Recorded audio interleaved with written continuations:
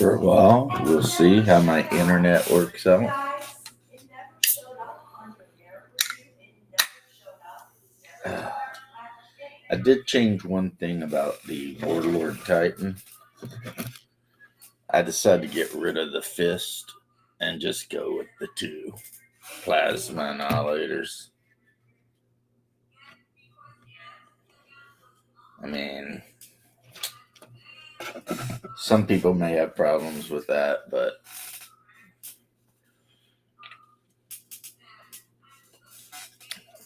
hopefully I'll be able to keep enough Questorus Knights and stuff between this and anything that would run up on it.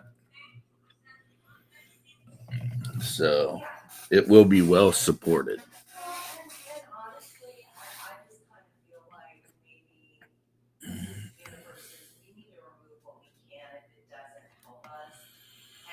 Am I the only one? Am I the only one? Am I the only one? He could have. He came so close. If I ever buy another one of these, if you want, I'll just put 2 power fists on it.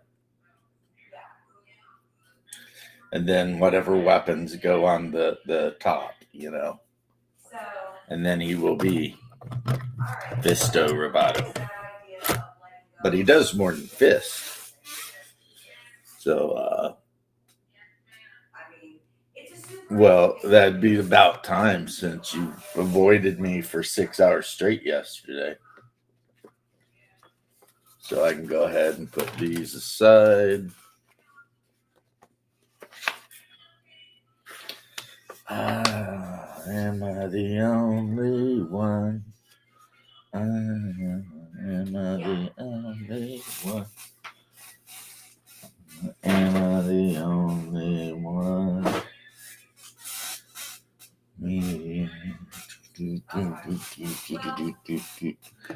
Woke up first thing this morning and went to the store with my wife,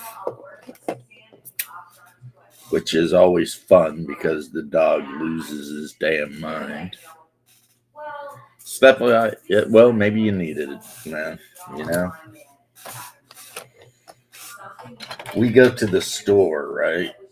And it's just a trip to the store. It's nothing special at all. And literally, he don't even get out of the car. He just sits in the car with me while she goes in, right? And yet, for whatever reason, that is like the happiest minute of his life, It's like as soon as you mention that we might take a trip, he just loses his damn mind. He just loves to ride. Janet, how you doing, Janet? Bear was telling me you guys got a game coming up soon. I look forward to watching. Very interesting. I think I'm going to take a break from building some 40K stuff and paint this ranger or hunter or fighter with bow. And even though I was given I was given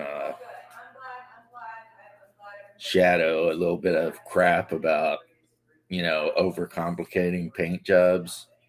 With this one, I actually, because she's resin, I actually just dipped her into a Vallejo wash that I have. And I'm just going to use speed paints real quick to knock it out. Even though I don't know who would play this character, honestly. Since everybody picked the characters they're going to play already. And one thing I do with my D&D game, which is,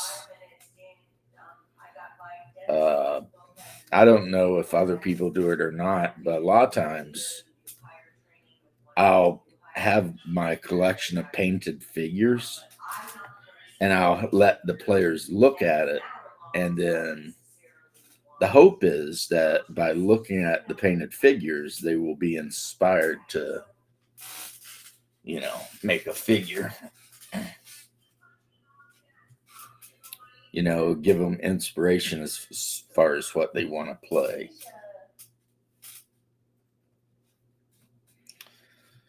So yeah, might have to put the elf figure aside because there are no elves in Hyperborea, and if there are, they're probably not good. But this lady right here, who I believe is a necromancer, yeah, there are plenty of necromancers in Hyperborea. Plenty. Plenty of necros. So let's see.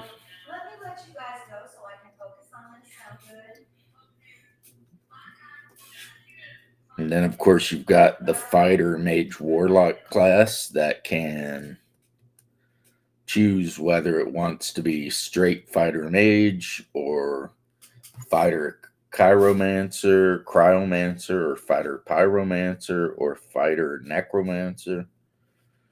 And depending on what it picks, it will determine. So it's a class that is a subclass of the fighter, but depending on which school of magic you decide to. Guardians tonight. Cool. Yeah, depending on which school of magic you pick, it determines what kind of character you actually are. So that's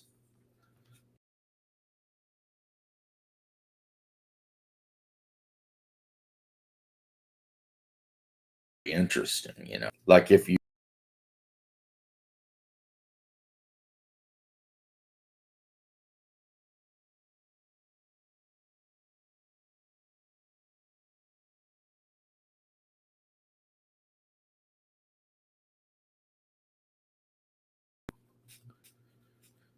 So yeah. But basically, overall, having made like literally, I don't know, 30 characters at this point, yeah, it's pretty much just a somewhat moderately modified AD&D, really.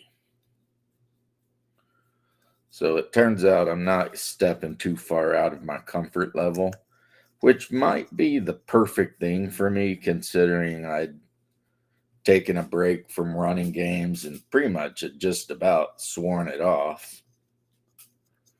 So for me to step back into the arena, it's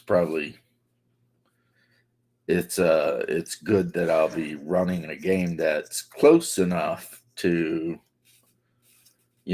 where I started, but still different enough that I'll be interested, right? Bing, bing, bing, bing, bing, bing, bing, bing, bing, bing, bing, bing. Hola, ¿cómo estás? Hello.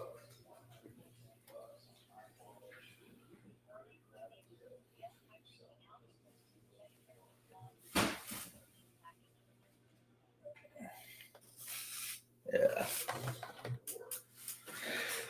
They always want to know about your freaking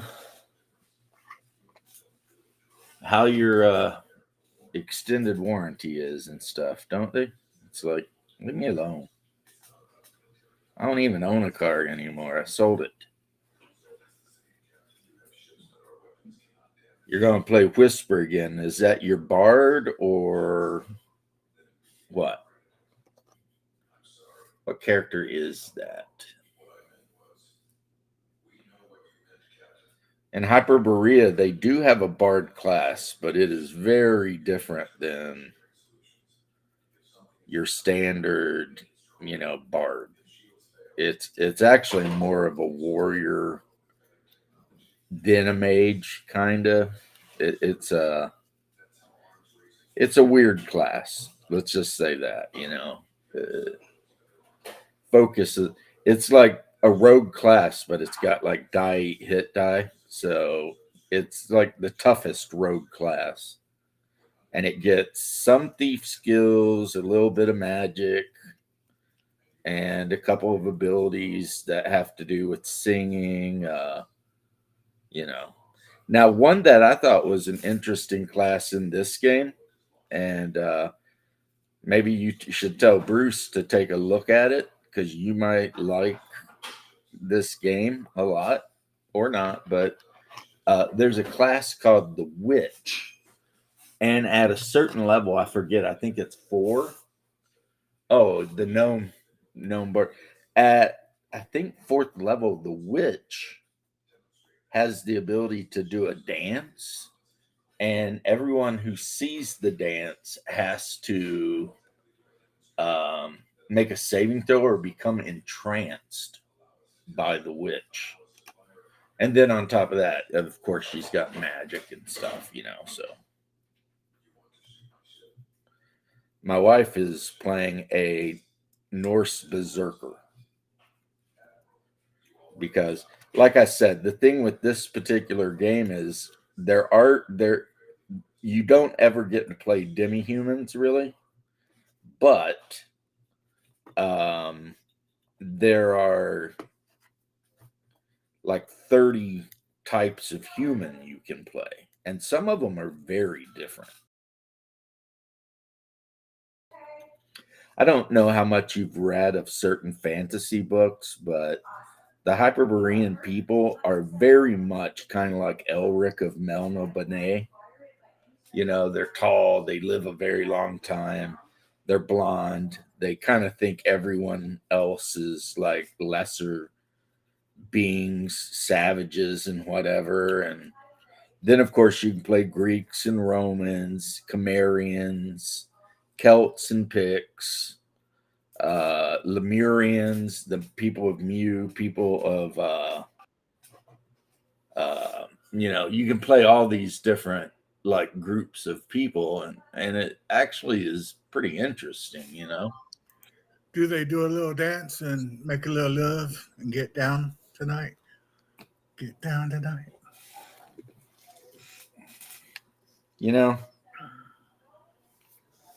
How's my brother? I'm actually just sat down to eat, but I didn't want to leave you hanging because it takes me forever to eat. So I joined in while I'm eating just for you, my brother. all right. Well, how am I doing? I'm doing very well. Woke up early, hung out with the wife, and then she got like, it turned out that her schedule is like meeting after freaking meeting because that's what life is when you're a corpo. Yep. And so then I came in here and started BSing around because um, my schedule is so different now. Mainly because it's like, because we play on Saturday, I get all of my stuff done on Friday, and then Sunday and Monday is just like Life as a corpo wage slave. well, I mean, for me, it's kick back and be a kept man day. That's right. I know exactly how that feels. So which is pretty good. I have to admit, I love it. So yeah, there are no gnomes in the realm of Hyperborea. There are dwarves, but unless you've got a group of people who are willing to fight for you, you do not want to meet them Did you know? because they're all about SA and stuff like that. So a single female in a dungeon that encounters dwarves will probably not have a really good time. Did you know Death Angel Shadow was part of the Shadowrun group over Yeah, at the park? yeah, of course I did. I didn't. Well, I mean, one of us has always been a little smarter than the other one. Yeah, I know you're smart and I'm stupid. I didn't say that. I like that shirt though. Thank you. It matches my flag behind me. Mm-hmm. But yeah, I didn't say that. You said that. I know. I just insinuated that one of us, but it could have been you, honestly. I was there. I heard it. I said it. But yeah, that's freaking Buffy. Buffington. Buffy. He used to, yeah, I think, I don't know if Tony and him were ever roommates way back in the day or whatever, but he used to show up when Papa and everybody showed up, you know. And apparently he doesn't live that far from you. He's an hour away. Well, that's why they're talking about getting a Tennessee con going, you know? Yep. I told him I'd let my game group know. Well, I mean, like I was saying the other day, there are tons of people in that area who like role playing games, Yeah, there's nothing else to do except like fish and play D&D. but it's like because everything is so far apart, you got to try and get everyone together, you know? And sometimes that can be a pretty difficult thing to do. So, you know, whatever, right? The kid I play D&D with, I call him a kid, and he's like 25 years old, but um, he plays D&D and he goes golfing and works. That's his whole thing. And he's in like 4 or 5 different games a week. Yeah, some of these guys online, yeah, that's kind of it's like Shadow, I think, is in a couple games, which I need to figure out if I managed to piss Shadow off or what. Because Want me to call him and ask? if you want, last couple times I've streamed, he is like popped in and said something, but he hasn't joined the stream. And if there's some drama with my homie, that shit needs to be taken care of immediately. I'm on it right now, homie. Because, you know, and if I've been harsh or hurt his feelings, I'll back off. You know, I was just goofing off, but I do know that sometimes I can be overly harsh. So, if you're wondering what I'm building today, those few of you who might be wondering what I'm building today, I am building some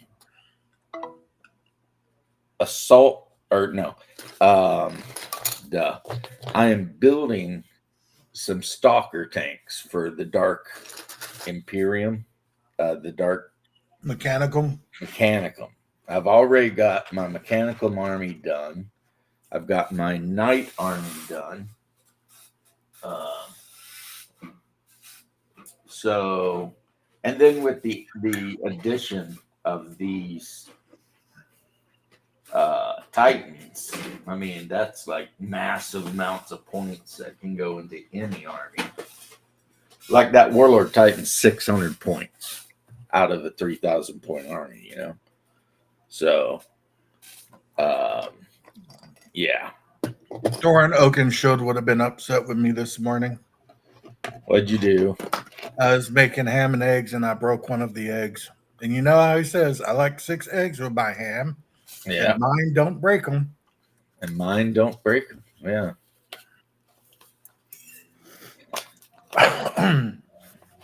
Everything goes back to the Hobbit. Well, The Hobbit was one of the greatest, I would say probably one of the greatest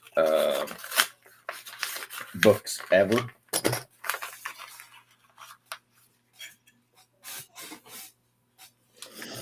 I was listening to a little bit of what's it? How's my Legion come along? The Legion is done as far as built. I just need to get paint on the rest of it because it's half painted.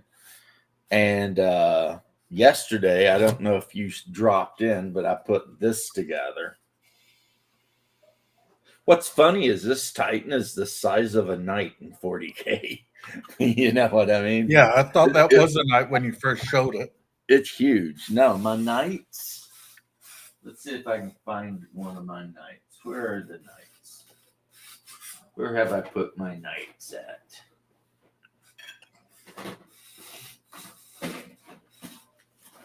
Where's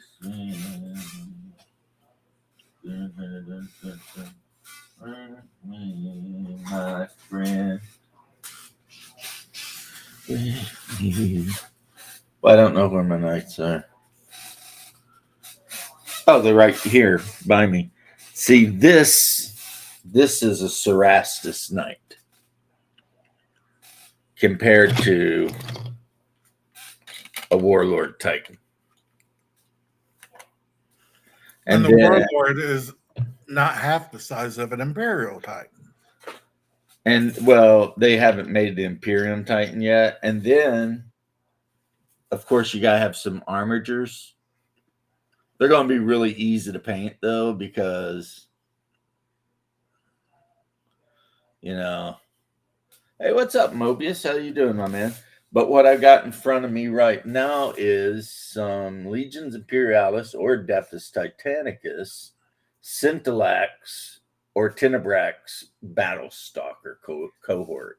Here's these. what gets me about 40K. Okay, let's hear what gets you about just the Imperium in general. Okay. They've got war machines the size of cities. Well, and no. they still Imperium Titans, yeah. Then they've got enough people in them that it would populate the town that I live in. How many people live in the town? 11,000. 11,000? There's nowhere near that in a Titan, dude. There's generally about 12. Counting all the people doing all the work on the under parts of it. There's Shadow, who didn't answer the phone call when he got a phone call. Hey, Shadow. Anyway, you got a they phone still call, worry Shadow. about. They still send like 2 or 3 of these things to a battle because they're worried about the people living there. How tough are? It's got to be a rough neighborhood if they're sending multiple Titans. Yeah, it's called Armageddon. Yeah, it's not even Armageddon. You know, I will die on this planet. Not even Armageddon. It's like. Well, you have to remember, Legion Imperialis takes place during the Horus Heresy, and that is when the technology was at its absolute. There's a private message. Second highest. Yeah, it's because we got a bear. We need a Shadow to join. Yeah, well, I mean, Shadow hasn't been joining me lately. I think I hurt his feelings. That would be sad. It would be unfortunate because, you know. There, just for you. The Ultramarine bear. No, he's not Ultramarine. He's Crimson Fist. I don't know. So Pedro Cantor. Oh. He's a blue guy with a red helmet. That's all I know. You know, vote for Pedro. Yep. Yeah, that's the bear. What's up, Hungar? Dylan? Did you fill out the survey form for your character application like I asked? Yes, I sent it to you in a private message. You sent me. Oh, shit. Nothing. I still need to order that freaking book. Hang on. Let me go look at your messages from you, Hungar. I got so distracted. Oh, nice. Well done. I actually made it online to make it easier for everybody. But if you want, I can send the link. You just recopy it over to the online form. Or I can just use the PDF. I don't care. Yeah. Which would you prefer, Hungar? It don't matter. It don't matter? Don't matter to me, brother. Don't matter. Ain't nothing but a thing. Yeah, I filled that thing out that night at like 3 o'clock in the morning. Let's read it together, shall we? Yeah, Paul. Or is it embarrassing? That's the whole Hey, point quickly. of 40K is everything is way more like over the top than it really should be. And I don't get embarrassed, Bear. I get embarrassed. Well, I like that you want to play a healer or a rouge type. I don't know what a rouge type is. Is that like someone who works in cosmetics? Is that what they do? Look, They just you know what he said. I'm You know fucking what? with them. Why you listen? All right, I turn my camera for this. He so you can see my misspelled eyes. because we don't speak English as our common language. Look at me, James. You Look fuck into with my me eyes. all the time. So you're gonna sit there and smile as I fuck with your brother a little bit. You're not gonna get, hey, there's Hungar's face. You're not gonna be all like, I'm gonna defend him. No, because you two fuck with me, but Hungar less. But you fuck with me a lot. Oh. I like the look in my eye thing though because it reminds me of aliens, and I love aliens. Look into my eye. Sergeant Apone is A like bone. he's not in the movie near long enough. Let's just say that. Have you ever been But it- mistaken as a man? No, have you? Yeah. Yeah, someone said alien. She thought she heard illegal alien and signed up. Yeah. Moulin Rouge could work. Yeah, he could be a Moulin Rouge. Whatever that. No, Shadow, you sent me the errata question, or the judge's companion questionnaire. I think. Shadow, why are you avoiding getting on the chat? Yeah, for the last Shadow. 3 days. What the fuck? Hunger, turn your camera. Let's all shame Shadow together. It'll be fun. Shame. Shame, Shame. Shadow, shame. Shame. Nice Ham. sweater, by the way. Ooh, Ham. nice sweater, Hunger. It's Ham. t-shirt. That's a t-shirt. Oh, it looks like a shitty Christmas sweater. I love it. There are someone's no ugly Christmas Someone's been sweaters. fucking with the online crowd again. There's no ugly Christmas sweaters. There's just Christmas sweaters with good personalities. That's fair. So I don't know what I'm going to do if my long-haired hippie cowboy friend doesn't jump in here. Shadow, you need to get on a chat. You didn't even answer my phone call. Let's go, Shadow. Come on, man. He's going to be on as soon as he can. Well, you got to remember, he's a family man. I mean, he's got lots of families. He says, leave me alone. I'm a family man, and my bike is much worse than my bite. Fuck yeah. Awesome. Hall & Oates, I'm in. I love Hall & Oates. Me too. Like, I mean, they're so good. Soul, right? Yeah. Sarah Smile is one of the best songs ever. Sarah Smile's great. I love Adult Education. Oh, yeah. And have you ever heard Billy Martin's cover of You Make My Dreams? Mm-hmm. She does it with the acoustic guitar and she slows it right down. Fuck, it's good. But I still like the original too. And that kid who did the Man-Eater on the movie. Got to kick Jackie out of the house first. Have you heard that? No, I have not, but I love Man-Eater. It's probably one of my top 10 songs from them. Top 5 even. Yeah. There's this kid who does an acoustic version of Man-Eater on a piano. Oh, wow. Yeah, it's from a movie with Jennifer Lawrence, and it's... She only comes out at night. Yeah, it's... The lean and hungry type. It's Nothing awesome. to do. I've seen her here before. It's so lounge. I love it. Yeah, Shadow, like my last 2 live streams, Shadow said, yeah, I'll be there as soon as I'm done this other thing. We never saw him again. It's Shadow. He had to, I don't know, attend a fucking Elysium or something. I don't know. Yeah, that verse is one of my favorite verses when somebody is describing a woman. My other favorite verse is from a Beastie Boys song. Oh, She's dear crafty. Lord. Where he's all like, she's got to go too. You know she's hardcore. She'll Hey, show you a good ladies. time, and then she'll show you the door. Ding, ding, ding, ding, ding, ding, ding, ding. Yeah. Hey, ladies. Yeah. Get funky. Get funky. I see this thing yesterday. There was a lady. It starts out with them at the fishing hole listening to Foghat. It's like, okay, whatever, man. This woman was online posting about how she slept with this guy and then got him an Uber home and then ghosted him. And then all of her friends. Sounds like a perfect date for me when I was Then young. all of her friends did the same thing, and she's like, "And this fool thought he had a chance of getting with us." And then some guy comes over there and he's like, "That kid sounds like an inspiration to me." And Yeah, I don't exactly. know, but he's winning at life. It's like, so he banged you and all your friends, and you paid for his Uber home. Yep. Okay. Okay. Yeah, Yep. you go, girl. Feminism's working out for you great. So the day I knew we had won the war of the sexes was the day I saw they were giving pole dancing classes for exercise. I'm like, well, we won. Yeah, we won.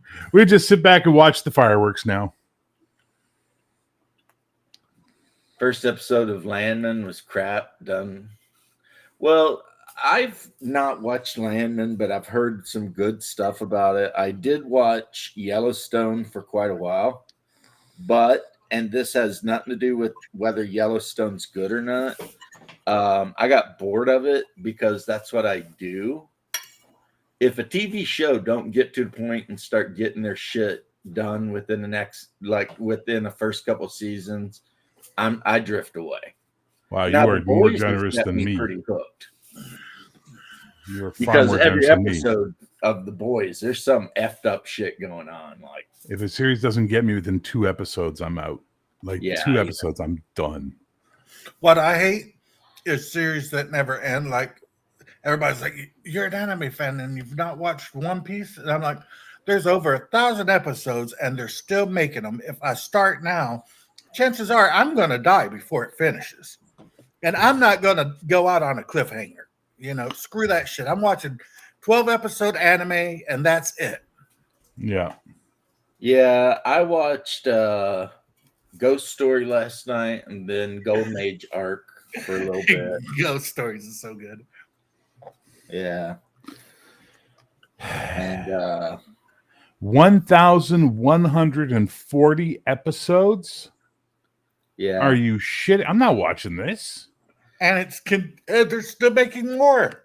And the thing with that too is that has been out. One Piece has been out for literally 20 plus years. I mean, So hang on. Is it 1 hour or 2.5-hour episodes? I don't know. 28 minutes. Okay. So that's 570 hours worth of episodes, or 570 episodes at half an hour. It's 570. Well, no, hang on. I made that wrong. Hang on. 1,140 times, we'll say 30 to round it off. Gives us 34. Oh my God. Divide that by 24. 1,000. No, that's not possible. Hang on. My math sucks. I suck at math. Hang on a second. 1,140 times 600 hours. 30. 30. Yeah, equals, divide that by 60. 570 hours. 570 hours divided by 24.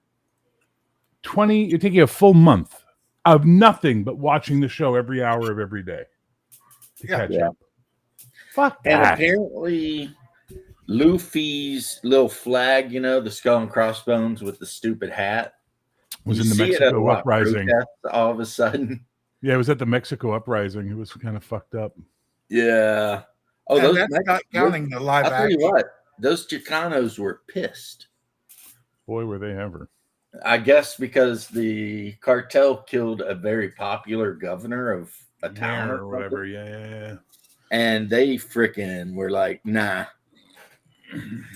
So they were going after their president, Scheinbaum, and it was funny because they were interviewing Mexicans. And one of the reasons they're so mad at their president is because she won't let Trump help wipe out the cartels.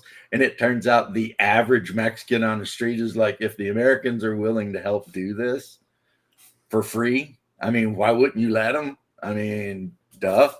They're writing Presidento Puta on walls and stuff over there. Yeah, the president of Puta. I mean, but I'll tell you, I mean,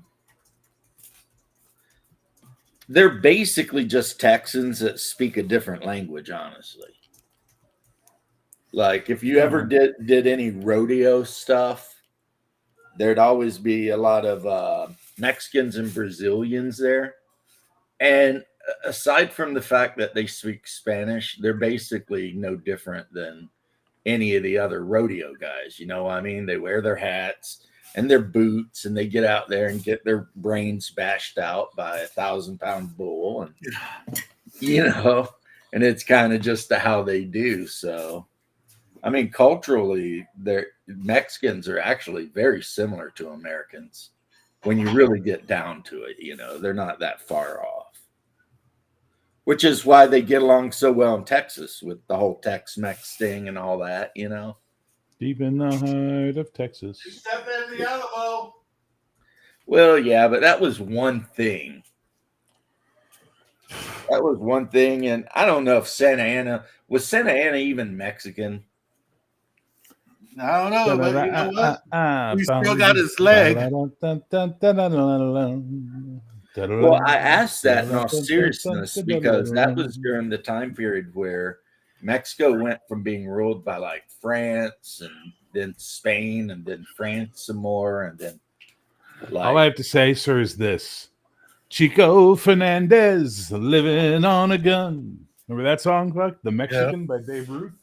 All I gotta say is Feliz Navidad.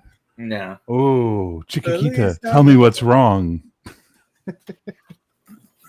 What I had to say was me and Julio down by the schoolyard.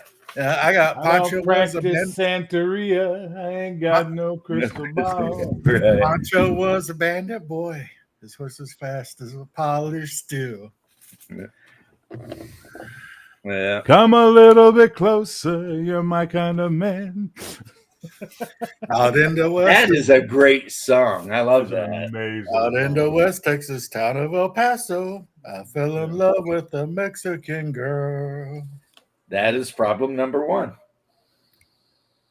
Just ask Shadow. You know what's worse than Latina? A What? goth Latina.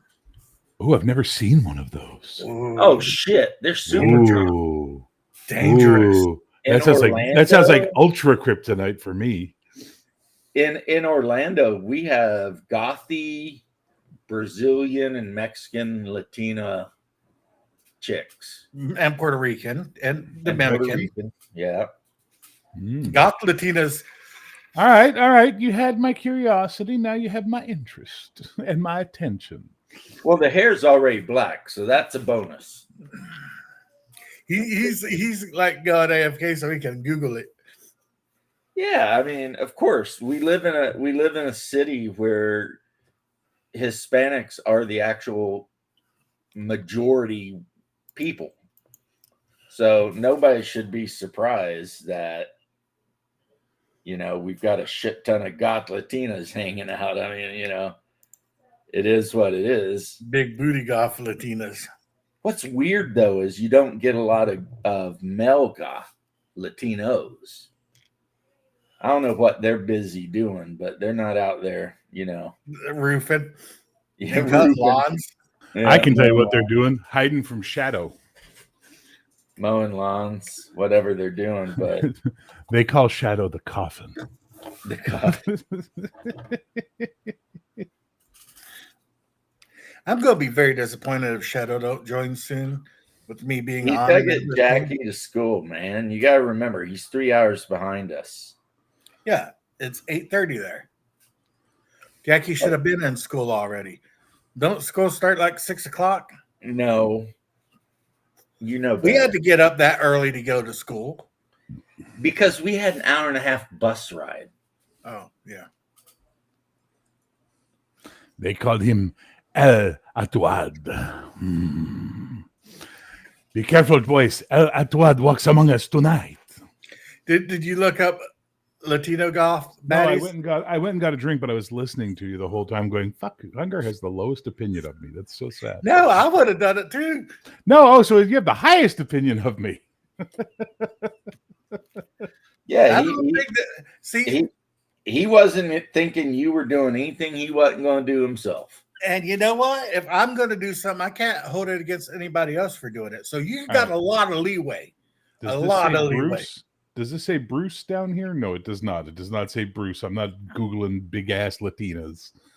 So remember, the first thing Bruce ever sent me on Discord was a link to a video of like Colombian horse riding girls. I'm like, what the fuck, dude? Don't I've share. never seen the video of the Mexican guy dancing to Joy Division, but I want to play something on my phone for you guys that's just fantastic. Mexican guy dancing the Joy Division. Wow. Now you have my interest. Yes, Joy now Division. you have Joy Division.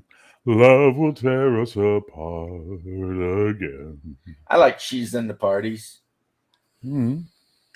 They were a decent band. Just a shame. I'm not gonna lie, Love Will Tear Us Apart will always be the song they're known for. So they became New Order after he killed himself, right? Joy Division becomes New Order. Yeah, after Isaac, whatever. He had really bad problems with like Ian. Ian was his name. He had bad problems with epilepsy. Yeah. Like, status grammaticus and all that. Mm-hmm. And so he ended up just offing himself rather than live. I want you guys to hear this real quick, okay? Ian Curtis. Ian Curtis, that was his name, yeah.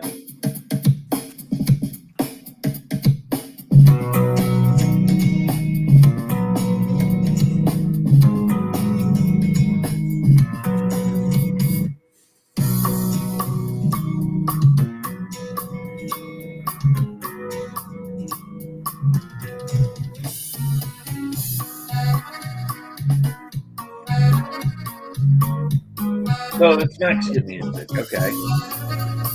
Hello there, the angel from my nightmare, the shadow in the background of the morgue, the unsuspected victim of darkness in the valley. We can live like Jack and Sally if we want, where you can always find me, and we'll have. There's a band called Easy Band. If you look it up on YouTube, just look up Blink 182. Blink 182. That is actually very weird. But they have they do covers of like freaking System of the Down and Blink 182. And they're great. They're called the Easy Band. I have them on my Spotify playlist. Have you seen, and I can't show it obviously because it'll get immediately struck and whatever, but have you seen the AI video they made for Immigrant Song? No. It's badass. Like there's Vikings sailing in long ships, burning shit down. She's in the Parties is Bauhaus. Is it? He could be right. Mobius could be totally right. Hang on. Yeah, it is Bauhaus. It is Bauhaus. Yeah, he's right. Yeah, I could he's 100% be totally on getting my shit. Okay, strange freak or unknown frequencies or whatever. That's the name of the album. What did Peter Murphy do after Bauhaus? He did something. Did he go solo? He went solo. Well, first off, he moved to Turkey. Went solo, and he's best known for the song "Cut You Up." They say it's like this, and that. I mean, he just basically sounds like It's a "Cut You Up" is a great song. Yeah, but it's basically just a Bauhaus. Yeah, and if you go on the YouTube and you look around, he does a live performance of Bela Lugosi's "Dead" with Trent Reznor of Nine Inch Nails. Yeah. Never was a Nine Inch Nails fan, to be honest. Well, I mean, Trent Reznor's whole part is to do the whole, like, the loud part, Bella's dead. It's funny, too, because, like, dude is standing there, the guy from Bauhaus, he's standing there getting ready to sing the song and shit, and he's smoking, he's just got a cigarette, and he just starts, black on black, capes in the back, and all that shit. And it's like, the virginal brides file past his tomb. Like, that song is so twisted. I love it. There was like a 20-minute version they used to play at this one club we went to in the 80s. Jesus Christ, man. All the gothy chicks were out. Being Bauhaus is and always will be crowds. And then, of course, there was, which I was listening to it last night, like the 11.5-minute long version of Black Number One. Jesus Christ. You know, It's so weird knowing Southern guys who are into that fucking scene. It's like just so weird, you know, because it's like such a northern, pale, cold fucking thing. You know what I mean? Like it's so. You see a bunch of tan dudes at the freaking Yeah. LARP. Hey, I'm gonna use my obfuscate on you. I got celerity. well, especially since this guy over here is a Florida man. Like for Mental real. challenge. Let's go. Opens. So, yeah, you would think it would be kind of weird, but it's really not. My favorite rock, paper, scissors I ever saw in my life was the Prince. Fucking Justicar showed up to deal with the Prince, and he walked up to the Prince. He was just going to fucking take him out in front of the entire Elysium. Like the city was done. The Camarilla had had enough of us. It was over. He walks up to the Prince and he goes, physical challenge. The Prince goes, Majesty, and holds out his hand like that. And the Justicar's like, all right. And they go, bah, bah. He goes, blase. Now, we're supposed to be taking this shit seriously, but like 20 people just started laughing right away because it was the funniest fucking thing we ever saw. Like, just, you know, blase. But he went through the whole process and then gave him the finger. That was genius. Yeah.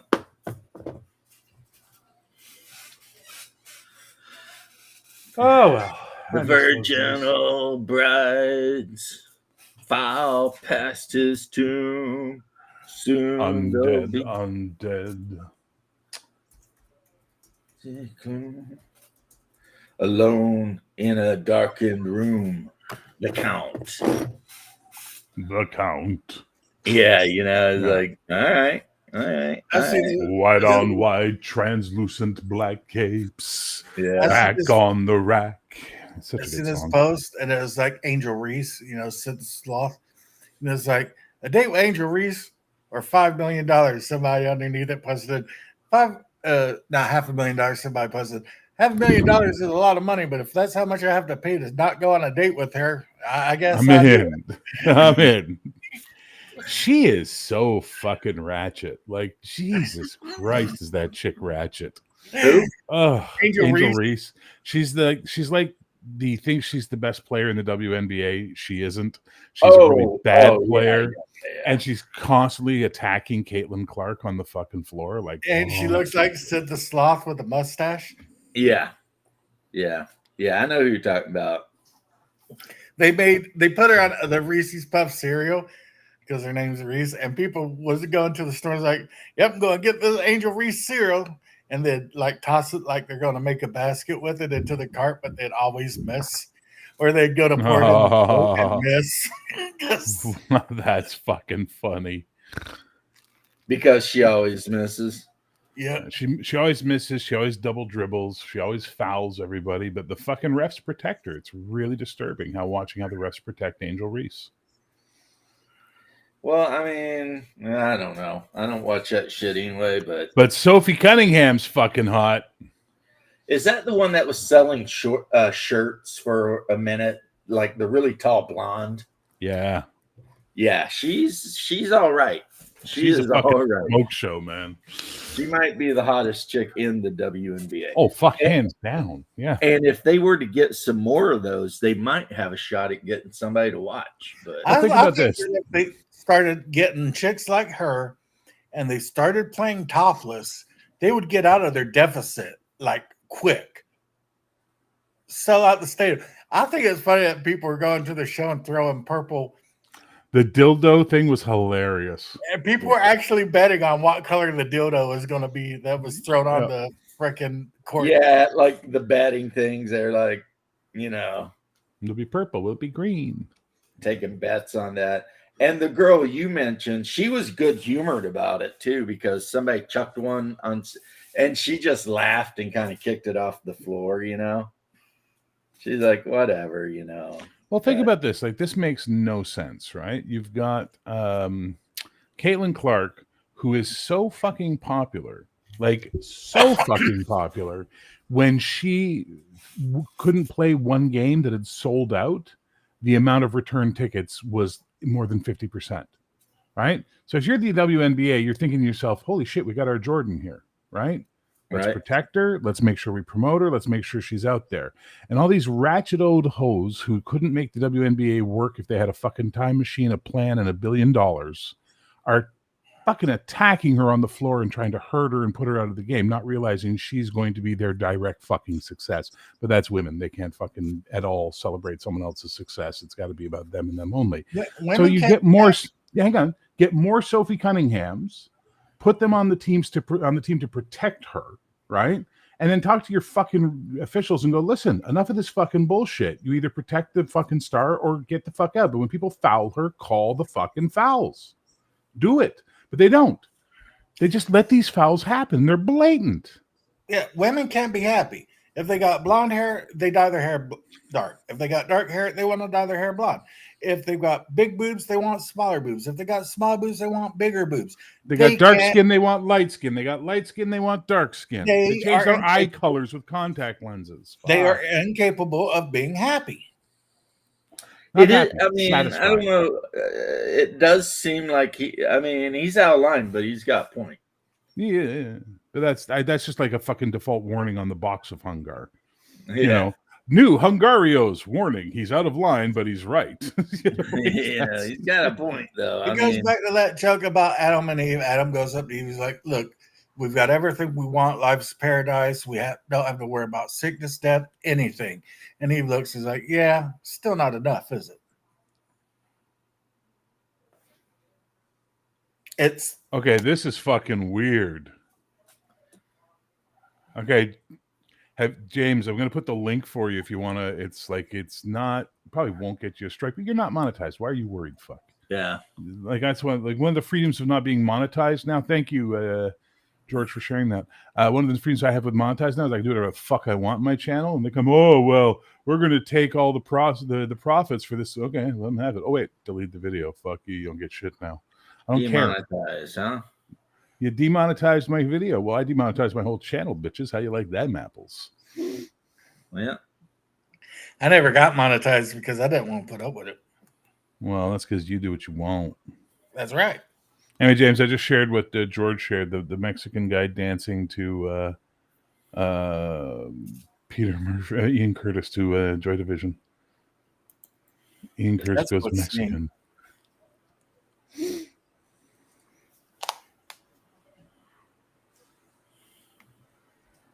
Huh. Okay, let's see here.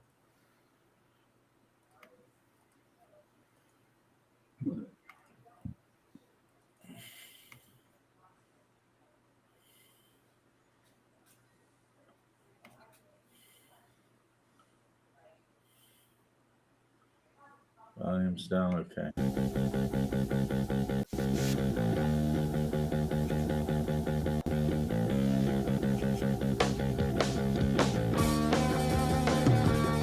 Yeah, been there.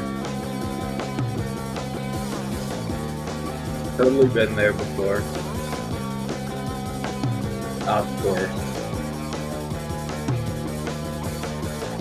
Damn it. Oh well. It was fun while it lasted. Yeah. And like I said, yeah, I've been there. We've all been there. Mm-hmm. Yeah, we've all been there, you know, just kind of hanging out at the club, doing your thing. Being all like, look at me, being all gothy and shit. It's pretty cool. I still love the dances from the frickin' Vampire the Masquerade video game. Oh, God, yeah. When you go in to feed and, like, all those people are in there. And then you can go out to the dance floor and start dancing to get everybody dancing around you. Yeah. Yeah. The second one's out, but I lack the willpower to want to play. For which? Bloodlines 2 is out. So that would be Vampire the Masquerade, but yeah. Yeah, I mean, I don't know what it's like in Mexico as far as the goth scene, but I know in Orlando, there's a lot of bodacious Latinas that were involved in the goth scene back in the 90s. It was just the way it was, you know. A lot of them. So, but again, Orlando is majority Hispanic. You know, for whatever that means, because they count people who speak Spanish as Hispanic, even though they're whiter than I am. So I'm not even sure how that works, but you know what I mean? It's like, that guy's obviously European. I mean, he's pale as shit. But because he speaks Spanish, then he gets to be. Yeah, that's why they put white non-Hispanic on like applications. Yeah, our applications up there, they have like Hispanic, black, Hispanic, mixed, Hispanic, white. You know, so if you're like a Latino or Hispanic, you got to explain what kind of Hispanic you are. I always put other out of principle. When it says race or ethnicity on a thing, I put other. Because I refuse to play the game. You know what I mean? It's no one's business what my ethnicity is, and they definitely shouldn't be looking at it before they hire me. I always put other, at least, you know. I always put other because they haven't figured me out yet. No one's ever going to figure you out. You know what would be a good one, Hungar? You could put down like Alaskan Native. I mean, you're not an Alaskan Native, but you've slept with a few of them. You could put down Kentucky Goblin. With that thing, bro, I could put down pretty much every ethnicity. Well, James, wait a minute. You said so you could put down Trash Panda. I ain't never slept with no raccoon. No, but apparently you were found behind a dumpster. Oh, yeah. Did you know pigeons die when they have sex? When you fuck, why would you even bring that up? That is because mine did. Right in two. Because mine did. Do you know how embarrassed I am, or I was, when I found out that you needed a rooster for cockfighting? That's 6 months of training I will never get back. Okay, Hungar, calm down. All right. I made my aunt snort laugh when I was talking to her about a month or so ago, and I said, well, you know, as they say in France, salam alaikum. she made a snort laugh. It was funny. This old fucking lady. Well, I mean, she knows. I mean, she's not stupid. She sees the news. Yeah, but she's like a super lefty boomer in her 80s, you know? Yeah, well, there's hope for all of them. Heaven's waiting. Yeah. Love will tear us apart again. Okay, I'd rather Hungar goes back to making stupid dad jokes because you Soto Voce fucking Joy Division is creepy. Yeah, I agree. You wake up in the middle of the night, pitch black bedroom, and from the corner you hear, love will tear us apart again. You're like, ah. Grab the cross. I don't think I like Grab this. the cross. You know, I could be your like sleep paralysis demon. That would not be fun. Shadow, by the way, is ghosting us, as you can clearly see. It's been long enough to get Jackie out of the house. He doesn't care. He's shy. Yeah, it's been a while. It's been over 30 minutes. Yeah, Shadow don't love us anymore. I'm going to call him.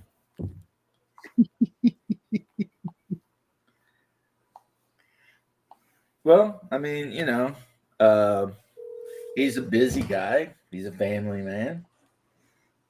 He's retired. He has no job.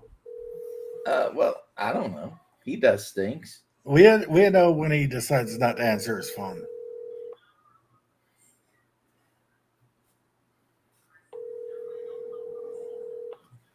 Oh my God, you should send me his number privately and I'll call him from my Canadian number. He won't recognize it. He'll be like, what the fuck is that?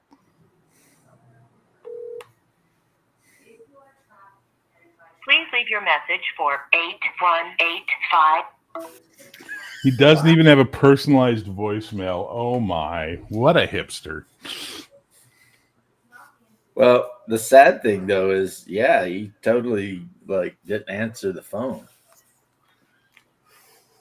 It's like, and then he bitches that I never call him. See, I'm the one that never calls anyone. Except for you. And always at weird hours when I'm pretty sure you're asleep. Yeah. Yeah, based on the conversations I've had with you over the last couple of years, Hungar, that's really just any spin the wheel. Is Hungar asleep or not? You know what I mean? I don't sleep like normal people. You sleep like Yeah, a he bat. hangs upside down from the roof. No, I only sleep like 2 or 3 hours at a time at any given time. That's all my body will let me sleep. I Yeah, like you know who the else sleeps medieval like form of that? sleeping. Yeah, so I'll sleep a few hours, then I'm up for a while, then I sleep an hour or two, then I'm Well, up again. I like the medieval style, right? Which is as soon as the sun goes down, you go to sleep for 4 hours. Then you get up and you do whatever you want to do. And then 4 hours before dawn, you go back to sleep for 4 hours. Yeah, that was actually a good kind of you get up, you eat a late supper, you knit some socks or whatever the hell it is you do. Yeah. And then when it's time to go back to bed, you go back to bed. Yeah. Catch another, catch a few more Z's. And then, somebody was trying to make the argument, and I don't know if this is true or not, or a good argument or not, but the argument was basically that peasants actually work less hours in a year than we do. Yeah. Because of all of the festivals and religious stuff, and plus they got days off, and so it was kind of like, not saying it was like easy life for them or anything, but at the same time they weren't working like salarymen. No, nobody works as much as a Japanese salaryman. So Except gulag prisoners. yeah, when they're not freezing each other and cutting the buttocks off of the frozen person to eat. I mean, I didn't say anything. my wife put the show on Cannibal Island, and I was like, why? I mean, I was like, why did you do this? It's like, apparently, the Soviets took a bunch of people to this island that was like surrounded by a frozen lake and just left them there. And they said, yeah, we'll bring you tools and stuff so you can build houses and whatever. Yeah, they didn't. And then the guard's job was not to like maintain order. It was just to shoot them if they tried to escape off the island. This is like, wait a minute, what? This is not good. So it's called Campbell Island for a reason. They just start eating each other. Yeah. And, they were saying in the documentary that like people were killing each other over like coats because of how frozen it was and everything. And it was like, when people get in that position to where, All right, it's so you're literally freezing. life Yeah, or death. you're freezing to death, and a guy that you really don't like that much has a coat, and you don't. So you're like, I can either kill him and take his coat, or he's going to kill me, and I won't have to freeze to death. You put a person in a position where they have nothing left to lose. Dun, dun, dun, dun. See, I'm just going to go back to my happy place. You're the one who brought this up. I know, but I don't want to think about it anymore. So I'm just going to think about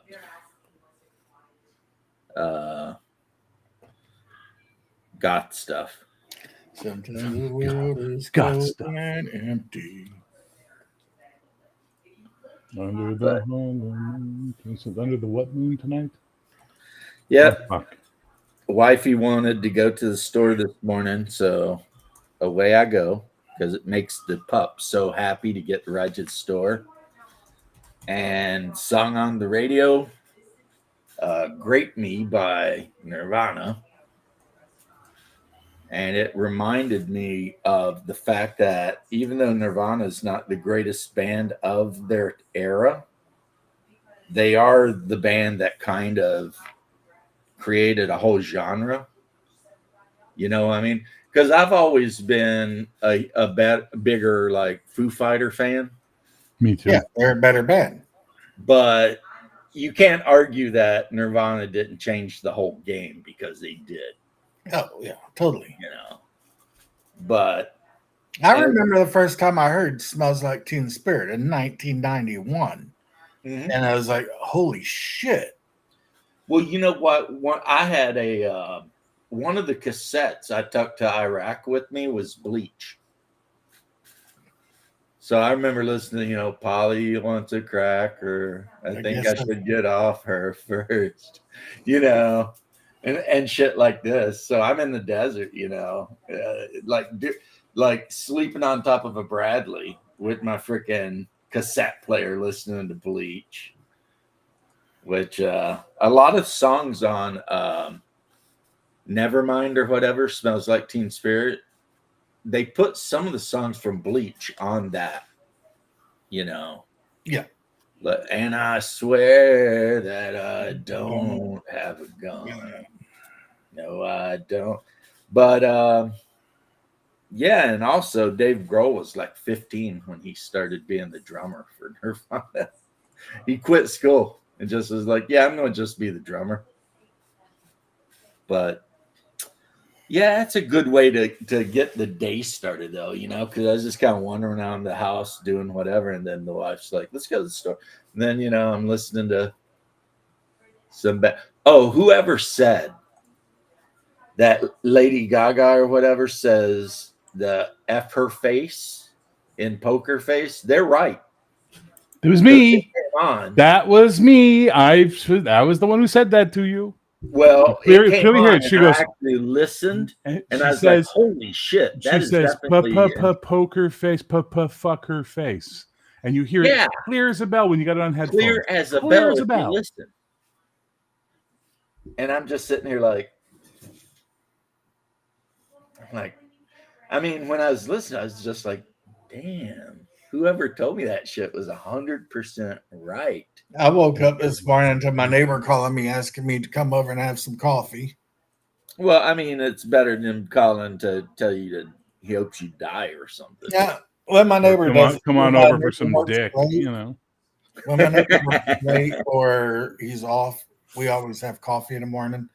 We call it old man coffee. He's like, hey, you want to come over for some gay sex? Yeah, you want to come over and suck my wang? $20 is $20. Hey, man, free coffee. Right. Wash the taste down. And he buys the good shit. He doesn't buy that freeze-dried Taster's Choice. He buys that series of gourmet coffee shit. That's all. I won't drink fucking Maxwell House, Folgers, any of that shit. It just disgusts me now when I drink it. But surprisingly, a couple of the grocery stores here, their house brands are really good, like really good coffee. I just like to quote Pulp Fiction whenever possible. Yeah, understandable. Understandable. I get that Javalia coffee. Yeah, that's what the wife buys. Javalia, French roast, or whatever. You know what kind of coffee I like? You like Cuban coffee? Well, I mean, when I want to drink coffee, I don't give a shit. I drink coffee, but I buy those frozen freaking blocks or vacuum sealed blocks of like Bustelo espresso. Yeah, it's like Cuban espresso. I buy those too when I want some extra kick. The Cafe Bustillo. Yeah, the yellow and the red can. Well, I buy the freeze-dried blocks, but that comes from Miguel. Working on the same shift as Miguel. And just, that's the coffee we drink, that Bustelo stuff. And I was like, all right. We used to get the freeze-dried block coffee packs here in Quebec, and now we don't get them anymore. It's really weird. Now everything's in a can, and then they got rid of the cans now, and they're doing everything in these cardboard containers where you have to peel off the thing so the cardboard flops up, and then there's a seal you got to pull up and pull off, and I'm like, this can't keep the coffee fresh. So they're under the impression if you don't drink your coffee fast enough to go through it before it gets stale, you're going to throw it out and buy another one. So they're just fucking manipulating us with the packaging now. You know, it's like, Jesus. Not I me. mean, what do you got Games Workshop running your coffee business? Yeah. I save my coffee cans. Let's put our product in the worst container ever so that, they'll have to buy new ones before they even finish the old ones. Right? I save my coffee cans and I get my coffee in the bags and I just open the bag and put it in the can. Yeah, that's what I do. I have one coffee can that I keep. I'm actually want to be. I got this weird vibe one day. I wanted to be like my old aunt at Christmas. I want to get some felt and hot glue and make like a fucking wrapper for the coffee can with like a face on it or some shit. Like, I don't know. Just a weird thought I had one day. It would be fun. But no, this is the thing that pisses me off. So they've banned plastic bags in Canada, right? You can't get plastic anymore. It's not paper or plastic. It's either a recyclable canvas bag or they use paper bags now, right? Okay, which are horrible for frozen goods because they sweat and rip through the paper. Right. But I can buy my sliced meat in a plastic container. I can get my mayonnaise in a plastic jar, my ketchup in a plastic container. 99,000 things I can buy in the store in plastic containers, but I can't have a plastic bag because it's bad for the environment and my health. What? And you can't get a plastic straw, but you get your paper straw with your big plastic cup. Yep. Yeah, that is kind of the problem with the whole thing. There's some inconsistencies that logically thinking people. If they could literally just take the plastic straws and do what they do with the insides of the cups and just coat them in a wax, they'd be fine.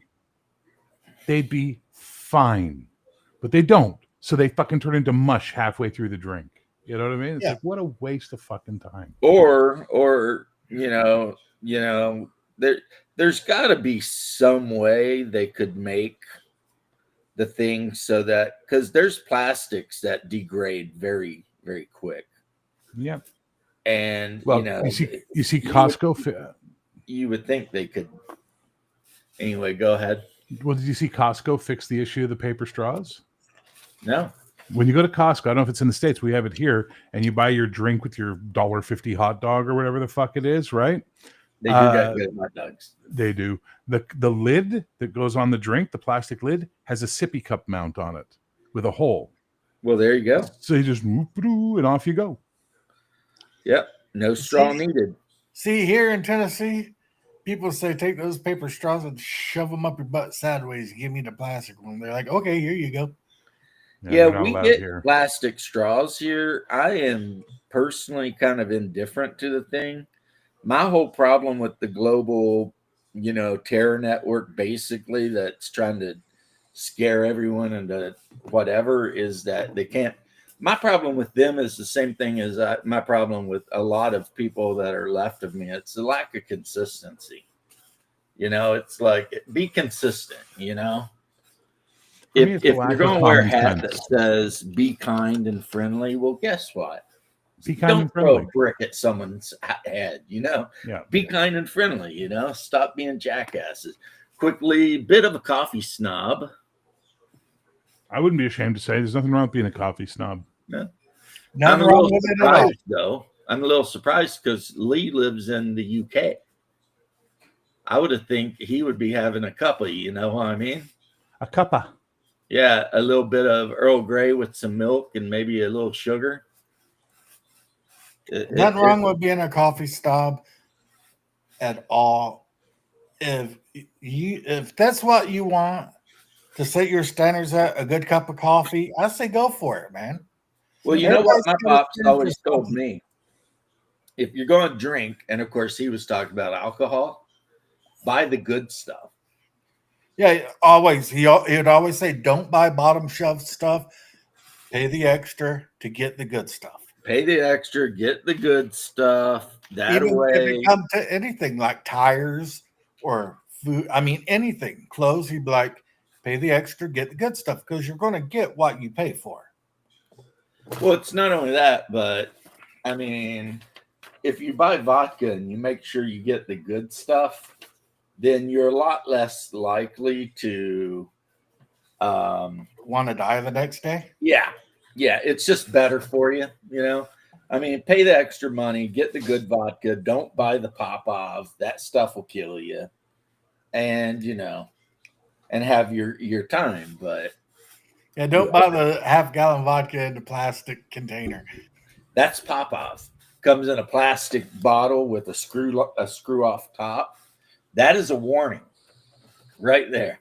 If your vodka comes in a plastic container, you've already messed up somehow in life. Like seriously, something. Do you guys remember when Cristal was like the cheap fucking champagne? Yeah. Like Cristal was the champagne you bought when you couldn't afford real fucking champagne, and then rappers started singing about it, and suddenly it's as expensive as fucking Dom Perignon all of a sudden. This is why I despise most corpo rap. Yeah. Because you got a couple kinds of rap. You've got actual dudes out on the street, and then you've got all this, let's drink Cristal and 22-inch rims and diamond this and that and the other. And it's like so basically you're singing to ghetto culture who don't have a lot of money. They're on the lower end of the economic scale, and your whole deal is to brag about all the shit you got all the time. Yep. And I it's threw a like, link in the private chat for you too. It's a documentary called NY77, The Coolest Year in Hell. And it's about not only the blackout and the heat wave in New York in 77, but also about how all the fucking DJ crews got started and all that shit. It's a fucking good watch. It's about an hour, something like that. Let me see. It's an hour and 22 minutes, about an hour and a half. Watch it when you get a chance. It's fucking tight. It's really good watch. do you know what's funny is I listen to Thomas Sowell, right? Tom Sowell's a great guy. He talks about when he was a young kid growing up in Harlem, Yeah. when it got really hot, they would sleep in the park or on the balconies of the fire escapes, just wherever they could to avoid, roasting. And like, no one was ever worried about somebody robbing them, or it just wasn't that way back then. Oh, I wonder why. Was that because we still had asylums where they put crazy people off the street, so that way they weren't wandering around the street killing people and breaking things and freaking Dude, out I and think going wild? that might have Shock something to do with it. Make asylums great again. As and I think that was probably, I know. Yes, it was, Paul. Who? Paul says it was The Summer of Sam. Yes, it was. I'll tell you, that documentary is a great watch. I watched it and then immediately designed a superhero campaign I was going to run based on it called NY77, where there's going to be a bunch of fucking guys who are all Vietnam vets who basically are there that night. Shit goes to hell, the lights go out, and then of course we ratchet up the violence to the real, like to the levels it could have been, which it wasn't, surprisingly, and have them go out on the street and become vigilantes like Daredevil and Punisher style and start fighting off this shit and find out what's going on. I never got to play the game, sadly, but fuck, it would have been fun. I saw some Zippos from the Vietnam era, and they just had the greatest engravings. Like, I fucking love the Army, and the Army loves fucking me. Here's Shadow again, Mm-hmm. not answering his phone, ghosting us like we're 5'9" on Tinder. On Tinder's- Grindr. Tinder's putting a thing out. Yeah. Tinder's putting a thing out for women where they can cycle through height, but they're not putting a thing out on Tinder for men where we can cycle through weight. Because they know men will fuck anything, dude. Come on. Yeah, man. Come on. Come on. You know as well as I do. You've been there. You're at the party. You're a bit drunk. The fat chick's making out with you, and you go, "Nah, fuck it, I'm here." It's like Walmart. Nobody likes them, but unless it's 3:00 in the morning, then you're happy as hell to be in them. Just the way it is. Not judgment calling anyone. I'm not judge. I'm not just. It's just the way it was. I did it too. I'm guilty of it too. It happened. Dude, She's cute. She had great blonde hair though. Oof. my unit made a career of it. They were called the Hog Slayers. We're supposed to be the Cotton Bellers, by God, but we called ourselves the Hog Slayers. I told you how we'd go to the E Club, and whoever got the most weight won. What the fuck? They called it hog slaying. They call it, yeah, we call it hog slaying. So whoever could pull the biggest girl out of the E Club and Banger, obviously. They won the prize, which was, we put money in or beer or whiskey or whatever, right? We are The truly whole horrible goal- creatures. The whole goal was to roll into the E Club, find the biggest chick you could, and then get her back to the barracks and bang her. I'm just saying, we make a lot of jokes about how women think men are awful. We kind of are. Oh yeah, We are. 100%. But then Totally. But again, they're supposed to be better than us. They're not. No. Here's my point, though. These are women who normally would not get any action. Not anymore. And they're getting banged out by these buff infantry dudes. So I feel like we were doing them a service, even if we were making a competition This out of it. must have been the early 90s, late 80s, because by the mid 90s, those girls were rolling up on the hip hop clubs and getting Denzel guys with fucking Arnold bodies. You know what I mean? Yeah. This would. I was a bouncer in those 91. clubs, man. I saw 91. Oh yeah, that's right before the hip hop revolution takes over the white world, and because I used to be when I was working at the Club Elite in Vancouver, I would just watch this. It'd be like the fatter and blonder and packed into less spandex, like minimal spandex she was, the more brothers she had rolling up on her all night. It was just like crazy. You know what I got to say to that? Some things are just a commonality, no matter where you are. Kanye said it best. And when he gets on, he'll leave you ask for a white girl. Yeah, he did say that. And go stay with him, but as soon as he gets on, he's going to leave you ask for a white girl. Yeah. The brothers they kind of really worked hard to increase the stock of the big white girl. Well, the whole stick thing, she right? went from being whatever to being all of a sudden men actually wanted her and stuff. Yeah, that was in the 90s, though. That was when the chubby chicks were nicer. Well, they still had that attitude that they had to try a little bit harder. Yeah. Yeah, before the brothers ruined them all. More appreciative. Yeah. Like a fat girl, boy. You could push them to the limit. This is awful. We should change the subject. This And is I awful. This is awful. Well, I mean, I'm not saying this didn't happen. I'm just saying come on. Yeah. Barry, I can tell by the way you're looking, you were in the same boat as all of us. One time only. I will. I'll confess to my crime. It was 1990, and yeah. I'm giving Bear that look. Side eye. Little side eye. What's that fucking line from Goblin Slayer Bridge? She goes, "You're short, fat, and ugly. I'm what the humans call thick." Yeah, the dwarf. Yeah. Shadow, we know why you're not right, here well. yet. You're washing down your slaves. We know. Well, I'm not there yet. Oh, he's on his other thing. No, we do wonder why you're not there yet, because the way you're acting, you're making it feel like we did something bad, and you're not telling us. Yeah. You're ghosting us. Yeah. And now we're all like, if you're like me, you're paranoid, and you're like, did I do something bad? Oh, yeah. Shame. And then you start going through all your brain, and think about every time you fucked with Shadow, and you're like, did I piss him off at some point? Uh-oh. Did I do an oopsie? Did I do something bad? Because I'm always doubting myself anyway. So, and I'm like, who cares? That's very true. I had to explain this to my Catholic, liar, because my best friend's Roman Catholic, right? And he's like, oh yeah, but I guilted you into it. I'm like, bitch, I'm Anglican. You can't guilt me. I'm Protestant.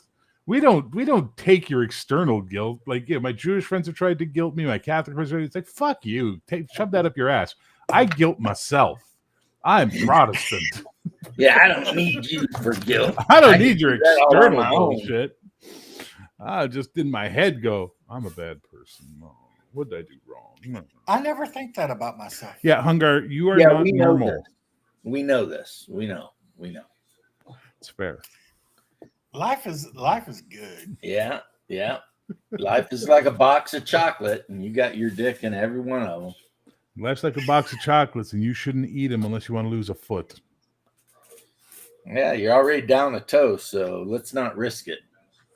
I was like a Diet Dr. Pepper. It's got 23 flavors, but one of them is poop. And every once in a while, you get that poop flavor right in the front and center. I was raised Protestant, Shadow. Yes, Church of England, Anglican, Episcopalian to you guys in the Well, States. are they really Protestant though? Yes.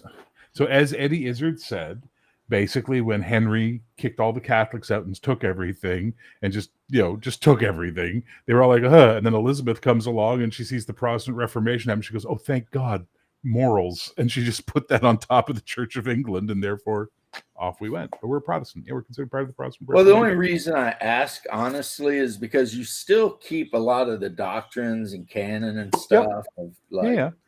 But we use the King old James church, Bible I and all mean. that shit, You just kind of said, look, Pope, you can get hosed. I'm the king. I'm going to do what I want. Pretty much. And that's why we have the Archbishop of Canterbury, right? That Right. is the That head was of the kind church. of the thing, Yeah. Henry wanted to bang some chicks. The Pope didn't like it. Henry said, get bent. That's kind of how it went. Here's the thing, too. I saw a painting of Henry VIII, right? When he was a young man. Handsome dude. And he was big. He was like 6.5 feet tall. Yeah. Like just built. This looked like a guy that if you armored him up, he could whip somebody's ass. But did you ever see the later picture paintings of him? He's like Robert Baratheon, right? He goes from being really fucking fine to, oh, that's a fat pig, isn't it? That's just an old fat guy. Donuts. Yeah, he had that one woman that stayed with him until the very end, and then he died and he burst open. You ever see the Brian Blessed series, Henry.com or whatever it is, or Henry.8 or whatever? It's basically the modern day Henry VIII with that woman. He's on the computer all the time having fights and like Twitter wars with the King of France and shit. And then she says something at one point. He's like, "What? Are you retarded?" But the best is she's like, "I'm going to the store, Henry. What do you want?" "Oh, I want this." "You know you're not allowed to have that, Henry." "I'm the king. I can have whatever I want." "Yes, but it's not good for your health." "Well, that's starting to sound like treason, isn't it?" I was thinking the exact same thing before you said that. It's like, I can't imagine Henry said that. He's like, what? The Pope said I can't bang this chick, but I'm the Must king. have beard to enter this stream. I can do everything I want. Yeah, Hungar, you are like literally the walking personality type of the average royalty of Europe without any of the shit that made them rich and powerful. That's all you are. You just have all of their indulgences on your side. It's good. Well, he also lacks most of their inbreeding. That's fair. But, we don't know what he is. Again, he could be the king of the goblin people for all we know from the caves beneath the Appalachians. It's nice that you at least said most of, brother. Here's the thing, right? If he was found behind a dumpster, as some people have claimed in the past, that dumpster was in Orlando. So he is 100% the Florida man, for real. There you go. Whereas I might be related to a goblin from a cave. I ain't never thrown no alligator at anybody. Allegedly. That's a fucking high water mark. But where's Shadow already? God, I'm gonna get more coffee. And hello, Father Aaron. I don't know if we just after a while you just gotta give up and realize that she don't love you anymore. Which is the whole point of the song by Kate, Going the Distance. I was thinking Weird Al Yankovic. I get the feeling you don't love me anymore. Well, the one where his girlfriend tries to kill him all the time. Yeah. Yeah. All I know is no matter how bad my day is, I can come home and always know that she is waiting for me in the bathtub. My toaster. My toaster. Oh, man. You just hang out and create jokes, don't you? Shadow says Link. Oh, God. He was the main character of Zelda. No, of course Shadow can jump in here. Everybody, how you doing, Dungeon Minister? I hope you're having a wonderful Monday. Reluctantly crouched at the starting line. Engines bumping in time. Jumping in time. Yeah. Yeah, that whole song is about a guy chasing a woman who don't like him and wishes he would just forget about her. But all alone in a time of need. so anyway, we may have managed to finally guilt Shadow into joining us. And I didn't even bust out any of my Jewish He said grandma wrong link. guilt at all. Wrong link. How's that? Oh yeah, because I had posted or I'd reposted. Sorry, bro. Bear had posted a link and I'd reposted it. My bad. My bad. At first, I was afraid. I was petrified. Do you know what the best part of that song is? The bass line. The bass line. It's like when you listen to Cake, if you don't realize how good they are, you got to listen. And if you listen, you realize, holy shit, that link is the wrong link. Yeah, the one I just put in is the right link. The one that says Studio Restream IO EM whatever, that's the right link. But I've become a huge fan of Never There. You know what I mean? She's never there. I Never need there. your arms around me. I need to feel your touch.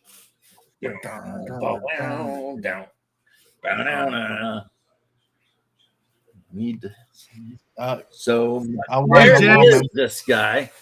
Hey, I want to show I you want something. a I want woman to show you with something. a short skirt Show me and a something. long I was jacket. at we went to the store. You ever been to one of them stores that looks like everything is stolen?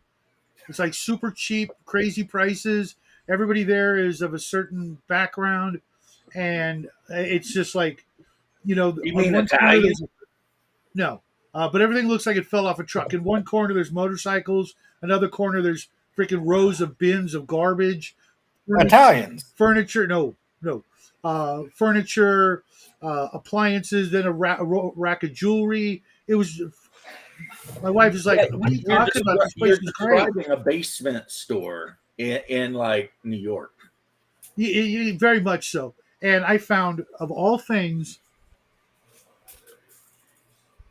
The old Blood Angels Codex. it's 2024 according to the copyright date. Oh shit, that's the new one then. Brand spanking new, no, not a mark on it. $4. Nice. I'm like, yeah, I would have paid a lot more just to be able to show it off because I've already got one of the older Blood Angels codexes, but I'm like, when I open the store, I just throw this on a shelf and put $40 on it. It's gonna fly out the damn door.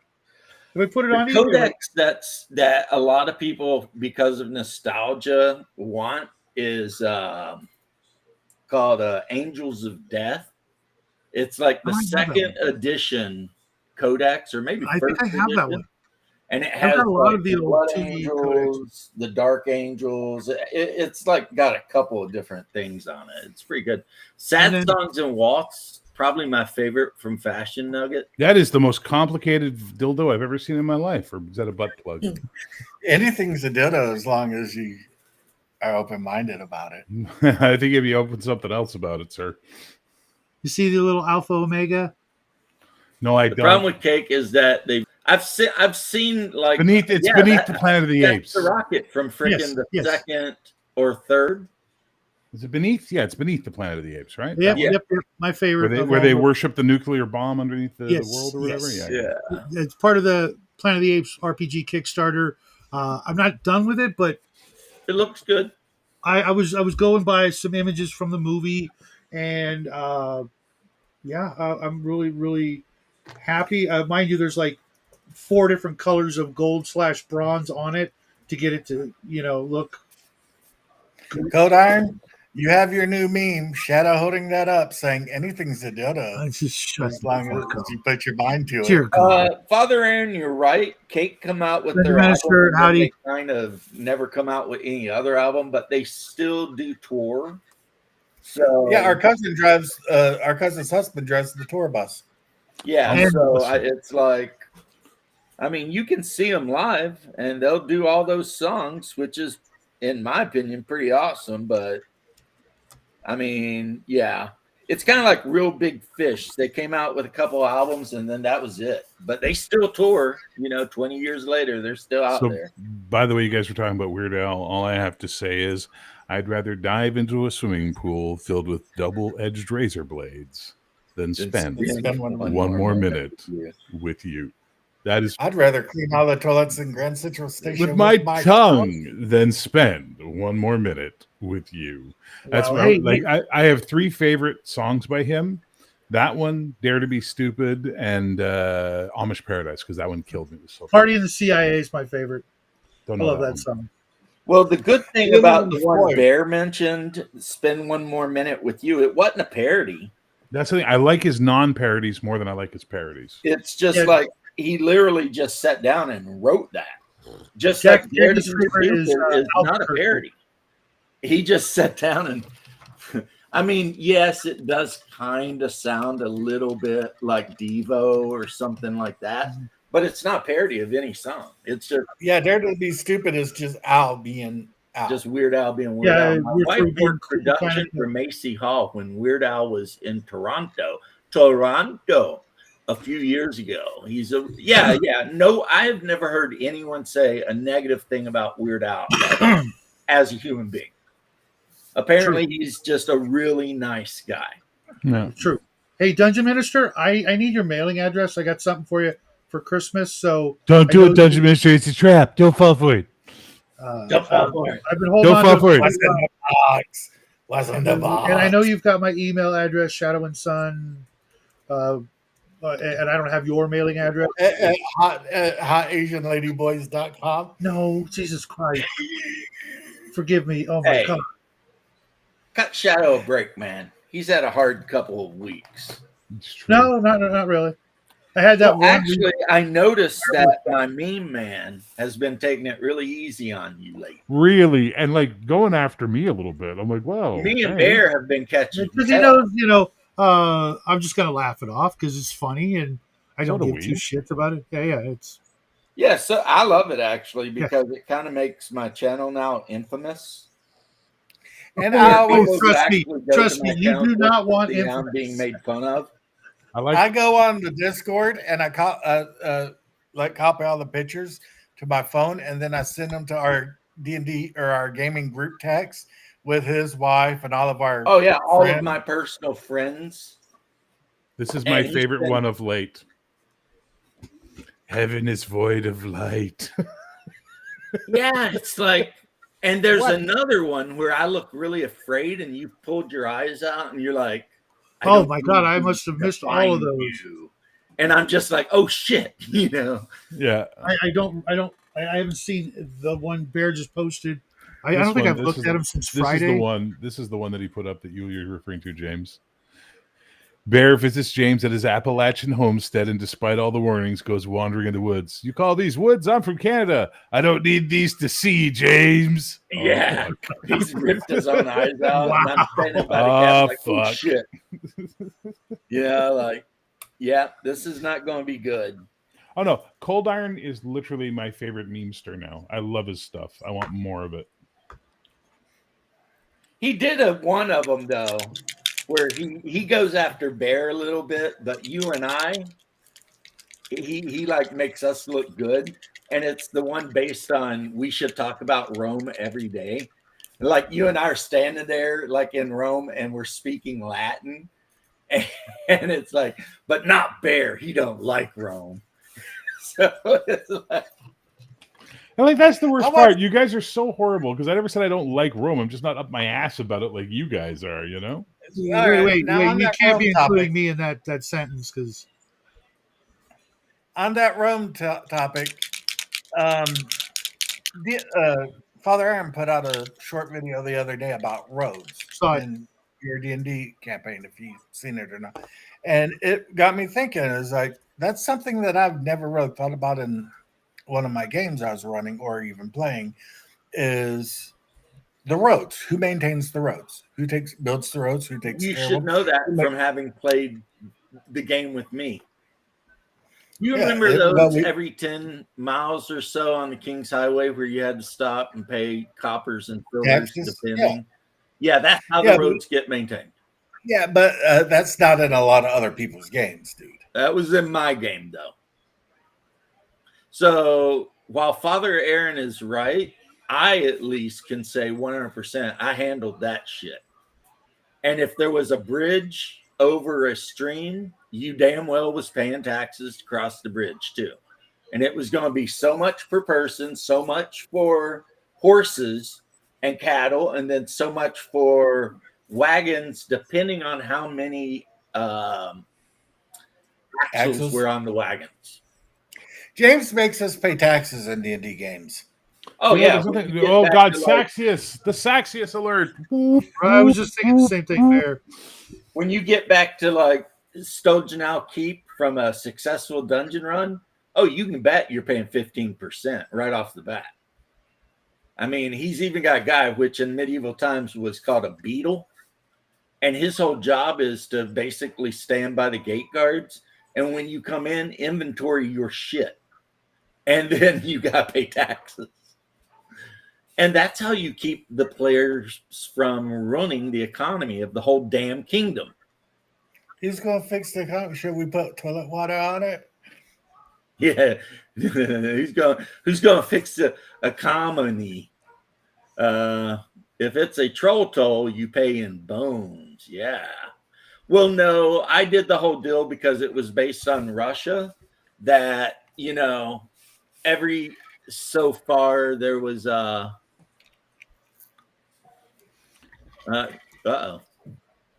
every like 10 to 12 miles on a road there was a toll house. And then of course on rivers there's the big river house, which is also a fort. You know, it's got a simple tower and it's got like you know, common rooms for people to sleep there and whatever. So, but this is not every road in the kingdom. It's the main roads that connect the trade routes between cities. Paying vodka, you probably could actually. Vodka was the main drink in the taverns. I mean, you could get other stuff, like you could get raka, you could get Or Durgar's Grundle. Ouzo, you could get all kinds Durgar's of Grundle. Blah, blah, blah, blah, blah, blah, blah, blah. Our gnome in the party was addicted to that I stuff. put that in my game bear. I know, you've told me. Yeah, And the gnome was always at the bar. and the gnome was always Grundle! trying to drink the grundle.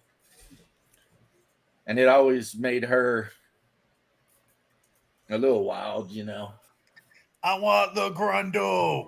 It was like, make a con check. This shit could kill you, you know. It's like, but you know, whatever. But amongst the common people, yeah, it was vodka. That, you know, and it wasn't even like the thing with vodka is you don't gotta age it. You just make it and then you drink it. So it's like moonshine in that way, you know. Yeah, it's potato. So, right. So, and since my world was like snow covered about 7 months out of the year, and then you had a nifty 5 months to actually try to grow crops. So yeah, but And fight off the mosquitoes. yeah, the mosquitoes in the spring would eat you alive. He didn't have mosquitoes. He had sturges. Those were the mosquitoes. Yeah, Bastards. mosquitoes, and then bullywugs in the swamp. And they're like, well, how did the bullywugs live during the winter? Well, they hibernate. They go into their deep, you know, underwater where they go under and then they come up like an alligator and they all lay in there. And then, you know, if they get hungry, they start eating each other. You know, all the big ones gang up and eat the small one, you know. So, but like I said, that's why I think bullywugs are super underrated monsters because they're absolutely like the most terrifying thing I can think of when it comes. And your infravision ain't gonna see them. Yeah, and if they're laying in a swamp with just their eyes up, you're not going to see them at night with your infravision, and they're going to get you because they're the same damn temperature as everything around them. So, good luck with that shit. But yeah, Dungeon Minister, and I think this is why the other night after you guys logged out, me and Saxius ended up bullshitting around for like 30 minutes because Saxius is the same as I am. He's like all about if the players are in a kingdom, in this case, you know, Kalingrad, the central district, you better believe that I have written down notes about who runs what and which guild is where, and you know, who's going to pay taxes and where the bandits are and all that shit. So, you know, I try to keep the world as realistic as possible, as I possibly can. I mean, you know, considering there's undead fetal vampires running around in the woods and shit. Shame. No, you don't like that? No. Look at Leth dropping some knowledge. They brumate. Okay, well, then the bullywugs go under into their caves and they brumate. Brewmate these nuts. And then they come back out when the spring is out and they run around and try and eat as many non-bullywugs as possible. And then they, you know, when it gets winter again, they just go back where they go. Also, in my world, every druid is evil because they worship the old gods, and all the old gods are demons. You know, so that was a thing. As a matter of fact, in one part of the Dimwood, there were a bunch of addercops, you know, the spider people. And the lore behind them is that these druids that worship the spider demon actually mixed their blood with spiders, and it created the addercops. You know what I'm saying? So you had this whole region in the Dimwood where you had female human druidic priestesses of a spider god, and then a bunch of half spiders and giant spider too. Not the place you wanted to be. And then in the very center of the Dimwood was a big lonely mountain called the Witch Mountain for reasons. Like there were witches there. You know what I mean? And you haven't gotten that call yet from Disney. That's nice. Witch Mountain. That mountain. Yeah. You remember? Hey, do you remember when you guys were wandering through the woods and you encountered the coven of witches that lived in the hollow tree? Yeah. Yeah, that came close to all of you dying. I wasn't worried about it. Yeah, your characters always die. My characters very rarely die. I don't know. When you guys were fighting those beastmen and that like beastman chief cut your dwarf literally in half with a great axe. Or that time I got decaffeinated by, you know, that skull. Yeah. Decaffeinated? Oh no, yeah. Decaffeinated, yeah. Warduke. It was Warduke. Warduke had found Black Razor where you guys did. He Black Razored freaking Hungar's character, took his head right off. Yeah. Werewolf, Werewolf. There, yes. Why are you talking like that? We all absolutely love Young Frankenstein. It's Frankenstein. You know, it's Igor. Yeah. Fabruca. Yeah. Jackie and I and his mom actually watched the new Guillermo del Toro Frankenstein movie last night. Has anybody seen it? I have not, but Okay. I'm not a huge fan of Frankenstein. Oh, Like of all of the Warner Brothers or whatever monster. Universal Studios. Yeah, that's like the one I'm like least in. That one's actually terrible. Because I just watched all of the Universal except the Phantom and Hunchback, but I watched Creature, Dracula, Frankenstein, Werewolf. Creature's still the best, but the Wolfman was actually my second favorite. I'd never seen it with like adult eyes. That one is freaking awesome. Dracula is hot garbage. Frankenstein is Well, the old Bela Lugosi Dracula is good. No, it's not. It's terrible. I think Go it's watch good. it. Go The watch it. creatures of the night. What beautiful music they make. It's Creatures terrible. of It's the terrible. Night. It's terrible. Shut up. And It's that not. one dude that does Shut up. cooking from like the ancient times, he did a whole video where he explains how to make the dish that Dracula kept serving Harper. Except in the movie, it's Renfield because they switched their roles. You What might be movie? right, but remember, Oh, yeah, like I watched it. he's serving him this dish, and it's basically a Hungarian paprika and meat potato stew. Mhm. And the What one movie guy was who it? does all the ancient food stuff, he actually, and I'm like, damn, that sounds good, man. Almost like goulash, but not. What movie was it where the vampire was talking about how he felt bad for Dracula because he had to feed those people? He's like, and what does he do about ordering some buying bread? I mean, he has been dead for so long. What movie was that? I don't know. You're absolutely right, We've seen Dungeon it. Minister. We've seen it in the theater where they're making a movie about a vampire. Are you talking about the one that had Willem Leslie Dafoe Nielsen? in it as like the vampire Count Yeah, Shrek? we're on the same wavelength today, Dungeon Minister. What in Leslie Nielsen? Bear. What? Movie where they're making a movie about a vampire, and the vampire is saying how he feels bad about Dracula because Dracula had to feed these people, and Dracula wouldn't know anything about buying bread. No Well, Well, idea. that's what I'm I've saying. never- Are you talking about the no Willem idea. Dafoe one where Yes, they're filming yes. Nosferatu in Germany, Oh. except the guy they got to play Nosferatu is a vampire? Yes, that one. And- That I and I think he was played by John Malkovich. What's up, George? George? Yeah, Count And I Floyd think is pretty Willem badass. Dafoe was in it too. yeah, that was a good movie. Yeah, and Yeah, the you whole guys time, are all sleeping on what Dungeon Mister just said. Count Floyd was awesome. Count Yeah. Floyd. I don't know who Count I've never Floyd. heard of it. Oh, Count Floyd, baby, from SCTV. Oh, okay. Oh, Now okay. I'm talking about. There's only one movie that's coming out that I want to see in the theaters, and that's that new Brandon Fraser movie, Rental Family. Yeah, I saw a clip for that. I was really surprised he's actually doing anything. Brandon Fraser is a fantastic actor. If you say otherwise, No, he's awesome, but after the hair loss and the last movie, I think it was The Whale, that did really poorly.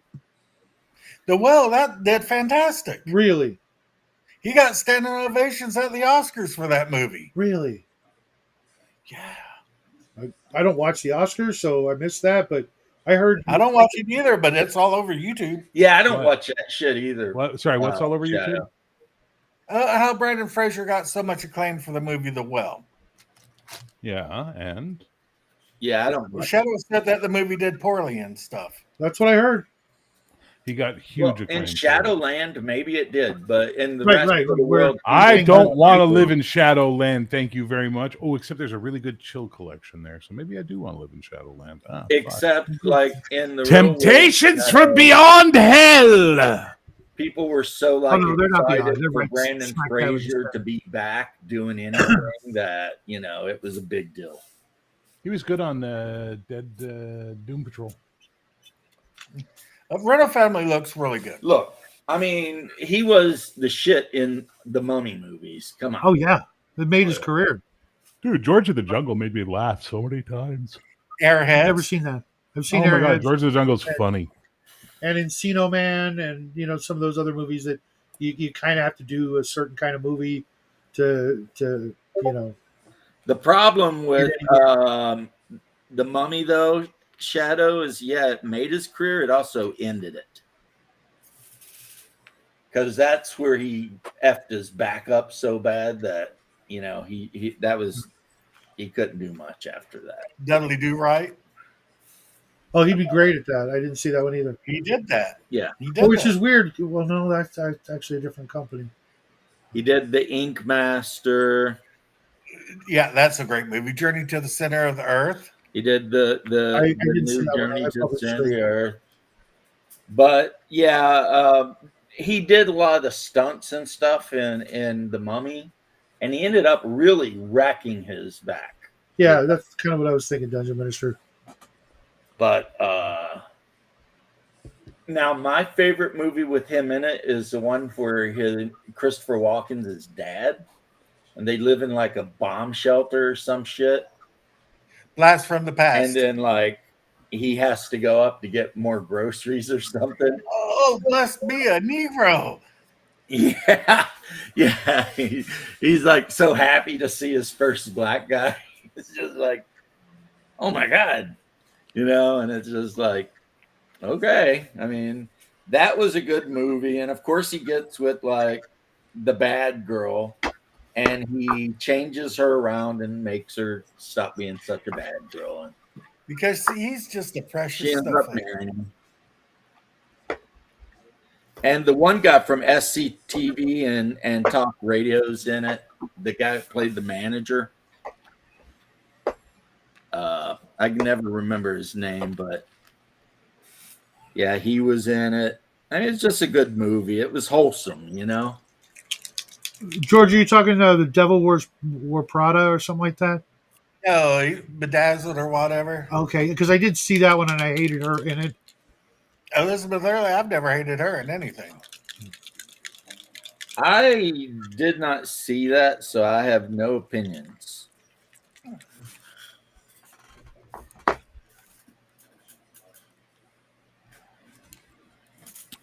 I have nothing to add to this conversation. We're just that's odd considering we're talking movies. Hey, you're talking shit movies, so I have nothing to add to this conversation. It's Brendan Fraser. There's no such thing.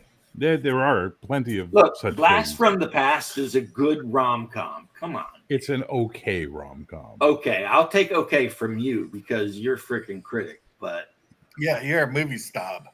Not at all. I mean, have you not heard I my liked list of it. top 10 favorite movies, you fucking pie potato? Look, I could put that movie on. My wife will be happy as a clam, and it doesn't make me want to pull my eyeballs out. That's fair.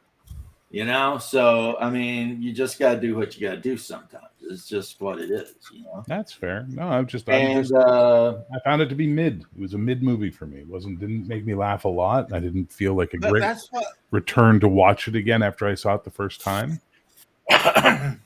That's what was great about late 80s, early 90s, mid 90s movies. They were all good mid movies. Not all. You could go to a theater. I agree, Dungeon Minister. You could watch any movie with Brandon Fraser or John Cusack or one of those leading men back in the day. You could go to a theater, watch it, have a good time, and leave with no regrets. I'm not saying you're wrong. I'm just saying they're not great movies. They're just meh. Right. I'm gonna throw this out here because it actually is a great movie. Grosse Point Blank. Absolutely brilliant fucking film.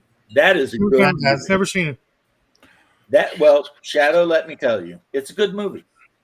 And the actors are great. I love Dan Aykroyd in that movie. He is so Dan good. Aykroyd, John Cusack, Joan Cusack, Minnie Driver, Jeremy Piven, Benny the Jet Urquidez. He's the little assassin guy he fights in the locker. He ends up killing with a pin. Yeah. Which is actually his mentor for kickboxing, John Cusack's mentor for kickboxing in the real world, which is why if you go watch Say Anything, when he's having dinner with the girl and her father, he says, what are your plans for the future? He goes, kickboxing, have you heard of it, sir? Sport of the future, Don the Dragon Wilson, Benny the Jet Urquidez. It's a great little moment.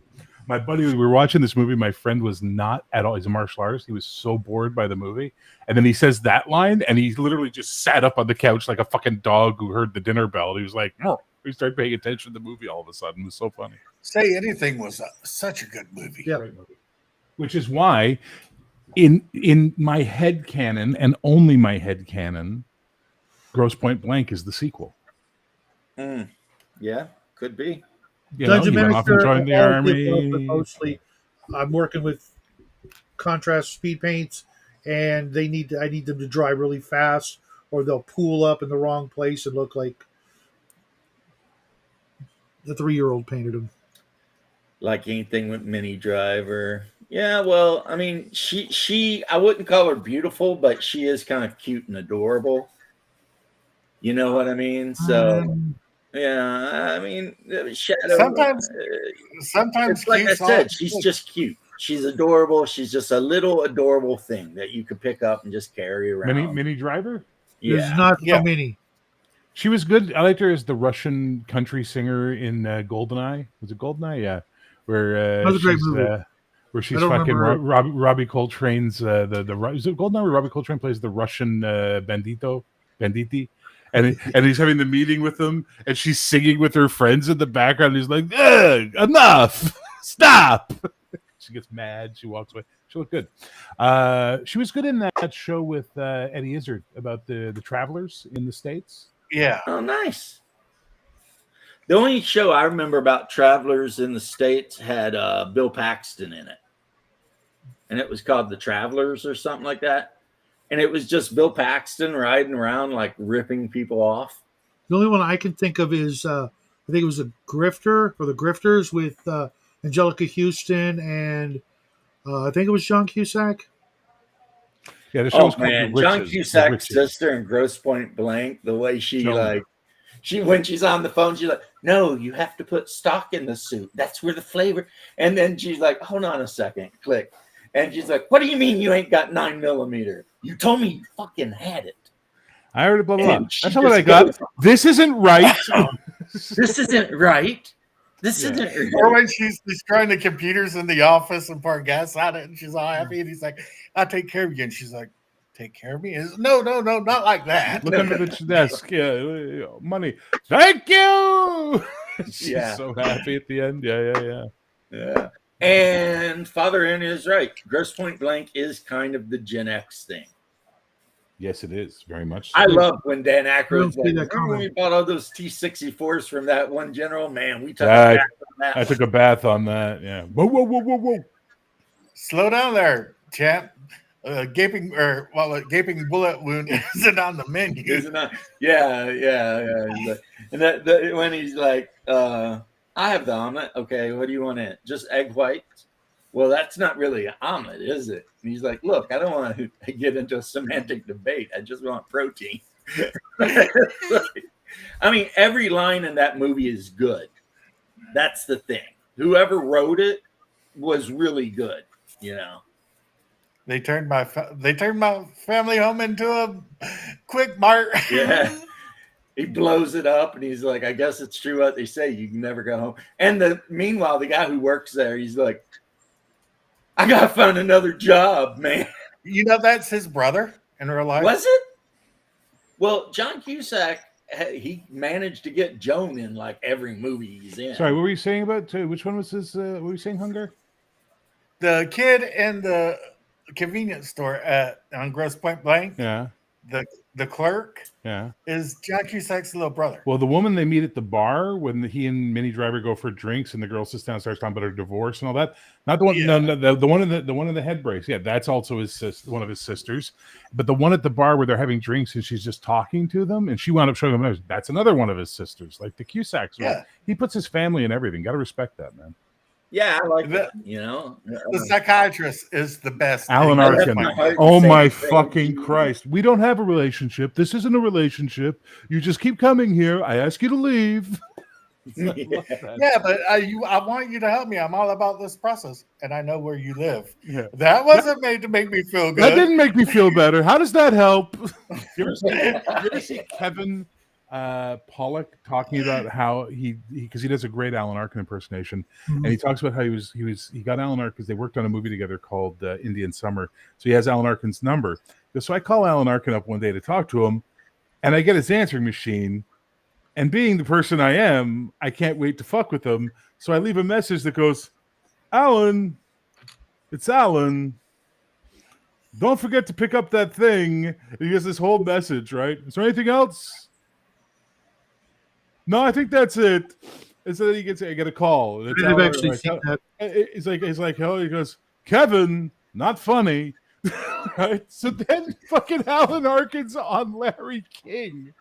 And he has the number because he was on Larry King one time. So he calls in and says, hey, is there any way I can be on there? Like, yeah, Kevin. But don't announce me as Kevin. announce me as Alan. So Alan Arkin's talking to fucking Larry King. Let's go to the lines. We got Alan from California. And he's like, Alan, what's going on? How are you here? I don't get this. And like Larry King's face is like, what the fuck? That's great. But He does a better one. He calls up a friend of his. Like, this other actor gets his machine. He goes, and as I said, I'm a dick. He gets the answering machine and leaves a message going, I can't remember who it was. We'll say it was fucking Judd Nelson. It wasn't, but just for it's like, Judd, can't wait to hear you're coming out. You can stay with us for the week. It's going to be great and all this whole thing, right?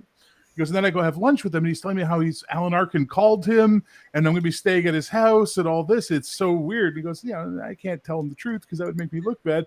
Then I get home, and I get a call from Alan going, Kevin, still not funny. I got this guy coming to my house. I got to show him around Los Angeles for the weekend. What are you doing? What do you do? Love that. Now, have you heard the Bill Murray story about every time he saw Roadhouse, he'd call the love interest, the doctor chick from Roadhouse so husband? Hot. Yeah, Bill Murray would call her husband. It's like, because they're good friends. And it'd be like, Bill Murray said it didn't matter if it was 3 o'clock in the morning. He's like, man, I just flipped on TBS and you won't believe what I just saw. That damn Swayze's making out with your wife. It's like, and he did this for years. Oh my God. Every time he saw Roadhouse, he would call that woman's husband and tell him about how Patrick Swayze's making out with her. Well, that is not the worst thing I've ever heard somebody doing. Now, that's some good trolling right there. I don't think it's trolling. I think it's just weird is the fact that Fritz Lieber had a statue made of Gary Gygax's first wife naked and then presented it as a gift to them. Yep.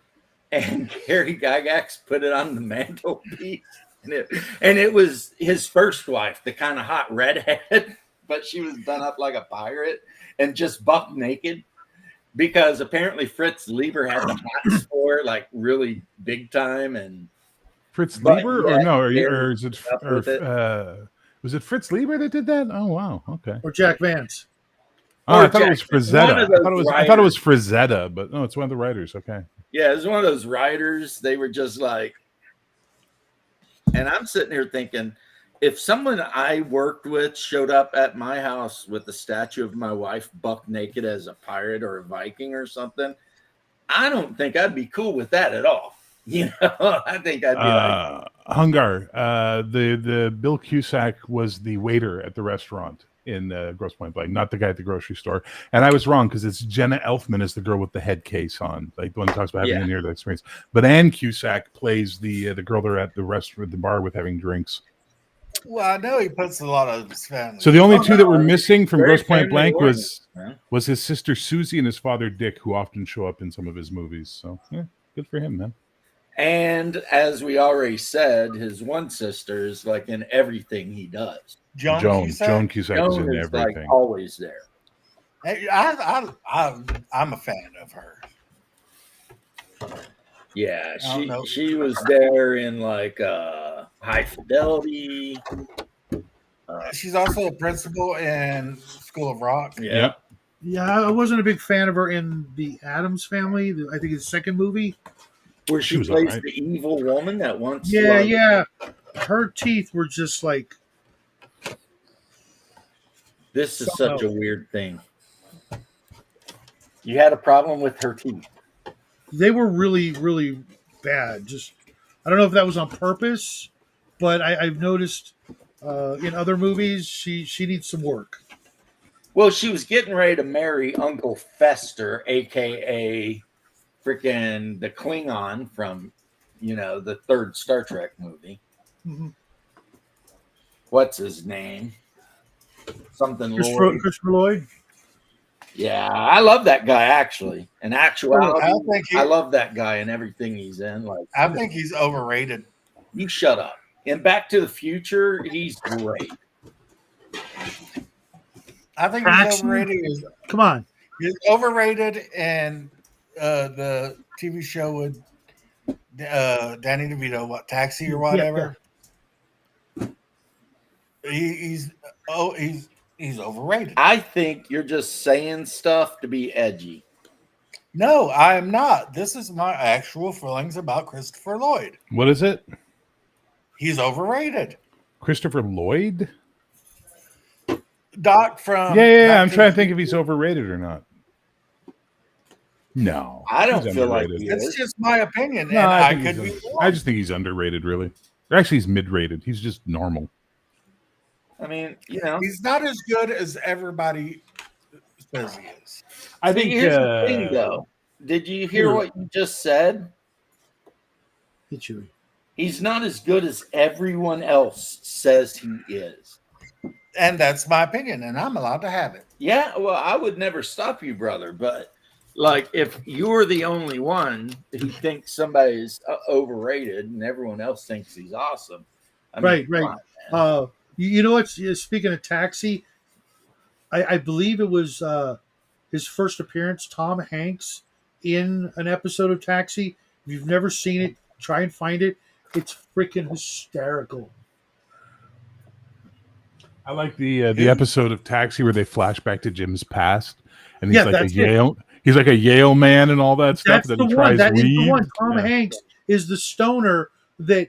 Is it? Yes. That's exactly the episode I'm talking about. And they do this thing where they're The they're Road going Not up and down Taken is the name of the episode. Yeah. He plays his roommate, Gordon.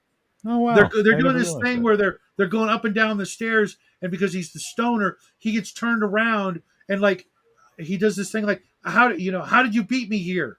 It's fucking, excuse my French, but oh my god, it is so funny. I can officially say, as the only French speaker on the panel, that was not a French term, unless he was talking about seals. Fuck.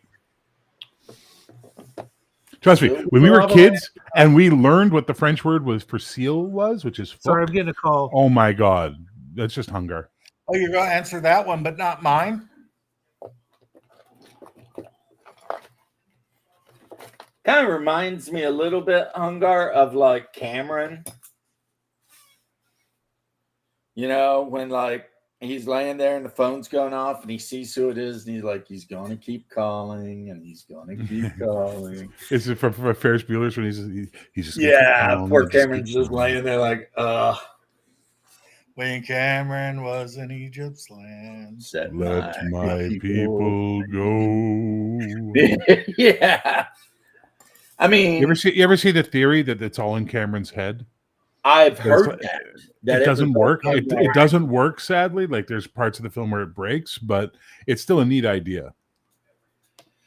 You know what the thing with Cameron is to me is that he probably would have been better off if he did not hang out with Ferris Bueller. Yeah, and I wouldn't want to be Father, Ferris Bueller's friend. He's too smarmy. He's too much of a freaking huckster. You know what I mean? He's running around doing all this bullshit, and I'm just like, yeah, I wouldn't want to be his friend at all. Father Aaron, The Gentleman is such a good movie. I've told my brother to watch it, and he won't. It's not that I won't. It's just like I'd rather watch the Golden Age arc for like the 100th time. The Gentleman with Matthew McConaughey is great. I'm sure it is. And it's got the one Irish kid, Colin Farrell, that you like. I do like Colin Farrell in a lot of movies. I think he's really good in a lot of movies. That's true. And it's got the kid from the guy who was from Sons of Anarchy. Yeah. I get what you're telling me. It just you need to relax because if it's gonna happen, it's gonna happen. You can answer that call, but you can't answer mine, Shadwell. Dude, I had my phone on mute, and right now the phone was right here, so I saw it light up. Reporter does a good breakdown. Oh, damn bird. Yeah. But I mean, considering it's been like a month since I called you, you were supposed to call me back. And when I call you back twice today, what do you do? Ignore them. No, I just didn't see the first one. The second one, I didn't see either. But I was watching you guys, and I just didn't see the phone. Well, I think Guy Ritchie is a great director, Father Aaron. Guy Ritchie's done some good films for sure. I liked his Legend of the Sword, or it was his King Arthur movie. If it had not been King Arthur, if it had just been a fantasy fucking movie, people would have loved it. But because it was King Arthur and then it was so weird, people were like, But as a just a generic fantasy movie with some guy named Arthur in it, it's quite good.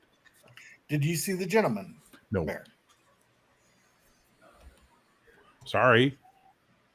Yeah, I think Hungar, you're Listen, gonna have to just let. I that only one have go. so many hours in the day to watch Berserk and Goblin Slayer. I mean, really, at the end of the day, I mean, That's what I'm saying. You know. Also, I've got to work in Event Horizon somewhere. And Ghost Ooh, Stories. that's such a good movie. You know, Ghost Story. Yeah, And you got the original. Yeah, Did you guys see the video that was someone on YouTube did a video, the 10 things you didn't know about Event Horizon? When they were doing the I was music, looking at that. when they did the music, they buried screams of horror in the music, but at a frequency just below audible hearing, but we still resonate to, so that the score would make you feel really off the entire time you're watching the movie and feel awkward. And I think that explains why a lot of people hate that fucking film. Could be. Well, Now, it when had you- the opposite Remember, effect when on you me. say I Ghost like Story, I assume you're talking about the cartoon, the anime, not the original, Ghost Stories. Yeah, not the movie. Okay. No, ghost No, stories, plural. Ghost Stories, the anime. yeah. Where, I want to where be the one an girl's like airborne super ranger. Christian and like her little, and then the other girl's little brother's kind of retarded. I don't want to be great by strangers. Run like a big black man's chasing you. Run like a big Well, black he's man not chasing you. racist. And he just falls down on his hands and knees, and he's like, "Well, at least he's not racist, I guess." It's like, I'm sorry, Fluffy. I can't marry you. It's not because you're a rabbit. It's because you're black. yeah. Yeah, that. I mean, look, I don't know who was thinking what, but sending an anime to an American company and just telling them to do whatever they want may not be a good idea. Because What are you talking about? They've been doing that since the 60s. no, this one they sent the anime to an American Uh-huh. place and said, "Yeah, we don't care what you do." So Yes, this that's movie literally is like everything they've ever done. super racist, super freaking like everything. They just let the voice actors do what they wanted. That's kind of what they did with everything from Giant Johnny Sacco and Giant Robot to not Starblazers, Battle of the Planets. Yeah. all the way Yeah, back- but Ghost Stories takes it above and beyond. They're like Right. to infinity and beyond, baby. They went plus ultra on that. yeah. They go. I don't know which one of you in the panel needs to see this image, but I feel like one of you will really resonate to this. I don't know which one. Hipster Santa. I know which one.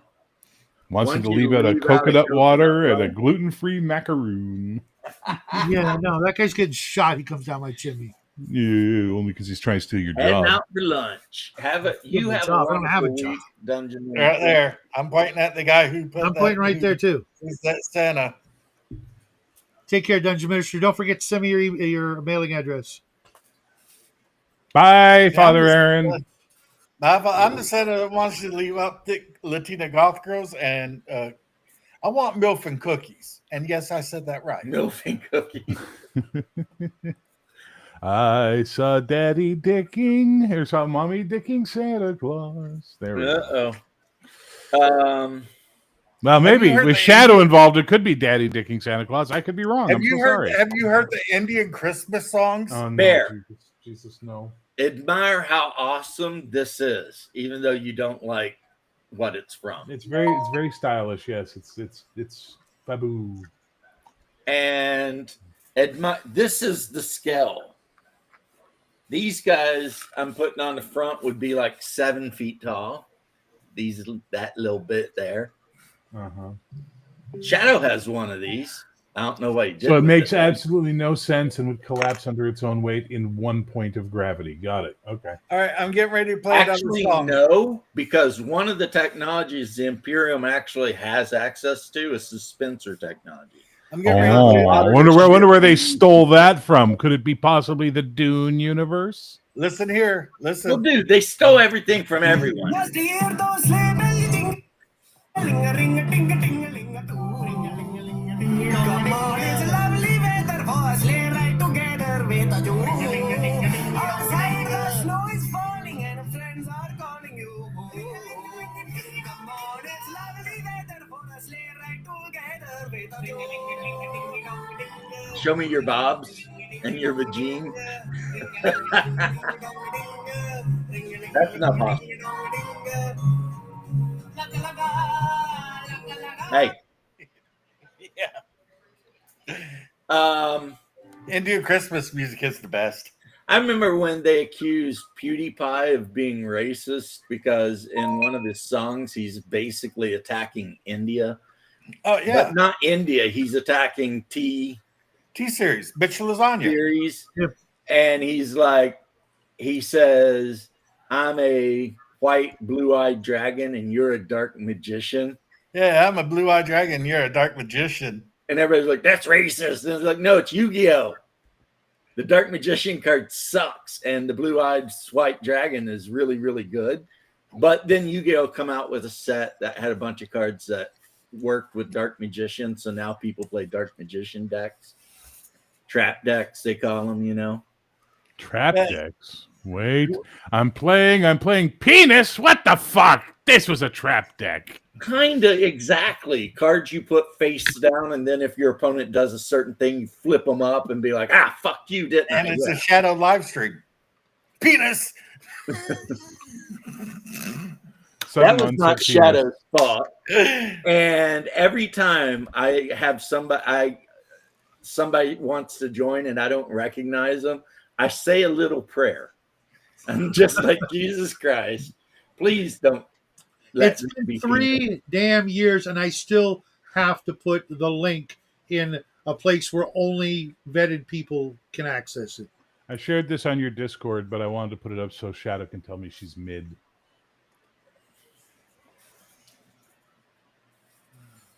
No, not at all, mid. You know what that reminds me of? What is that from? That reminds me of Nicole Kidman and BMX Bandits. The movie. No, she's way hotter than Nicole Kidman. Yeah, but the movie that she hates, that she says, no, I was not in that movie. Yeah, you were, bitch. Yeah.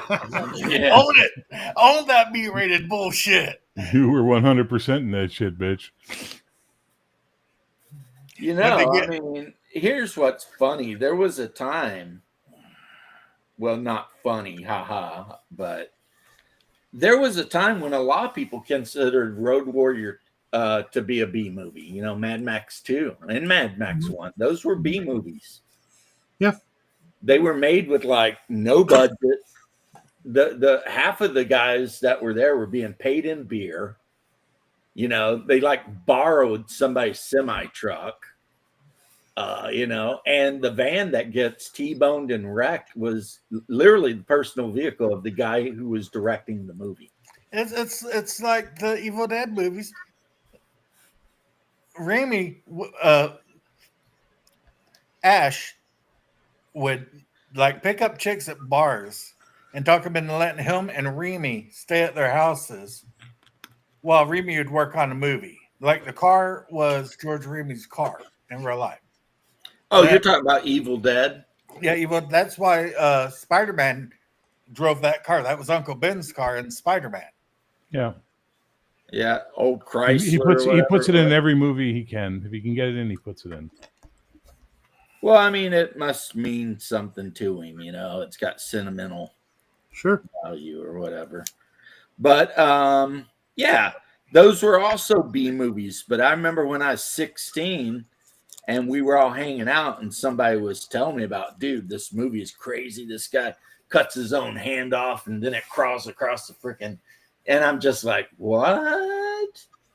And then I've watched it and I just laughed because to me, I thought it was kind of hilarious, really. It was great. But that's kind of, I think, what they were shooting for too. You know, it was like, it was scary, but it was also kind of like a comedy. Yeah, you can't watch Ash vs. the Evil Dead and say that it's not a comedy. Right. I mean, And Right, well, Ash is like the perfect anti-hero because yeah, it's definitely an deep N down word. inside, he is a scumbag. I mean, for sure. I'm going to bounce, guys, Why? Take care, because I've Hunger. got stuff I need to take care of. All right. Sign language for I love you. Yeah. Take care, Hunger. I'll call you tomorrow. Peace, love, and chicken grease. As they say in Europe, assalamu alaikum. Inshallah. Bear went to get coffee and he's gonna miss me. Yeah, he hears you though. He's got his headphones on. Yep. So other than that really awesome diorama piece that you showed off, what else you been doing, Shadow? Painting the Bye, Hunger. Yeah. painting the rest of the Planet of the Apes Where's that? minis, reading the Cull Omnibus, reading the Planet of the Apes RPG, and then I got something in the mail that I'm going to show off later because one of my viewers sent me something weighs about 15 freaking pounds. So I have no idea what I'm in for, but it's not ticking, so that's It's a a good thing. baby. It's a baby. It's not leaking, but it did have a big hole in the side of the box, and Weighs that's 15 concerning. pounds. That might be 30 old school Battletech figures. You know, I weighed all of my old metal Ralpartha Battletech figures one time, and it's like 60 pounds. Not exactly 60. It's actually a little more, but yeah, I put it on the scale, and I'm like, it's like, should I sell these by the pound or by the figure? I mean, some of them, like the original Marauder, which is a horrible model, Uh, but they sell for like $50 because collectors want them for some reason. yeah, it's weird.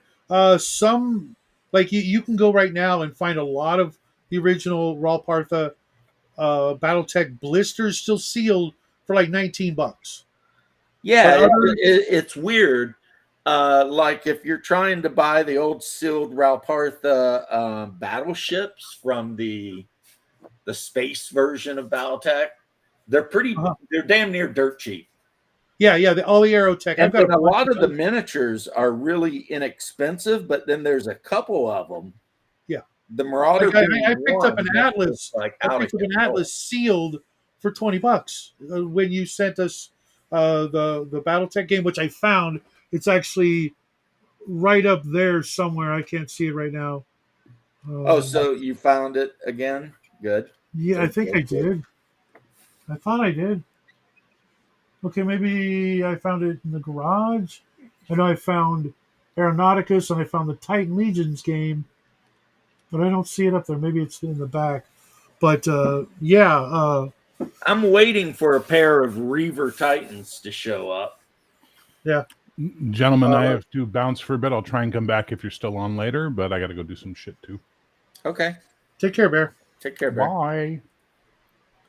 So, how is your Arduin stuff going? Really good. The Kickstarter should ship next month for everybody, which is normally unheard of. A Kickstarter shipping a month after it funds, but I'm looking forward to that and the Barrows and Borderlands stuff. I'm going to be running a game of that. Bloodworth wants in it, and a few other people. I just don't know what night I could possibly run it. Well, I mean, Bloodworth would. I mean, I'm very fond of Bloodworth, so Yeah, would. he was in my Savage Sword game for like 2 episodes, but then family said they didn't want him gaming 2 nights in a row during the week, which Well, I mean, you got. I mean, it's not unheard of. it's easy to be like, talk some shit, but at the end of the No, day, I mean, no, you got family, you got family. you got family-ish things you got to do. You got to do. That's Yeah, just yeah, what yeah. it is. It's like we watched the Frankenstein movie last night, uh, and it had some moments that I enjoyed. Some other things that stickler for authenticity and keeping with certain themes and ideas, but no one's ever done. I literally just right before I watched the movie, I saw on my YouTube feed some girl reviews books and movies, and it was the title was why no one can ever do Frankenstein correctly, and I'm like, well, they also never do Dracula correctly. Uh, it's just a thing, and you can't say that they don't have the money or the budget for it when it's just what people are saying to identify themselves. That's completely there's no reason for that, especially in the new Frankenstein movie, because Jackie and I had both read Mary Shelley's, and there's some things that are like, you didn't need to do that. It would have been fine without if you just kept it the way it was supposed to be. But I don't understand why they just don't do a 1-to-1. I Bear don't come out and say they can't, or they choose not to because it's better that way. And I'm like, no, it's not better. It's the original authors, aren't around to ask, so you're taking it upon yourself to change things for what are in essence modern sensibilities, and I don't want that. I want to see the thing that I liked done. Just see it instead of read it. I no. I know. I totally get that. Um, you know, it is an issue people do need to deal with at some point because I mean, look at what they did to my boy the Witcher. I mean, they killed him. I mean, Mhm. that was just like what were you thinking over there, you know? Yeah, it's like saying you're better than the author, Yeah. and I And, don't and you know, believe the that. author actually commented on it, and he is like, I sent them notes and stuff, and they just didn't listen. Yeah, So, what's he supposed to do? Because he sold the rights, so they can do whatever they want. right. But in a lot of cases, that's not what happened. The author's been dead for 100 years, or 50 years, or 20 years. Well, No one that's consulted. what you're dealing with your Warner Brothers monster movies. Yeah, Because Mary Shelley died in like what the 1800s or some shit. right. So yeah. And maybe she would have been okay with it, but you can't ask. And if you really like something that much that you want to make it into a movie, I mean, either you really liked it, or you just liked a little bit of it, or you just knew it was a moneymaker and you thought you could do better. I think the creative bullshit that they do is just 100% ego. Right. I mean, it would be okay if someone had ever done one of these things right. Just said, okay, we're doing, like my son called it, a 1-to-1. We're going to follow it to the letter. And if it fails, then everybody from here on out will have a reason to try to improve it. But no, they just go and assume that they can do it better, that they needed to change this thing. Uh, like perfect example in Dracula. We're all familiar with Renfield being the mental patient, right? Right. In the original Bela Lugosi movie, that's not what happens. They cut out all of the mental institution part. They throw Renfield as the barrister going to Transylvania to work out the paperwork with Dracula. That was John Harker that did all that, while Renfield was going nuts in the asylum to foreshadow Dracula's coming to the United Kingdoms. But instead, Jonathan Harker is just this rich playboy who doesn't even need to be in the movie. He's just there to be the guy who Mina is in love with. That's it. That's all he's there for. It's like, no, you take away by removing Renfield like that and taking Jonathan Harker out of there. You take away some of the suspense and the sense of foreboding that Dracula can affect things besides just Mina and Lucy. He can affect things from far away, and his telepathic powers, his mind control is far reaching. Well, in the movie that Bram Stoker's Dracula that had Keanu Reeves and all that, Mm-hmm. I was not a fan at all. There were some things they did that just thought were questionable choices. You know, if they would have put the screenwriter or somebody else's name on it and said so and so's Dracula, that would have been fine, and I wouldn't have a single argument. But by putting Bram Stoker, like saying this is what he wrote because it's got his name on it, and then it's not. What is it? Definitely not. I'm pretty sure Bram Stoker didn't have Dracula turn into like a werewolf looking thing and bang. Or wear the red armor, or dress the way he did. I mean, let's face it. The original Dracula had a freaking mustache. We've never seen that ever. Right. Right. I'm like, why? Why not? Why? I mean, it's just. I mean, of course, a lot of the actors who played Dracula probably would have looked pretty silly with the mustache. Well, I mean, what the guy in Bram Stoker's Dracula that they got to play him, Oldman, he could have pulled it off because that dude can basically pull about. He's one of the greatest actors of all time. He Right. can literally do anything. I mean, Right.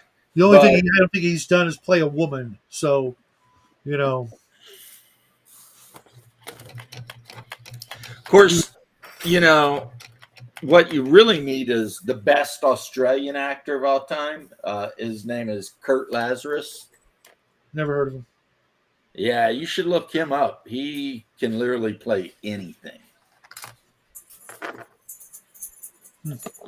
I'm not going to keep up the charade because there's no reason. Kurt Lazarus was the guy that played Iron Man in blackface in Tropic Thunder. But originally, I don't remember. I only saw bits and pieces of. Yeah, he was a white guy who got turned into a black guy so he could play a black guy in the movie, and it was Downey Jr. So the guy played Iron Man, and it's just completely freaking like out of control, like. I'm a guy playing a guy that looks like another guy, and all this and that. I've seen Let's that. see. Manowar, how you doing, neighbor of the beast? In his own original stories, it's fine, but Del Toro has some unresolved daddy issues to work out before he tackles more existing properties. Right. In the new Frankenstein movie, Victor's parents were awesome. They were the most loving, generous, kind people. And in the recent movie, they're despicable, absolutely despicable. The mom, not so much, but the dad is just this tyrant ogre monster that was just not accurate. And all of the characters except Frankenstein are completely rewritten to be completely different people. Elizabeth isn't even Victor's wife, and that's one of the big things. Elizabeth. That's why Frankenstein kills her, because to show Victor, you won't make a wife for me, you're not going to have one either. I mean, and instead Victor accidentally kills his own, the love of his life, which is the woman who's about to marry his brother, but yet his brother in the book dies at like the age of 10 instead of, or maybe even younger, maybe even in the cradle. It's awful. Just how much Del Toro just rewrote so much, but the spectacle of the movie is phenomenal. Every scene, except the bringing Frankenstein to life with all those red glowy things, which is like they didn't have that kind of technology even remotely. What are you doing? It was like Tim Burton, made the movie, not to Del Toro, or maybe I don't know, helped out. It was really weird, but there was some good parts of it. But you can totally see exactly what Manowar is saying about daddy issues and the way he portrayed Victor's father. It's just like there's no reason for this. I mean, the like I want to say like almost 100 pages of Shelley's Frankenstein are taken up with how wonderful a life he had. His mom and dad, and the adopting of Elizabeth, and then falling in love, and all this wonderful family stuff before you even get to Victor, trying to make people. Just I wish that I were a bigger fan of all of those things. I'm just not. And, I don't mean that to, no, really. I mean, I like that you like it. I think that's awesome. But me, I personally, I'm like, I mean, I could take it or leave it, Well, either. I've always been like a big horror fan, and I've run a lot of horror games over the years. And for me, if you're going to do that, you got to research the oldest of the old to get the best undiluted ideas of what horror is and can be. And so, growing up, the Universal movie monsters were just, that was step one. And it turns out that all of the monsters except the werewolf, it was the humans that were really the monsters, not the monsters themselves. And of course, Dracula. Dracula is definitely a monster. But the creature from the Black Lagoon, he was just minding his own business, living his best life. These humans come and want to kidnap him and throw him in a zoo and dissect him. In Frankenstein, Frankenstein would have been a not just a genius, but a hero for the people. Had Victor just said, "Okay, I'll make you a wife." And of course, the werewolf, that's just a tragedy with Lon Chaney. It's a very, very good werewolf movie. Maybe even the best. I think my favorite might have been Abbott and Costello versus the Mummy. That was a good one. I Um, all of the Abbott and Costello meets the Mummy, Frankenstein, etc., were just for its time like such a genius move because Abbott and Costello were huge, and the Universal movie monsters were also, huge, and marrying them together, didn't come across as like it would in modern times if made Dracula a comedy with some other famous comedy IP. Like I can't even think because it's just so people don't do that. They don't. It's their IP, and you can't come in unless you're got a signed engraved invitation. you could be, you could do like Jack Black versus Dracula. The closest we got was Jack Black's King Kong. Well, it wasn't his, but which I actually I didn't mind. I thought they did a really good job. It was really long, but then I met Jack Black, and he started eyeballing Jack like he was a steak when he was like 5 years old, and I almost had to kill him right there in the game store. No, not Jack Black. Patton Oswalt. Excuse me. Oh my God, I get those two mixed up so easily. Yeah, I don't know what's wrong with that dude. He needs to Shut the he fuck up. is like what Mel Gibson said in an interview a while back. A lot of these actors need to just like not say anything Yeah. because they're not helping themselves. But No. last year's Nosferatu had a stash. Hey, the I best didn't see vampire it. movie ever made is the one with Nicolas Cage. You think so? I don't know. Oh, I've never seen it, so I don't know. My favorite is the Christopher Lee Dracula. Oh yeah, the Hammer horror films. I don't know if it was Hammer. I think I think it was like early mid '80s. It was kind of Mhm. like a big deal. It wasn't like a one of those like B movies. It was like a big production. No. Hmm. I mean, I could be wrong, but I remember it being kind of. Or am I thinking? Uh, what's his name?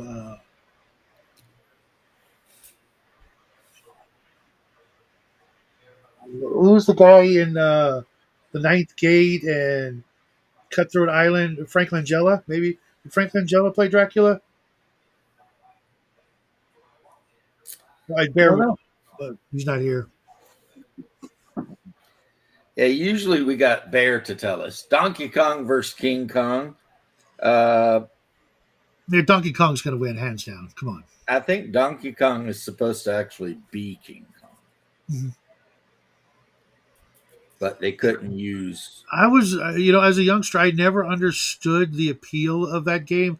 I would watch people play it while I was playing like Defender, or something a little more, less humorous. I mean, I did play Rampage, which was, the Godzilla, King Kong, and the giant Yeah. werewolf busting up buildings and eating people. That was a fun game, but I never got into any of the Mario games or any of the uh, spin-offs or Link or most of Nintendo's big IP Well, franchises. Link was what set Link apart, and we're talking Legend of Zelda. Hmm. Is it was the first Nintendo cartridge where it would save your game, and that was huge. Hmm. Plus, I mean, you've got your little green dressed. I don't know if he's an elf or whatever the hell he is, Yeah. and he's wandering all over Hyrule, getting into all kinds of shit, and it's like, you know what I mean? It was for its time. It was really great. I mean, you were fighting those bulldog looking guys, and the one dudes that shot rocks out of their snouts and this and that, and I mean, yeah, for its time, it was absolutely genre setting game. Now, I mean, compared to a lot of new games, obviously it's not, but Well, there. I know. I mean, I'd have to, of course, one of my favorite games on NES is actually Excite Bike. I remember that game. Yeah, and you just like you're riding You your dirt remember bike when down the track. Sega? I was a big Sega guy as opposed to Nintendo. They had some games with those games require a battery to be able to save your game, or they did back in the day. Yeah, They had to have a little battery in them that would only last about 5 years. And there was this game called Might and Magic. That yeah, was, Might and Magic. There's like 7 games called Might and Magic. yeah, yeah. Well, there's even more now, but they've added like a little thing at the end of Might and Magic something something kind of thing. But the original 7 were Dungeons and Dragons. That's no getting around that. All Yeah, the it was stats, all the basically a Japanese version. mhm. Shadow has a good point. If Del Toro would just, yeah. Placed his name over the title and gone along with the press praising it as the most accurate portrayal. It's the least accurate portrayal of Mary Shelley's book, and that's just theft, and laziness, or like James said, ego getting in the way of doing someone who's no longer with us a service by trying to keep their story and their memory alive by honoring what they did as opposed to going, oh yeah, nice, I'm stealing that, I'm Well, calling it think mine. about What this, are you gonna right? do? Probably the It best trilogy of movies ever made. was what? Probably the best trilogy of movies ever made is Lord of the Rings. Yeah, it was really Peter good. Jackson went into Lord of the Rings with he made everyone Thanks, promise Man of War, for that they would not, F around with it. They would except keep for their the own dwarf egos out of tossing. it, etc. Right? The dwarf tossing was so. That's the Hobbit. Was that in the hot? No, when No, they're you're talking about the Battle of Helm's Deep. yes, that Well, was that's a minor thing. The yeah, but it major was thing is the fact that Arwen had more than one line. right. There was that where she took over. I But want to say that was Legolas, not Peter Jackson's problem. You know that whose problem that was? the His studio. wife. Oh, His wife was kind of aggravated that there were no women. basically no female characters. I didn't know that. That's So unfortunate. he relented to his wife and put Arwen in, which unfortunately meant that he cut Glorfindel. I Who thought it was the Legolas that hero. was actually there. Nope. In the cartoon by Bakshi, it's legless. Okay. But in the book, it's Glorfindel. And the reason it's Okay. Glorfindel is because he is literally the only elf on Middle Earth that could face down the Nine. The Nine couldn't even look at him. Because when they looked at Glorfindel, they didn't see an elf; they saw a pillar of fire. And also Glorfindel's one of the guys. If you ever read the Silmarillion, he killed like the king of the Balrogs. Did not know that. He died doing it, but then the god of Middle Earth, Alway, brought him back to life, reincarnated him, and sent him back. Interesting. Yeah, that book was so hard if for me to you read. ever played the Lord of the Rings MMO? No, but I did play the Lord of the Rings collectible card game, which had a lot of lore for the characters. You know, Right. the blue magic users and Radagast, and I had the Glorfindel card. I should have never got rid of those cards, but I did. As a matter of fact, Yeah, they pretty much massacred my boy Radagast in The Hobbit. Because he never acted like that. He lived in the woods, and he was surrounded like himself he with was almost birds. like a parallel of Tom Bombadil, but sad story. Roger Lasney was a good friend of mine, and we had lost touch. The only way, or the way I found out that he had passed away, is that there is a Lord of the Rings collectible card game that basically, in the little flavor text, says something about the late great Roger Lasney, and I pulled that card out of a pack, and I'm like, what the shit? No, and I was just devastated. Well, I am sorry for that. Yeah, it was kind of messed Not up. that I did anything wrong, but I mean, No, I I don't like appreciate when it. people I like are sad. Yeah, it So was. that I mean, I sucks. still think about the guy every day. Um, I read Princes of Amber. That's the only one I read, and it was okay. he did a lot of really innovative That things. was my end thought about it. It was okay. I mean, it wasn't bad. Did you read all five or just the first one? I think the one I read was the one that had Corwin.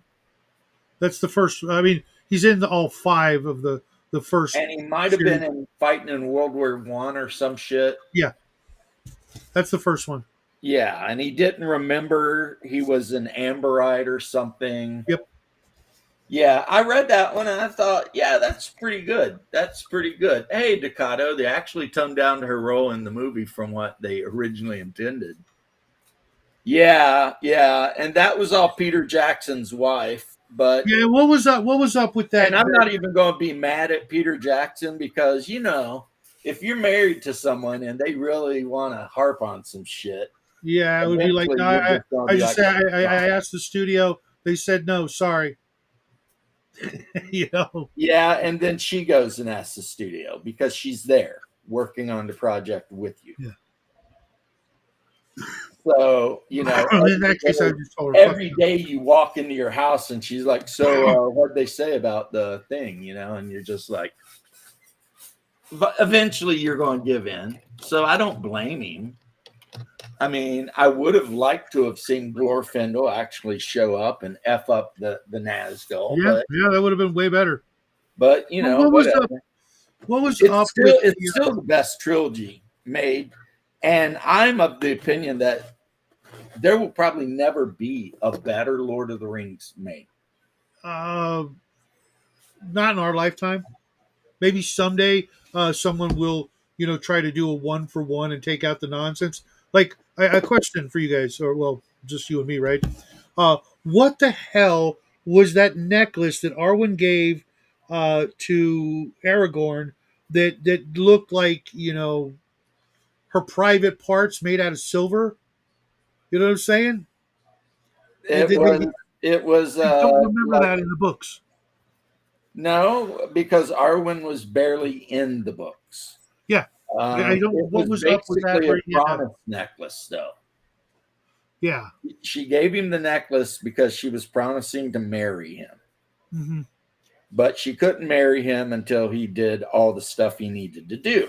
which has become the king and Well, yeah, you know, save the he turned world it and all king. that. I'm like, yeah, that honeymoon better be out of the fucking world, when all is said and done. You know what I'm saying? Well, she dies shortly after he does, because Well, they he had a does he child, does didn't they? rule he does rule over Gondor for A a good long couple hundred time. years. Yeah, But it's a fair eventually, amount of being the time. man, he dies, and after he dies, she dies, and they bury them together. Uh, and then not Arwen, Eowyn, the horse lady, Yeah. she ends up marrying Faramir, and they rule in the name of Gondor all of that land near Lake Town, south of Mhm. Mirkwood, Oh, they had two sons. Okay. because they also Pippin and Merry, I believe, are buried in the tomb next to Aragorn. hmm Whereas Samwise eventually travels west, Frodo travels west, Bilbo travels Yeah. west. Pretty much Gandalf. anyone who ever carried the ring at all Yeah. gets to go west. And hmm then eventually, in a real, swap up, this is all from the book though. Legolas shows up, builds a boat, and takes Gimli with him. hmm Yeah, but So don't they go east instead? no, they go west, Really? I thought they went east. I mean, because I know they west travel of Middle extensively in Earth the is east. where the elven land of immortality and blah blah Yeah, blah. but I know they did like a lot of traveling in the east beyond Mordor or some such. Well, I mean, yeah. You're talking about all the stuff that happened before they went Right. west. But eventually, yeah, that's what happens. And Gimli is allowed to go west because he is an elf friend and all that sort of thing. So that's the reason they let him go. You know. And Sam only goes west when he's old. You know what I mean? Because Sam, when he gets back after the cleansing of the Shire, he marries Rosie and has like the best Rosie and has ever. like a shit ton of kids, man. Yeah, he Yeah, has. Valinor, which is where they're not really gods. They're like whatever, they dwell there. Hold on, I'll be right back. They're like super elves, really, is what they are. They're just elves that happen to be more powerful than the typical elves that you run into in Middle Earth, But yeah, I think that's what Shadow's thinking about, and I mean, so he's not wrong. They did travel all over the place, but when they finally built the boat at the Grey Havens and left, obviously they went west because that's where you go. You go west. Uh, you know. So yeah, Shadow's not wrong. He's just a little confused about the chronological order of things. But when you're an ancient like him, that can happen. But yeah, it's so funny. Like in Clerks 2, Randall is just sitting there like dogging out Lord of the Rings and talking about how Star Wars is better. But personally, I disagree very strongly. I think that Lord of the Rings is the better trilogy.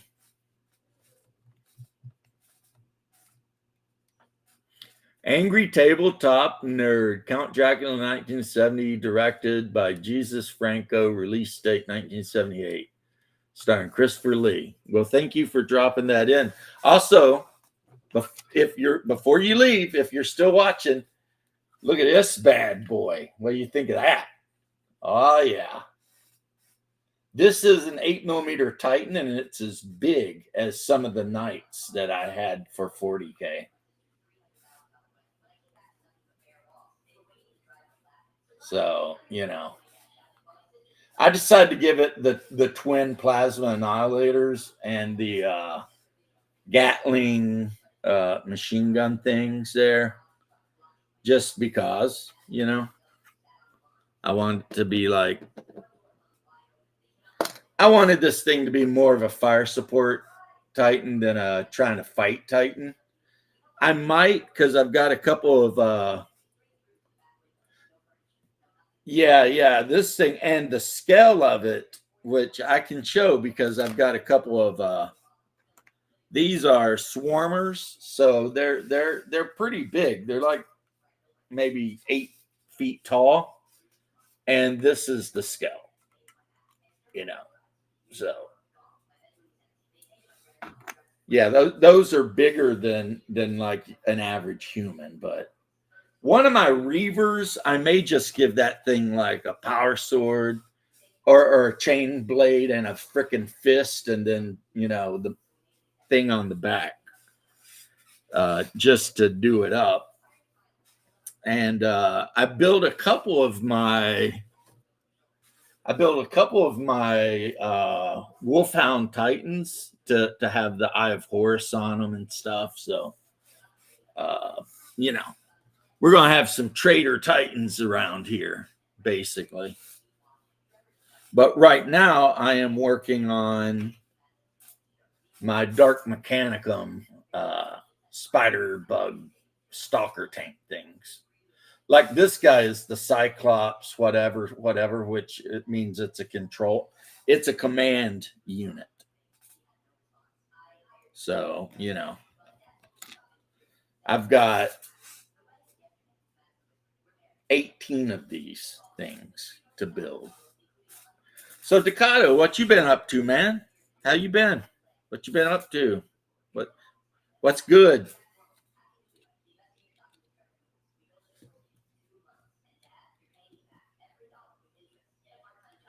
I have been making tons of characters for have a bunch of Necromunda minis to finish. Yeah, I had a big conversation about Necromunda yesterday and how much I do not like the new rules. I like the old rules better just because it was simpler. You could get a game in quick, etc. Mm-hmm. But I will say this: the Corpse Grinder Guild miniatures are badass. I mean, they're really good miniatures. And the Palatine Protectors, which is who I was playing when we played our game down here a couple of times. I played Palatine Protectors. So, I kind of wish they had just been straight up Arbites, but hey, whatever. Yep, same here. Yeah, but whatever, right? I've got a complete set with extras of all the original Arbites and the Robo Dogs, and I love that game. I had so much fun playing the original Necromunda, and when the new one came out, I thought, you know what, this might be something I can get Jackie and I into. Playing some games. Went down to the local games workshop, and I started looking at it, and I'm like, you know what, I could just instead of dropping $300, I could just pull out the old stuff. So I did. That was the big problem and what ruined that game in my area, right there. Mm-hmm. What you just said. That, and I also looked at the video game. I thought, okay, well, I can't get the boy into it. Maybe I'll just see how the video game looks and plays. And I'm like, yeah, I don't like the look of this at all. The Escher were like the end all be all, and I'm like, oh dear God. And I always liked the Orlok. They were always the gang I liked. They were just the normal looking dudes that wore like bandanas. Yeah, they were like the Ramones or Shadow. Your Dracula question did get answered a little while. Yes, out. I saw that. It was Frank Langella. I appreciate that because I was looking and I couldn't find it, and I'm like, yeah, because I'm pretty sure I remember. If I remember correctly, that's the movie where they actually spiked or did Dracula, on the ice. I want to say instead of, like in the movie where, God, the Bela Lugosi movie is so, the ending is so like anticlimactic. You know, it's just like, oh, Spike done. You know, with no. It Well, was just awful. It was just really awful. well, one thing that I know for sure, having been a fanboy of for years at this point, Holy Diver knows his horror movies. He actually does horror movie reviews and stuff. Yeah, yeah, almost So, yeah, exclusively. if he tells you it was on this date and this and what, he's probably right. Now, unfortunately, like me, Holy Diver is 100% Okay, I still addicted to Games Workshop. So we're both still Games Workshop dick speak of the riders devil. in our You're own ways. angry tabletop nerd. Sorry, dude. Your Sunday show. I would love to be there for more of it. Unfortunately, because of the time, etc. That's right when we're leaving for church. So I'll put it on while I'm getting ready and listen and stuff. But you know, we're out the door at like 7 o'clock my time to get to church on time, and we're always freaking late, which blows my mind. Uh, That's kind of my exact issue too. But I always watch it like later and give it a thumbs up and everything yeah, like that. yeah. I rarely do that. I know I should support my bros even after. It's not a Hammer film. So you were right, Shadow, and Diver's right too. It's not one of the Hammer films. It's a totally different thing. Okay, yeah, whichever movie shows Dracula where they all converge, you know, on the gypsy wagon carrying Dracula back to Transylvania, and the big fight, and then they spike him right there in the ice, as Yeah. opposed to back in Castle Dracula or whatever, where everybody wants Well, to I go. mean, if he says that's what it is, like I said, I'd go ahead and be like, okay. Because that part of the book is so exciting where all the heroes are racing to try to, you know, cut Dracula off before he gets to his last coffin in Castle Dracula, and there's a big Right. fight with the gypsies, and you know, I want to say Quincy, that's where Quincy bites the dust. um it's just, you know, it's the high point of the book when it comes And to they're all like, give me like, your tears, Gypsy. Because you know, everybody knows that Gypsy tears will protect you from the evil eye. right, except these gypsies were working for Dracula, and I'm making a Borat reference. oh, okay. He sees like a woman having a garage sale and he assumes that she must be a gypsy. So he starts chasing her around trying to get tears from her or something because honestly, just because Borat and that's the kind of shit he does. Yeah, I was never into anything that guy did. It just didn't sit with me. Like, Yeah, I kind of despise him. yeah, I know for a while there he was, you know, all over the place. Like And I'm when like, he went into that Confederate War Museum and like purposely like wrecked shit, I found that a bit, you know, like just a bit despicable. far, you know, like you know, you're a British guy, Yeah, you got no go business away. fucking with our history What do and you know about our anything? you know And our mementos, our relics. You just like get your filthy paws off them. you know what? Early age. Here's something, and it's going to drag you off of the topic of your choice, and I apologize in advance. But how are you feeling about the civil war going on right now in the GOP? What's your take on that? I think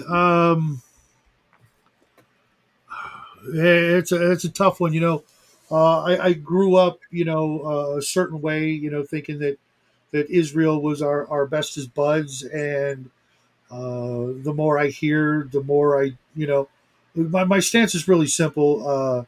I don't think we should send a dime to anybody until we get all our vets and homeless off the streets. Period. That's it.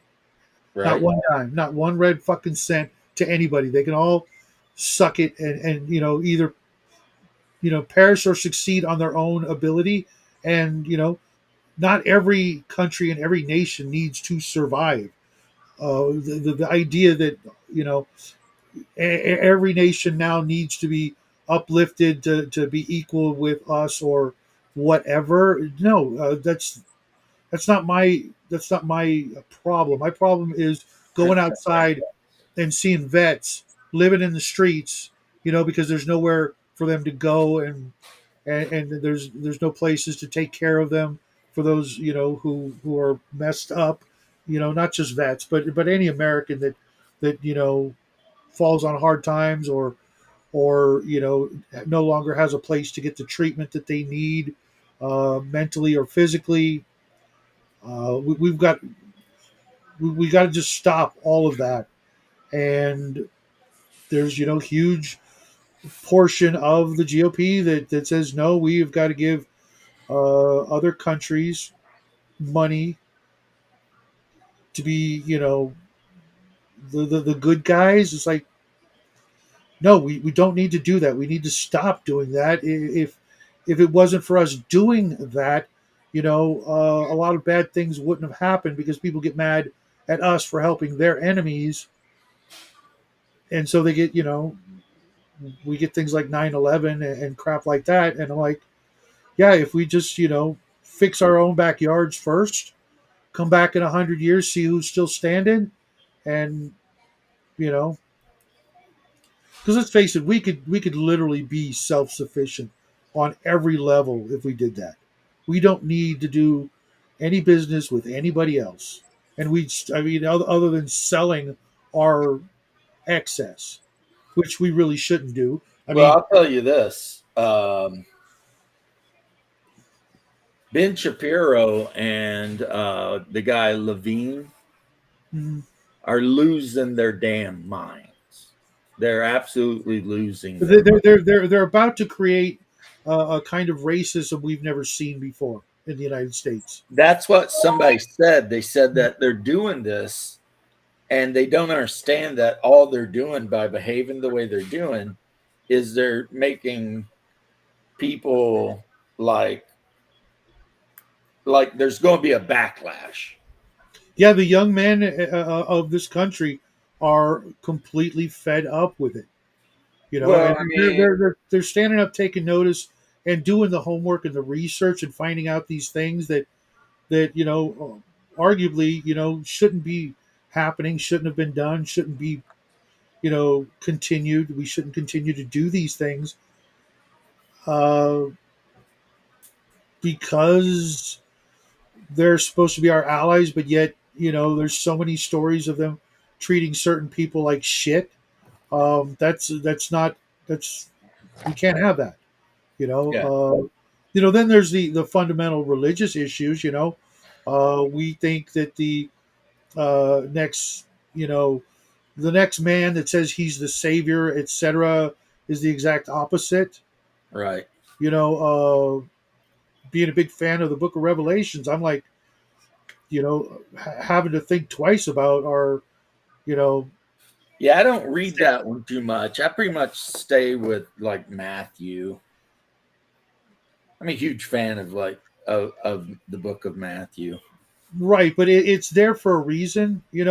I know a No, lot I'm of not people. saying, don't read it. I'm just saying I generally don't read Well, it. I know there's some people we know, etc., that would say it's all taken from other sources and doesn't.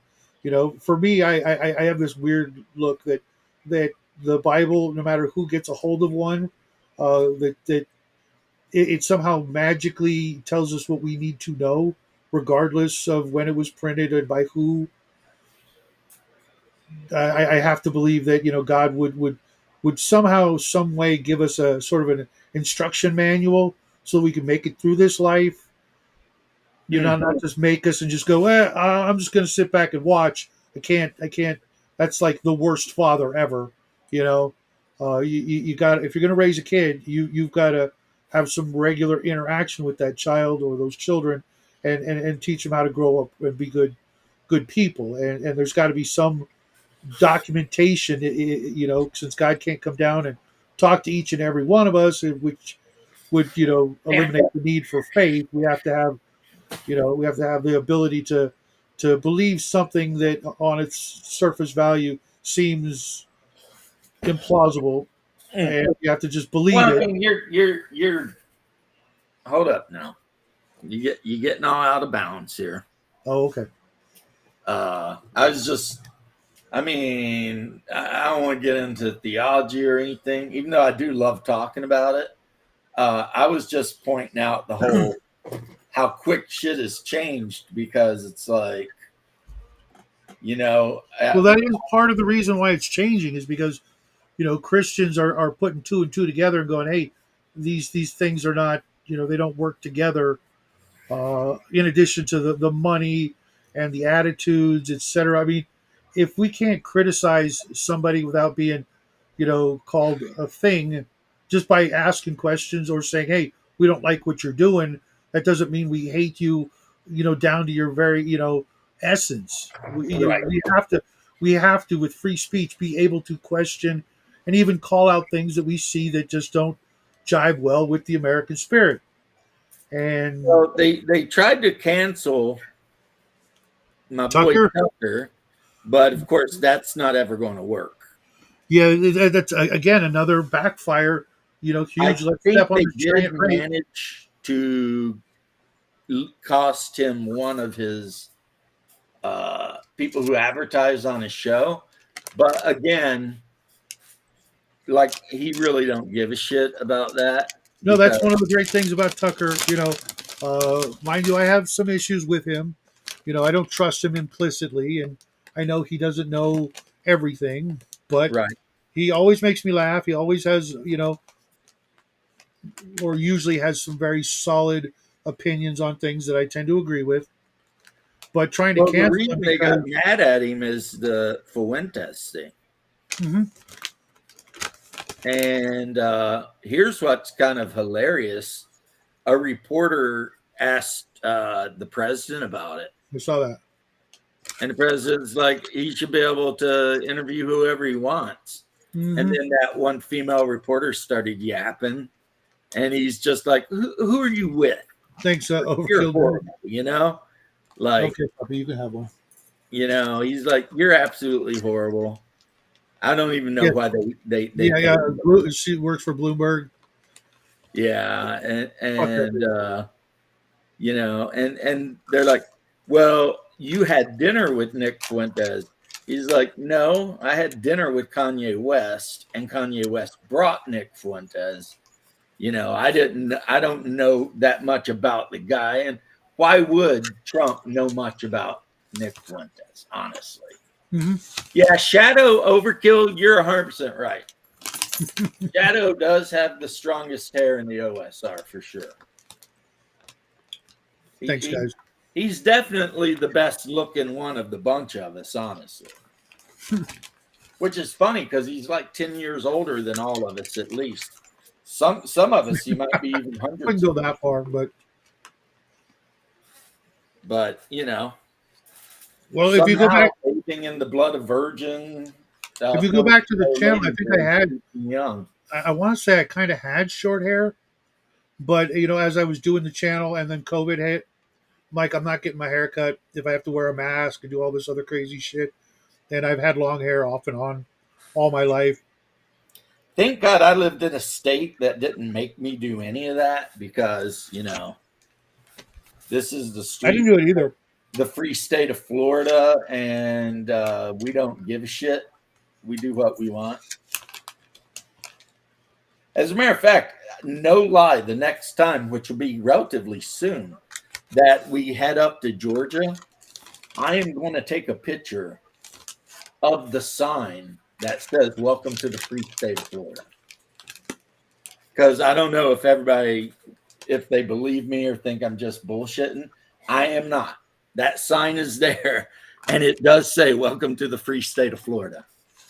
The first sign is the big one, and it just says "Welcome to Florida," and immediately after it, there's another one that says "Welcome." And it's an official sign. DeSantis put that shit up. So, And it seems to be holding true even all these years later. well, I mean, yeah, Florida is the anomaly.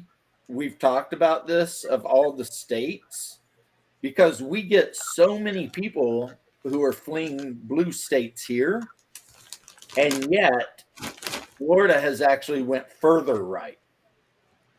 Which is really So, weird because you think that it would be, no offense, but it would be ripe for, progressivism. yeah, you'd think all the Jewish people moving down Miami Beach would Well, not boo just us that, up, but but like Disney because that World took and spooks to Florida. I can tell you that right now. I know no, for a no, I fact. know that, but that's been a thing Yeah, forever. you sell But your house on Long Island for like well, not eight, but for like, millions of dollars because that's how real estate is in New York. Or if you own an apartment in Queens, you sell it for like, 1 point whatever million.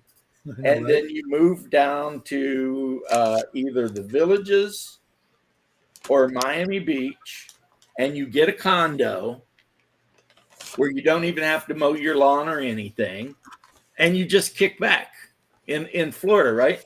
And somehow a lot of these people that are coming down here are embracing the Florida man lifestyle. You know what I mean? It's I like, wonder if it has something to do with that. As you get older, you become more conservative. I think it's just the culture, man. They get down here, and when they just see the way people are, they just they're just like, yeah, this is what I'm doing. You know what I mean? Well, Minnie, that is my second choice to move. Texas being number one, but every You day. know what I don't understand is why any of you guys would ever choose like to live in a desert. That seems so what would I even call that? Like counter uh it just doesn't seem like an intuitive thing to do. It Well, seems like, here's the thing: a lot of folks, especially Californians, when we get older, we don't get out to the beach as much, but we still want the warmest weather we can get.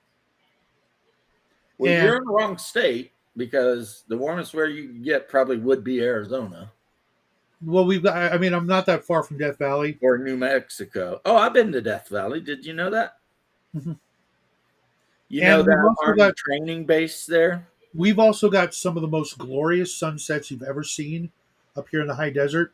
It's just you Look, I'm not going to just, argue with you about California being beautiful. That goes without saying. Mhm. California is an absolute wonderland if you look at the geography of it. The Yeah, 'cause problem, we've got everything. We've got beaches, we've got mountains, we've it's got been forests, mismanaged desert, so hard for so long. and it's literally right out of the RoboCop playbook. You know, Yeah, it's just, it's it's like, so obvious to get everybody to move out, import nothing but the poorest of the poor, so they keep voting to push us out until they get what they want, like they did in Hawaii. And once everybody they don't want is gone, then they'll make it miserable for the people who helped them get to that point, and only the wealthiest of the wealthy will be able to live here. And it'll be with the fifth largest economy. I was trying to explain to my son a huge backbone of that economy is degeneracy and horrible things. People well, will say, I all will these say other things. this. I mean, uh, once they get rid of all the people they don't want, I mean, maybe Demolition Man wasn't that far off. You know Also, what I mean? Do you remember Demolition Man? Mhm. They He's an LA cop and they froze him, and when he comes back, it's all Mhm. mellow greetings, fellow citizen, and you know, like that. maybe, I maybe, mean, but that even was, then, and I just because I'm doing my usual weird, just train of thought thing. I'm also going to say that was one of Wesley Snipes' best roles, and Stallone. That one, and of course Blade. But I mean, mentioning Blade is like, you know,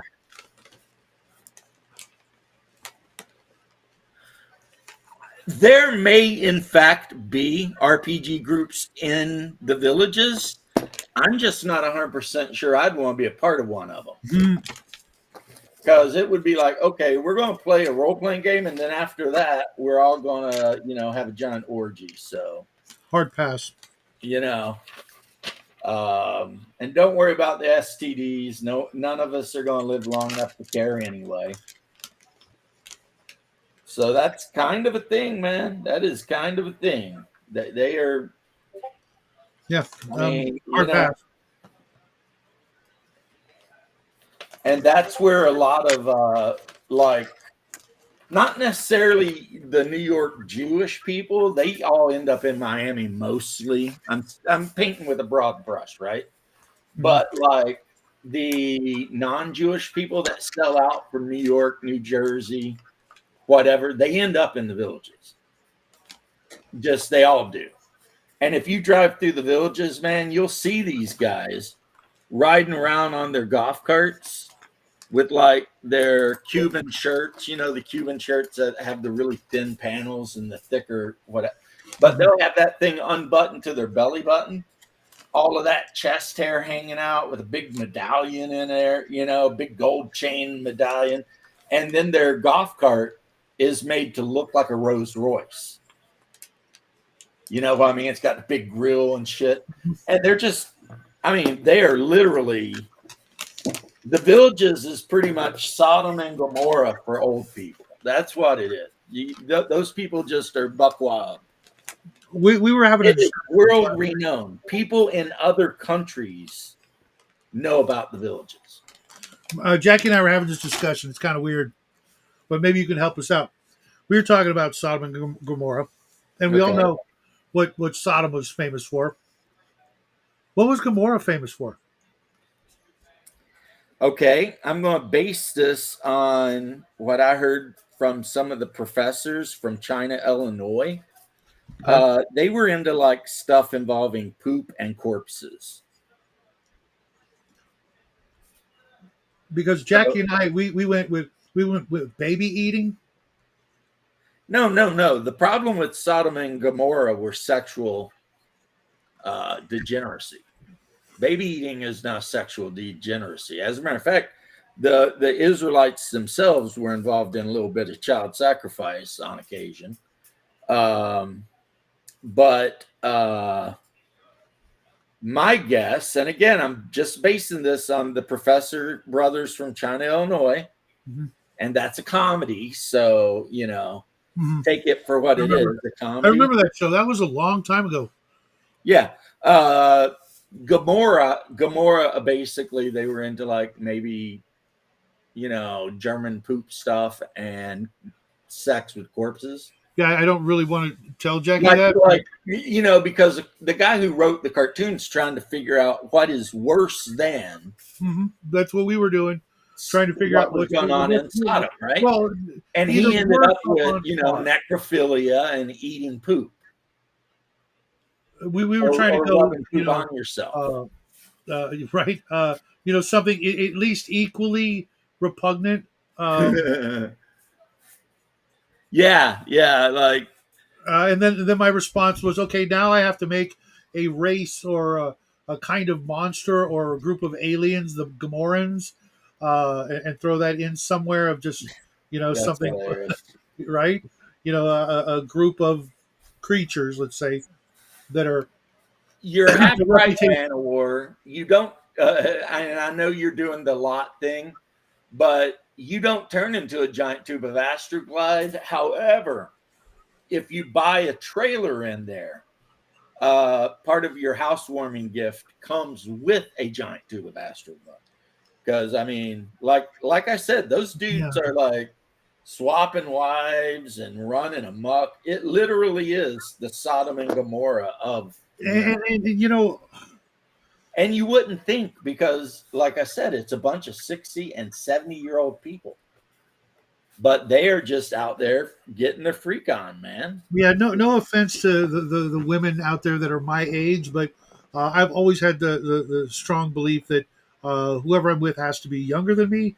Not like, you know, super, you know, weird younger, but just I just can't picture me, you know, hooking up Yeah, with not like on a list younger, but just a right, bit right, you younger. know, and not quite half my age plus 7, because you know I'm going to be 60 soon, and that, you know, I don't have that kind of money. Just saying, I don't have that George Clooney kind of money, but I just don't picture me going, yeah, that 60-year-old, that's for me, you know. Just no. You don't picture it, and that's, What, I that's what's guess, going to happen. good. I mean, hopefully, you know, my wife will outlive me by a good, you know, another 20 or so years. But you know, should the you know, inevitable happen, you know, I could see not wanting to be alone, but at the same time, I could see myself playing so damn many board games, role playing games, Look, etc. That I can, you Shadow, know. I gotta interrupt you here. All right. I apologize, but here's the reason. You need to stop trying to apply logic to shit it where there is no logic. Such as, The villages. oh, There is no logic there. That is not like a normal thing by anyone's standards. No one in the world looks at the villages and thinks, "Oh yeah, that's some normal shit right there." No. no, that seems like, So you can't even try to. I mean, all you can say is, well, they don't care about AIDS because they all figure they're going to drop dead of a stroke or a heart attack soon anyway, and they yeah, but spend the whole time basically eating Viagra like crazy and swapping wives with each other or having orgies or whatever the hell they're doing. it just sounds And I would never want to be a part of that lifestyle at ditto, all. ditto. But it is what it is. And people like you and I, we will never understand that. You know what I mean? Because we have a different set of morals, a different worldview, etc. So we're never going to understand why anyone, like, the idea of somebody even touching my wife is about enough to send me into a rage. Hmm. Like someone would die. You know what I'm saying? Hmm. Unless she was cheating on me, in which case I'd just leave her ass and be done with it, right? But Yeah, that's never going to happen. But the idea of sharing my wife, literally, yeah, no, I'm going to rage I out don't get any of about that. that shit. It's like, what? Do you not love your wife? Because if you love your wife, then how are you like just letting random dudes run up in that shit? I mean, it's like, I know that's crass, but you know what I mean? No, you've always got like a very unique way of saying certain things that I've always appreciated. Dude, Uh, it's because I grew up on the mean streets of freaking Kentucky. well, yeah, you've got a different vernacular. You've got different phrases and things that I've never heard. Actually, that one I picked up here in Orlando, the whole running up in. Mhm. And the other one I picked up when I moved down here was nappy dugout, which is apparently code word for vagina. So if you're And talking that's to not at all complimentary, is it? if you're talking to a chick, especially if she's ethnic, you're like, yo, baby, let me hit that nappy dugout. You know what I'm saying? Yeah, again, not at all complimentary. Yeah, but you have to remember, like hood culture, which I was a part of for a while, me and Hoss. Um, that culture is definitely not about respecting women. There's Clearly, well, no, not only there's that, but I no, mean, like there's no. Hey, we need to respect the women folk. Not in the hood culture. No, no. yeah, I Women exist for understand two that. I don't reasons, agree with it, but and both of them involve sex. yeah, see, like ever since I was young, like if you're gonna just go with physical, you know, attributes, characteristics, etc., it's for me, it's always been the face. If I can't, you know, see looking at that face, you know, for a good long time, everything else doesn't matter. You know what I mean? Well, let me help you out with that. In hood culture, you're not going to stay with that bitch. As a matter of fact, we don't love those hoes. I that again completely. I've never been And with a think woman about that. that. The idea that your average young man living that lifestyle automatically assumes every woman is a hoe. Again, yeah, not my style. I've never been with a woman that I didn't intend to be with for a very long time, just because it didn't work out that way. That was never Now is the where I wish intention. Haas were on. He could tell you. I mean, he was running deep in the streets when we lived in the ghetto. Even when I was, in my younger days in the band, and that sort of thing was a regular thing. Uh, Well, chicks do like people who play instruments. That's a fact. and this black lady yesterday was trying to hit on me. Are you in a band? Blah blah blah. Because I was wearing the leather vest, trench coat, You boots, know, I etc. don't And know like, why, but I can so totally see a sister trying to hit on you. oh, and I've dated plenty of really nice black women, but that was just it. They had to be nice, I just, I if I'm gonna, get with someone, I'm planning on But going the distance. But as I said, you were not living right next door to the all black Section 8 housing. that's not true. When I lived in Virginia, we were pretty close to Yeah, that. we were literally the street that ran in front of our house. The other side was the Section 8 house. Mm, And plus, where we lived was hood as shit anyway. It just wasn't Section 8 housing. we called them the projects, but yeah. Yeah, the black and whites. Down here in my area, they call them the black and whites because all the houses are painted black and white. And they're not really houses. They almost look like commie blocks. You know, these No, this was like buildings. it was like the building that what was the name of the family in Good Times lived in? Yeah. That big austere looking apartment complex. Yeah. Right across the Good street. times. Man, you freaking diving back a ways, ain't you? Temporary layoffs, good times, That was a easy great song. credit ripoffs, good times. John Amos was the shit. Everything I ever saw him in. Well, I mean, he was the oiled up, leather clad black guy in Beastmaster, Mhm. you know, running around, you know, doing his thing. And in Good Time. But it was worth it because you got to see Tanya Katane's boobs. So that was cool. No. You gonna be okay? Yeah, but You remember the girl that was rolling all over the hood of the car on the White Snake video? Here I go again on my own. Dun, dun. Tawny Katane was not in Beastmaster. Who was then? Who was that? I want I I want to thought say that like Tanya Roberts, maybe. maybe. I don't know. She was the mom next door in that '70s show. Okay. I'm not sure. So As a matter of fact, I saw her topless for the very first time just a couple of years ago when I watched Beastmaster. All the other times I'd seen that movie, and that was probably 1,000 times on HBO. you That just scene, never noticed. no, I never saw that scene. I think they cut it from My Neighborhood or whatever. That's weird, you know, like because he uses the tiger to like try and put the moves on her, and Yep. he has his ferret steal her clothes. Mm-hmm. It's like, I mean, you know, it could be worse. I mean, have you ever watched Deathstalker? I want to say I have.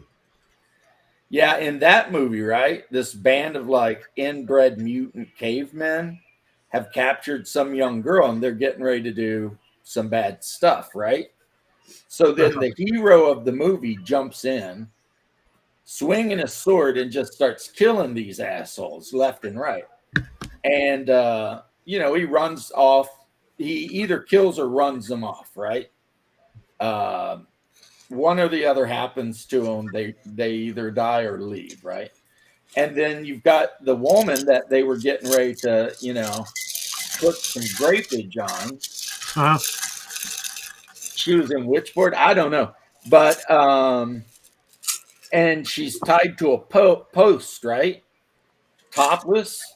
And the hero of the show, the Beastmaster, he walks up and he starts like filling her up and stuff, like he's getting ready to grape her himself. But Wow. then I luckily, don't remember that at all. like she managed to sneak away while he was like looking at something else. I mean, it was like surreal. It's like, is the hero of this movie getting ready to grape this woman that he just saved from a bunch of other? I mean, okay, I guess. But you got, again, our modern sensibilities creep up on us at the worst times. Back then, even though that was not a real time, place, or what have you, in that kind of a situation, it's always been that a man could kind of expect a little something something for the rescue. I guess You know what I mean? And it wasn't like, you know, I spent a little time watching all of those old B-rated freaking fantasy movies. I think when you were talking about them, like the one with David Carradine, where literally the co-star woman never in the whole movie at any time has a top on, and it's basically the Fistful of Dollars, but set in a fantasy world. right. Like David Carradine. Throughout fantasy history, that's kind of always been a thing. You rescue the princess because, she's going to show her appreciation. Conan, uh, Cull, etc. All those kinds of, especially, I guess, the sword and sorcery genre, more so than, your medieval era. But it's kind of implied, and Right. you could see how in the olden times that, what other reason would the guy be doing it? You can't really go just because it's the right thing to do, because the right thing to do, depending on the people, might not be to, not sacrifice the woman. Like in Cull, his first thing, one of the very first things he does is, he comes across a witch about to be sacrificed or killed or something, and what does he do? Saves it. He can't rescue her. There's too many people, so he throws a dagger and kills her. Really? Yes, really. Damn. Yeah, Well, and then that's that's why he's amazing. exiled from Atlantis, because the Atlanteans were gonna sacrifice, kill this woman tied to a stake, and he's like, you can see her, she's just pleading with him, I'm about to like be burned at the stake, a miserable, awful, painful death, so he just whips out a dagger, kills her, and then he becomes, everybody hates him for it, and he has to flee for his life to the other continent, where he'll eventually become king. Right. That's in the first like 5 pages of here's Cull. Yeah, Deathstalker 2 was good too.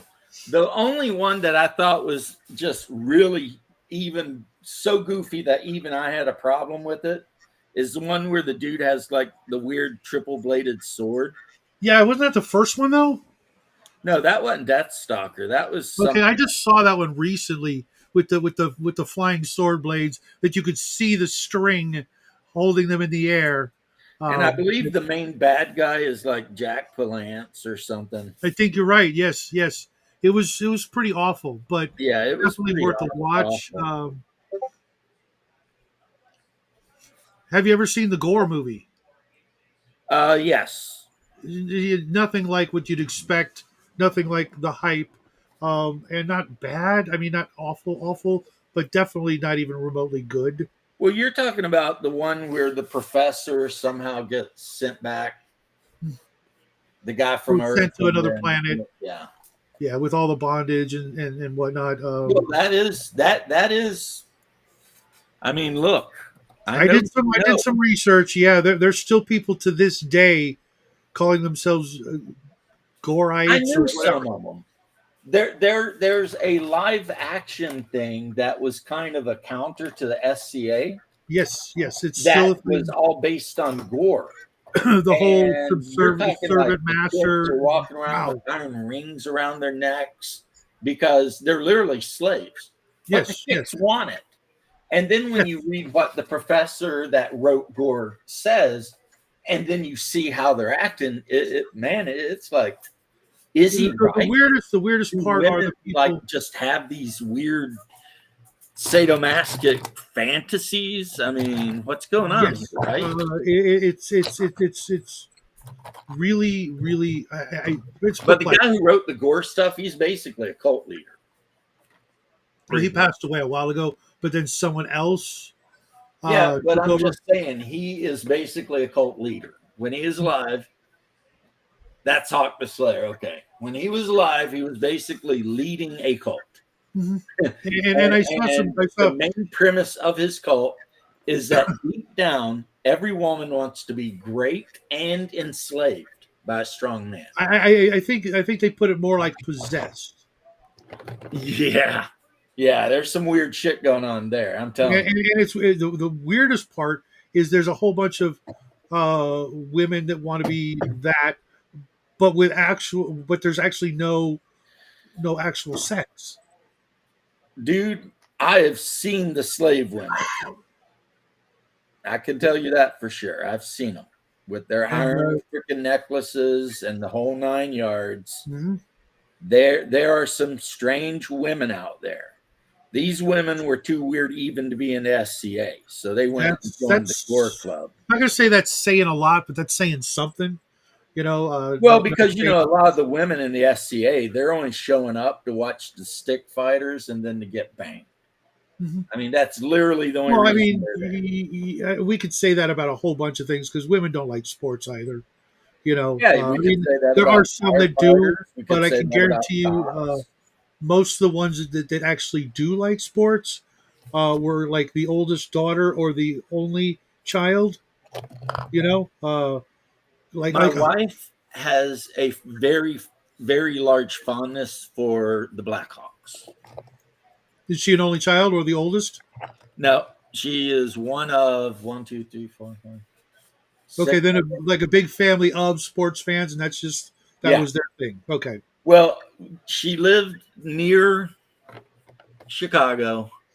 So of course, she's a Blackhawks fan okay. because the only sport that she really likes is hockey. Because my aunt, the only surviving relative that I have, who's like I want to say 90. I need to call her like today or something.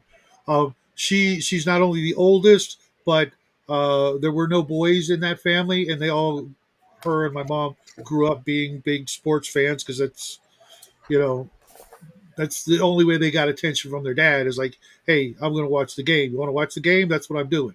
Or you want to go to the game or But whatever. may I ask you like a kind of personal question? Sure, of course. Do you know where like Jericho is? That's a funny question because right now the one of my or two of my Savage Sword game groups are actually chasing down a guy called Jericho the Knife. But I know that's not what you mean. You mean I the mean place? Jericho, California. Oh, okay. I was going to go with the Middle It's in East, the but desert. I probably heard of it, but it's not ringing a bell. Hmm. Why? What's going on? My great great aunt Thelma on my pop's side lived at Jericho in a nursing assisted living home. Hmm. She was 101 when she passed, and you know what her daily routine was?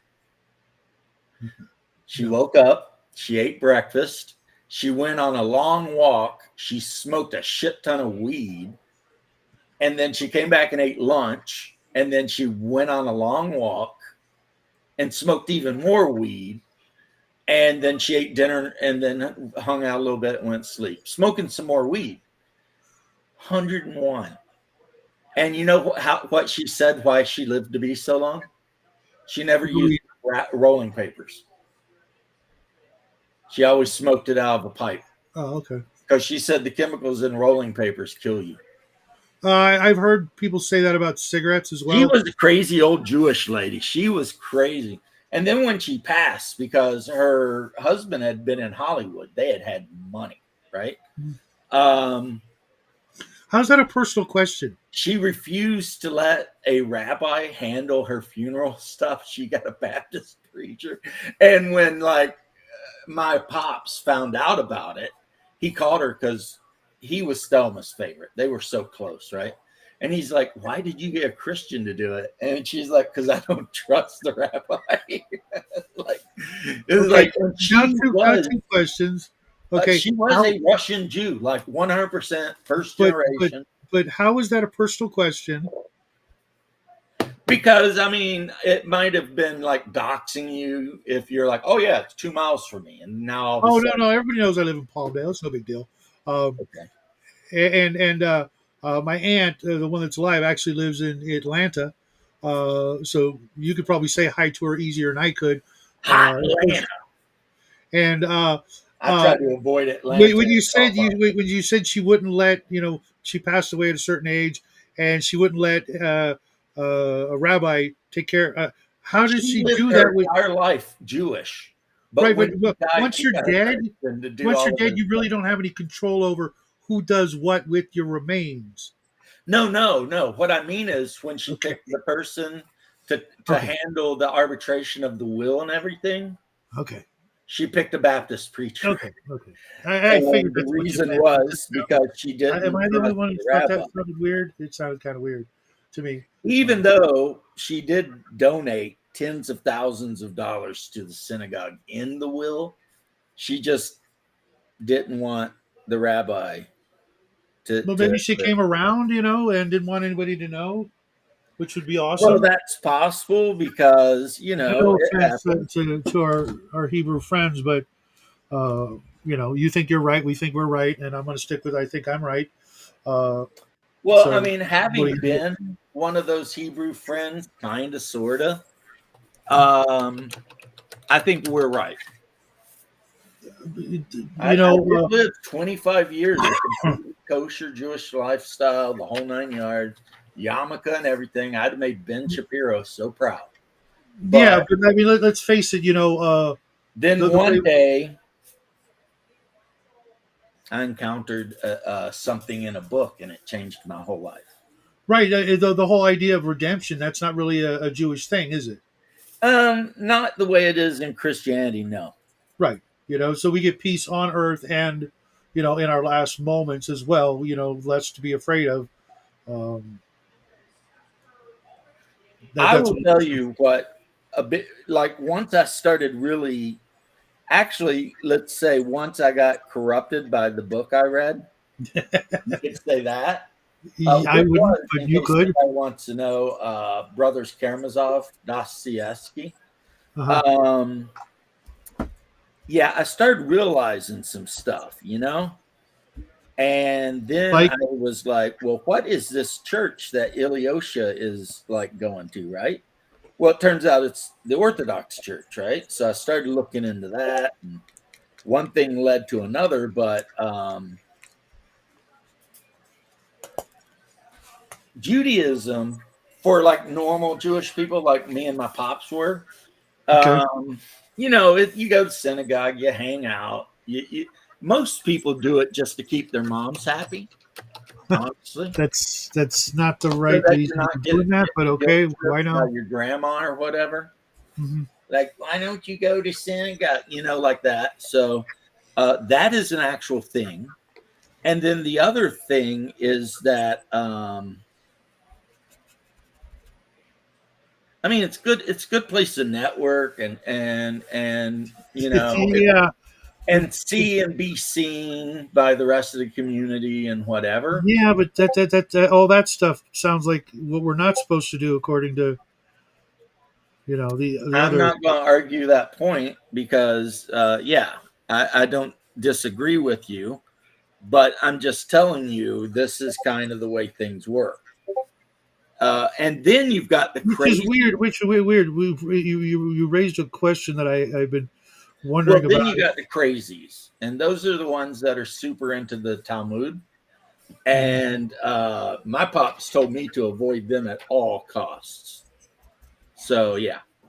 So like I was hearing, someone reprimand someone who had I don't know if it was Officer Tatum or someone else reprimanding them for going and kissing the wall and all that, praying in public. No, it was Mayor Adams from New York. Yeah, and I agree. This idea that one, things that I know because of my life, the Western Wall they're praying to was never at any time part of the Temple of Solomon or David. It was, however, part of a Roman fort. So they're praying to the wall of a Roman fort, and they all know it. But they're doing that because they want to have their connection to the mount there, because it's got the Al Aqsa Mosque on the top, which is Well, that wasn't really where I was going with this. Is supposedly we're not supposed to pray in public. well, I mean, my priest yet- prays in public every time we do mass. Right. I'm like, well, wait a minute, but it's okay to go to church. Should I just not go to church and just pray in public? Which is it? You know what I mean? Because praying every Sunday is a big part of going to church. Jericho is in California, George. And by the way, hi, George. Hey, George, what's happening, buddy? But I think I already said hi to you. Check this superhero out. Let me get something behind him so that he might actually focus in. Honestly, it looks like the Riddler, but I know it's okay. Now I can see the shield. The Soldier Boy? Soldier Boy! I just guessed. I literally just guessed. I have no idea. Brian Ackles, or whatever Ackles, as Soldier Boy. I'm still hoping he escapes from the CIA. They locked him up in a freezer. I'm still hoping he escapes. It was badass watching him, beat the shit out of Homelander. Yeah. But not that he is a good guy, because he certainly was not what anybody would call a good guy. He was. Yeah, he was so good as Dean Winchester, and I really think they really kind of effed him over with his death in the end of that show. It seemed so rushed and so lame. Someone who it was rushed and lame. He was such a big damn hero to go out that way and to try to play it off like he had to have a mundane death and be okay with it. Like, shut the fuck up. He deserved freaking the Viking funeral, the freaking pile of vampire corpses beneath his feet as he's, shuffling off the mortal coil instead of, oops, I fell into a spike. Shut the fuck up with that. Well, the problem, and your problem is noted and correct, is they are. The guy who wrote Supernatural, he only wrote 5 seasons. Yeah. And then he left, and that's why after the 5th season it just goes to shit. We got the and he eventually comes back, but by then it's too late. You know what I mean? It's like you've already ruined the freaking movie. So, they shit the bed, Plus, I liked it way better when it was episodic. Like one thing, they'd be trying to shut down a ghost one place or a vampire. I thought the first 2 or 3 seasons was very much leading up to the cult and all that with Lucifer. See, I just like the normal where they're driving down the street and they see the woman in white walking down the highway, and then they got to figure out what the fuck is going on. Yeah, the whole. Basically, I liked Supernatural when it was a Monster of the Week show. Yeah, that's what I was looking for. And not a we have this big plot involving Lucifer and, you know, Yeah, but the all cult the was awesome, angels. man. Come on. I didn't like any of that, even though the guy who played Lucifer was an amazing actor. He was, right? He did a great job. And another guy that showed up in that show that was absolutely perfect was the guy who played Death. Yes, And yes, he one was. of the best episodes of all time is the one where Death invites Dean to sit down and have some Chicago style pizza with him. Yeah. Because apparently Death really likes deep dish pizza. And dill pickles. And dill pickles. Yeah, that's his thing, you know. And Yeah, it's like, I have a weird distrust of anybody who doesn't like pickles. my wife makes absolutely delicious And people who put ketchup on homemade hot dogs. pickled onions. You know what I mean? You take a red onion and then she pickles it with the vinegar and spices and stuff. Gotcha. And Never had one, man, but they're so good try on it. hot dogs. I'm going to go refill my water cup real quick, homie. All right, yeah, I'm gonna go off on people who freaking put ketchup on hot dogs. I know Bear's gonna be like, let people like what they like. No, I was grown or raised where certain things you just didn't do. Uh, like, I don't think I've ever used an umbrella in my life. I'm a freaking man, and I don't need one. Uh, if I'm gonna be out standing in the pouring rain, that's my dumb ass fault for standing out in the pouring rain. Look outside, looks like rain. Well, wear a hat. That's as far as you're allowed to go, and keep your man card. But I know that's misogynistic and all that other shit. If we don't take back those man things, we'll be giving up other things that are actually more important than that.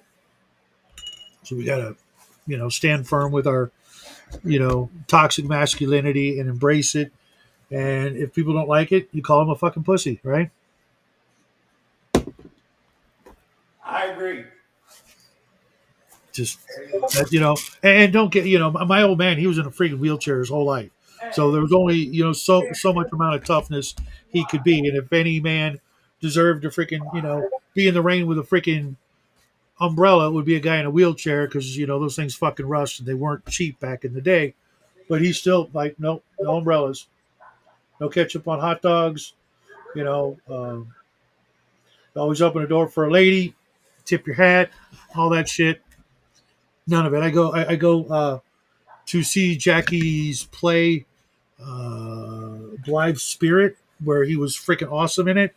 Not the lead role, but he was still, like the second or third most important character and best actor on the stage. People in the theater wearing hats. What the hell? It's not going to rain. There's no sun coming down in the theater. You take your hat off when you go indoors. But nope, you got to wear your baseball hat. You're indoors. No. No, I get it when you're on YouTube and stuff like that. It's you're basically wearing a billboard or a hey, I support these guys kind of thing. But for the most part, I just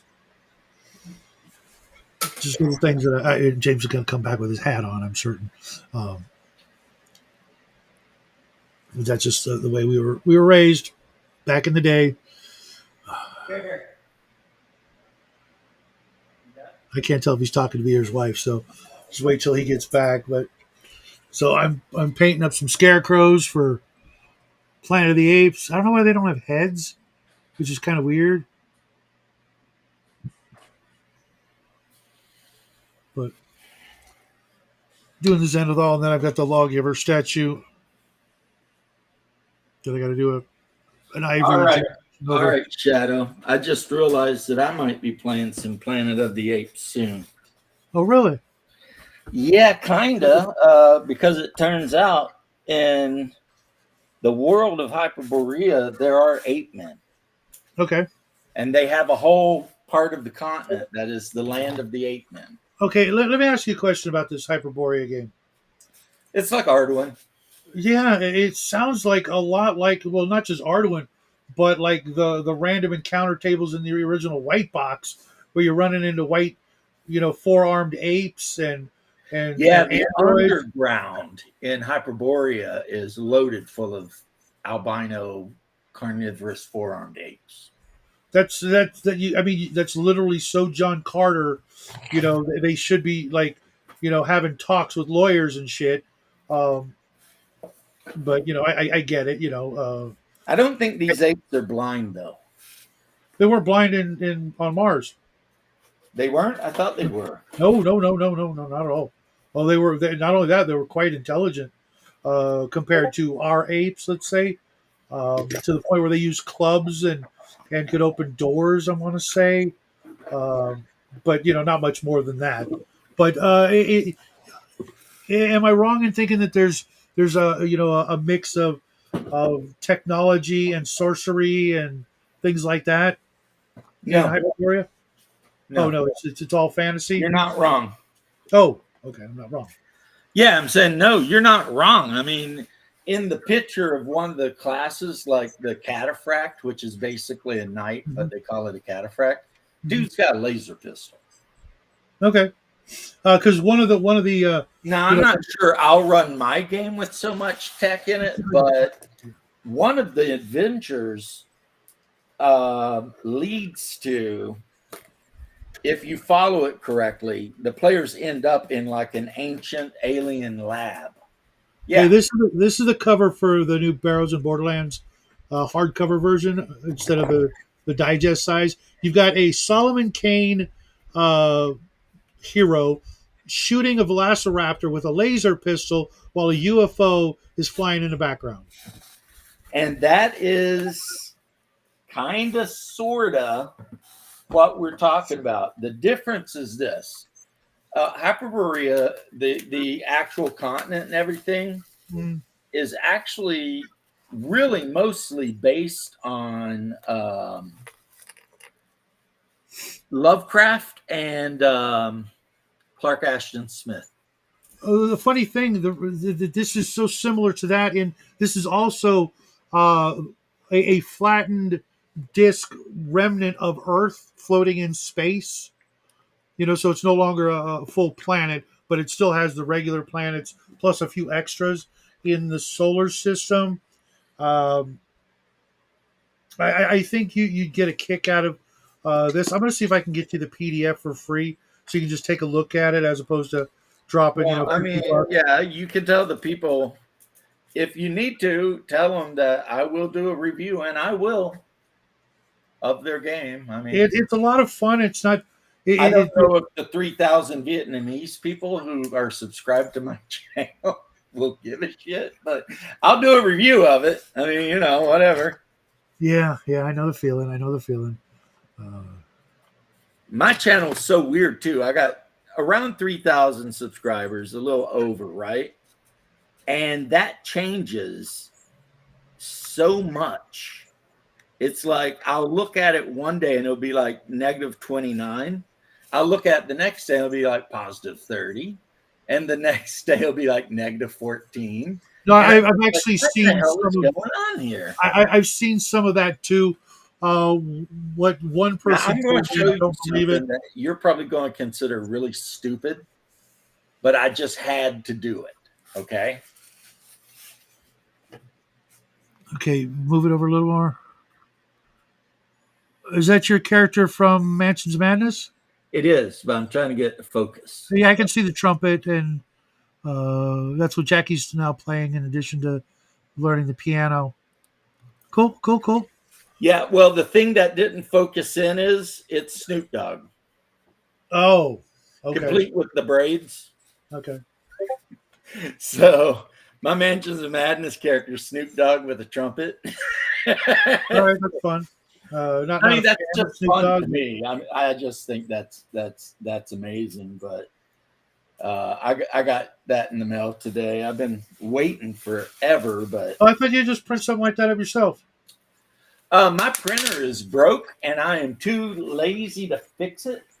And then I thought about my nephew said he might want a printer, and I'm like, well, I've got all the parts to fix it. If you want it, I'll just give it to you, but you got to fix it. What do you And do? he What are you might going to do? do Get another that. one? Since he's an engineer, I have no doubt that he'll figure it out. Would you just get a new one? I don't think I'm going to. No. You're what, done with 3D printing and just buying them off Etsy and things like that, or Easier to just pay the $3 to get something off of Etsy than to deal with okay? the resin, the cleaning, the Yeah, because I literally can't do any of that right now because of the wife. She's just, she freaked out hard enough. Mind you, a lot less than I thought when I got the firewood, and now she's enjoying the shit out of it because I'm always right. Um, but having the smell of chemicals and things like that, even if they were in the garage, she'd still just, mountain, from molehill syndrome. So I'm just, well, plus you're talking about the maybe perhaps possibly having a gallon plus of 99% isopropyl alcohol just hanging out in the garage. yeah, I don't really want that, even though I've got a cord of firewood sitting in the garage and a couple of gas cans and probably a metric ton of paper in various forms, just waiting to just go. And not to mention, not gonna lie, I keep some ammo out there as well. So that's just a disaster. It's like I told Jackie, okay, if there's ever a fire, what do you do first? He's like, get the hell out of the house. No, you get the ammo out of the house. It's like, what? Yeah, you get the ammo out of the house because that many rounds of ammo in an open blaze, there are going to be hundreds of dead people if you don't move the ammo. Well, I mean, if it cooks off, you'd have to be pretty unlucky to get ganked by it. Because regardless of what kind of ammo it is, you have to remember when ammo cooks off, there's no barrel. Yeah. So it's just, I mean, you'd have to be really close or the unluckiest bastard on the planet. Well, it's not me I'm worried about being unlucky. It's the firemen that come in to put the blaze out. Mini Warmutt. Oh my goodness, man, it's been so long. He's been here for a while. He was just giving me shit for, California and up his Arizona. Well, I don't know why he'd want to live in Arizona, honestly. But I see. I like hot weather. For me, hot weather. I have a my back Aunt injury. Thelma lived in the middle of the desert for the last 50 years of her life. Yeah, I had this back injury, and now if a certain part of my back gets cold, it causes me to have serious problems. Like I can't even get into a swimming pool unless it's like 120 outside, because it's going to guarantee that my back is going to freaking twitch out, and then I'm going to need help getting out of the pool or I'm going to drown.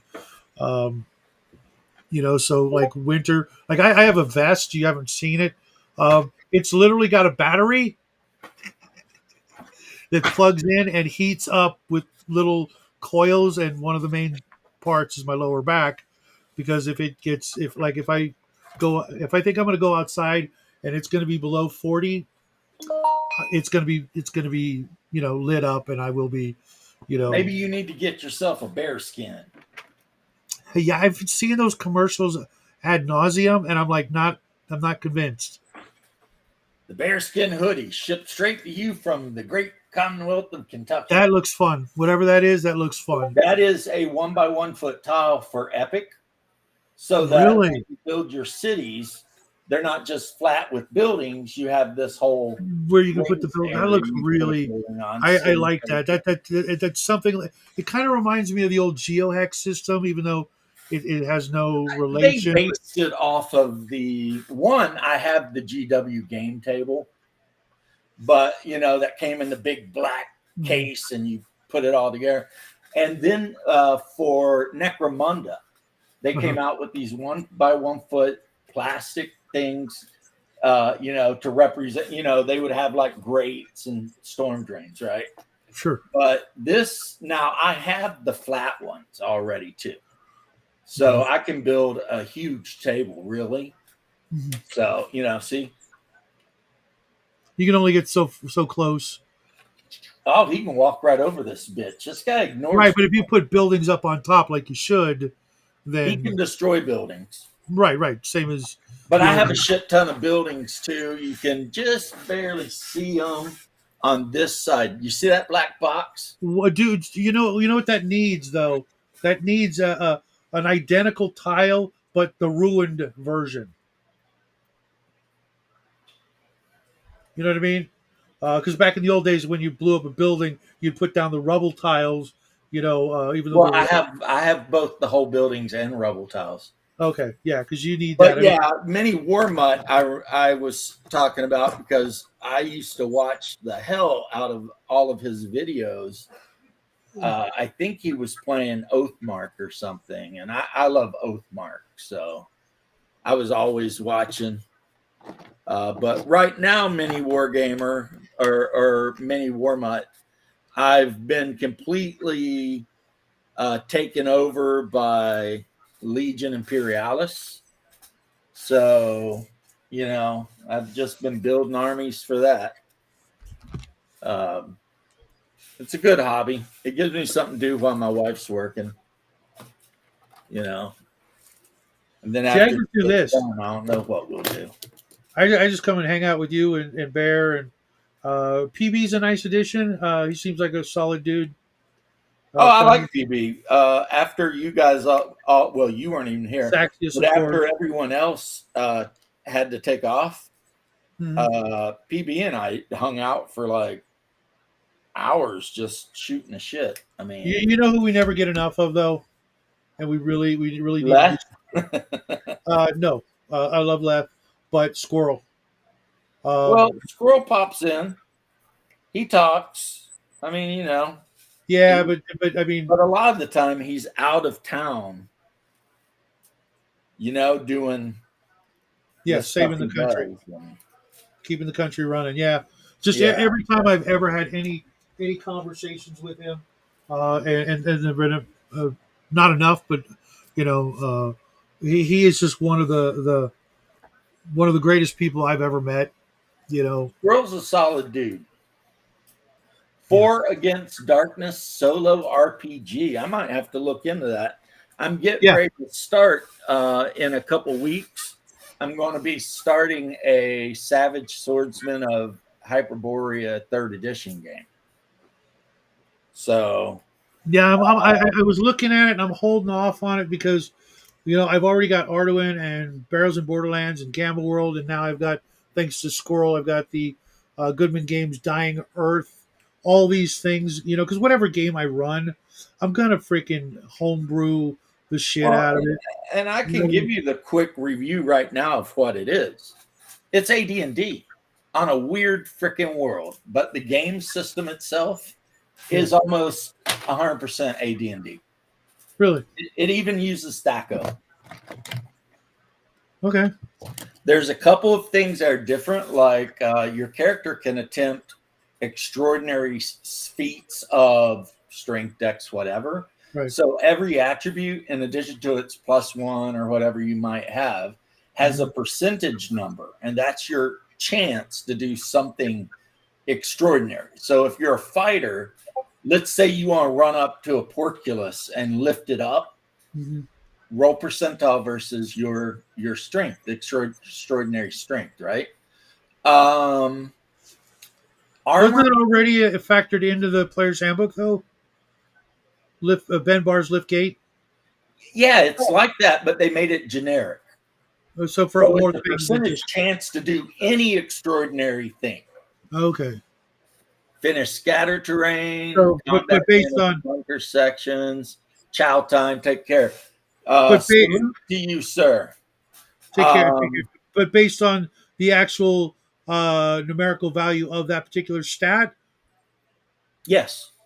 Okay, so like if you have a 13, you might have a You're going to have like a 14% chance. Oh, okay, that's actually better than your chance to bend bars, but you may just be spitballing. But here's what happens though, right? If you're a fighter or a fighter subtype, one of your class abilities will be like extraordinary strength. So you add 8% to whatever the percentage is, right? So if your character has an 18 strength, that will give you a 40% chance to do an extraordinary maneuver with strength, that's pretty damn good for a first level character, right? Sure. The other difference from AD&D is the heavier the armor, the more damage absorption it has. Okay. So not only does armor make you harder to hit, but plate mail just has a damage ton of hit points. absorption of like 3. Okay. So you could end up getting hit while you're wearing plate mail and taking 0 damage. Which is kind of what armor was for. Go figure, not making you harder to hit per se, because the heavier you are, the easier you are to target. Just saying. Right. And then there's no demi-humans at all, so you would hate that. The That's one I read about entirely true. Like manual, in Gamma World, I always play pure strain humans. yeah, the dwarf that's mentioned in the Funnily enough, I always play humans. the monster book, as I already said, they're little lecherous bastards, and they're not above trying to, pull a Harvey Weinstein on your ass. You know what I'm saying? So you kind of want to watch the dwarves because they're just out there running wild in the streets. I mean, they're good if you're trying to get, something made, but just if you drop your coin pouch, don't bend over to pick it up, is what you're saying. And they're especially fond of women, obviously. So, So yeah. There's all intelligent beings should be. But dwarves in Hyperborea, they're just males. And the reason is because they somehow burrow up from the deep depths and they're just maggots, gigantic maggots. And over time, they chrysalis and then become a dwarf, which is how Norse mythology described how dwarves were born. And they tend to be like twisted little bastards that are really good as smiths and very strong, but just not nice people. And there's a lot of that. And so if you've ever read anything by Clark Ashton Smith, H.P. Lovecraft, R.E. Howard, all that shit is in this game. As a matter of fact, do you remember the story at Clark Ashton Smith did the God in the Bowl or whatever? The what? God in the Bowl? Yes. Where the two guys tried to rob Chromium and the slime thing comes after him. It was a snake. The main god of Hyperborea is Tasagwa. Yeah. It is the most popular god of all the humans. In the God in the Bowl, it was actually a Naga that came out of the bowl. Okay, I might be thinking of a different thing. Yeah, but dudes go in to rob the place, and there's like a big brass bowl and a statue, and the brass bowl has like black liquid in it, and the liquid. I don't know. It was more like a sealed container. There was a bowl shaped, but it had a lid, and when you finally opened it, waiting inside was a Naga to potentially kill the guy who was expecting the bowl to be delivered. Didn't know that Thothamon had put a Naga in there to kill his enemy. We may be talking about two different stories. It could be. Because I'm talking about the Clark Ashton Smith story. And it's the first story on that 6-hour his Tales of Hyperborea. It's a first-person story about a guy who was a thief and how they went to this ruined city to rob some shit because they needed money. And then when they got there, they got attacked by eldritch horrors. I mean, go figure. And his partner got killed and he barely escaped.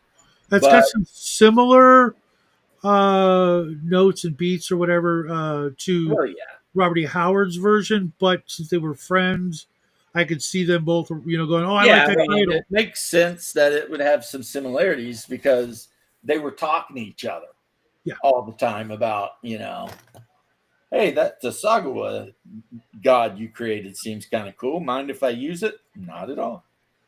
Mhm. So yeah. Um, and that's basically kind of the whole story, really, is they went there, they encountered this thing.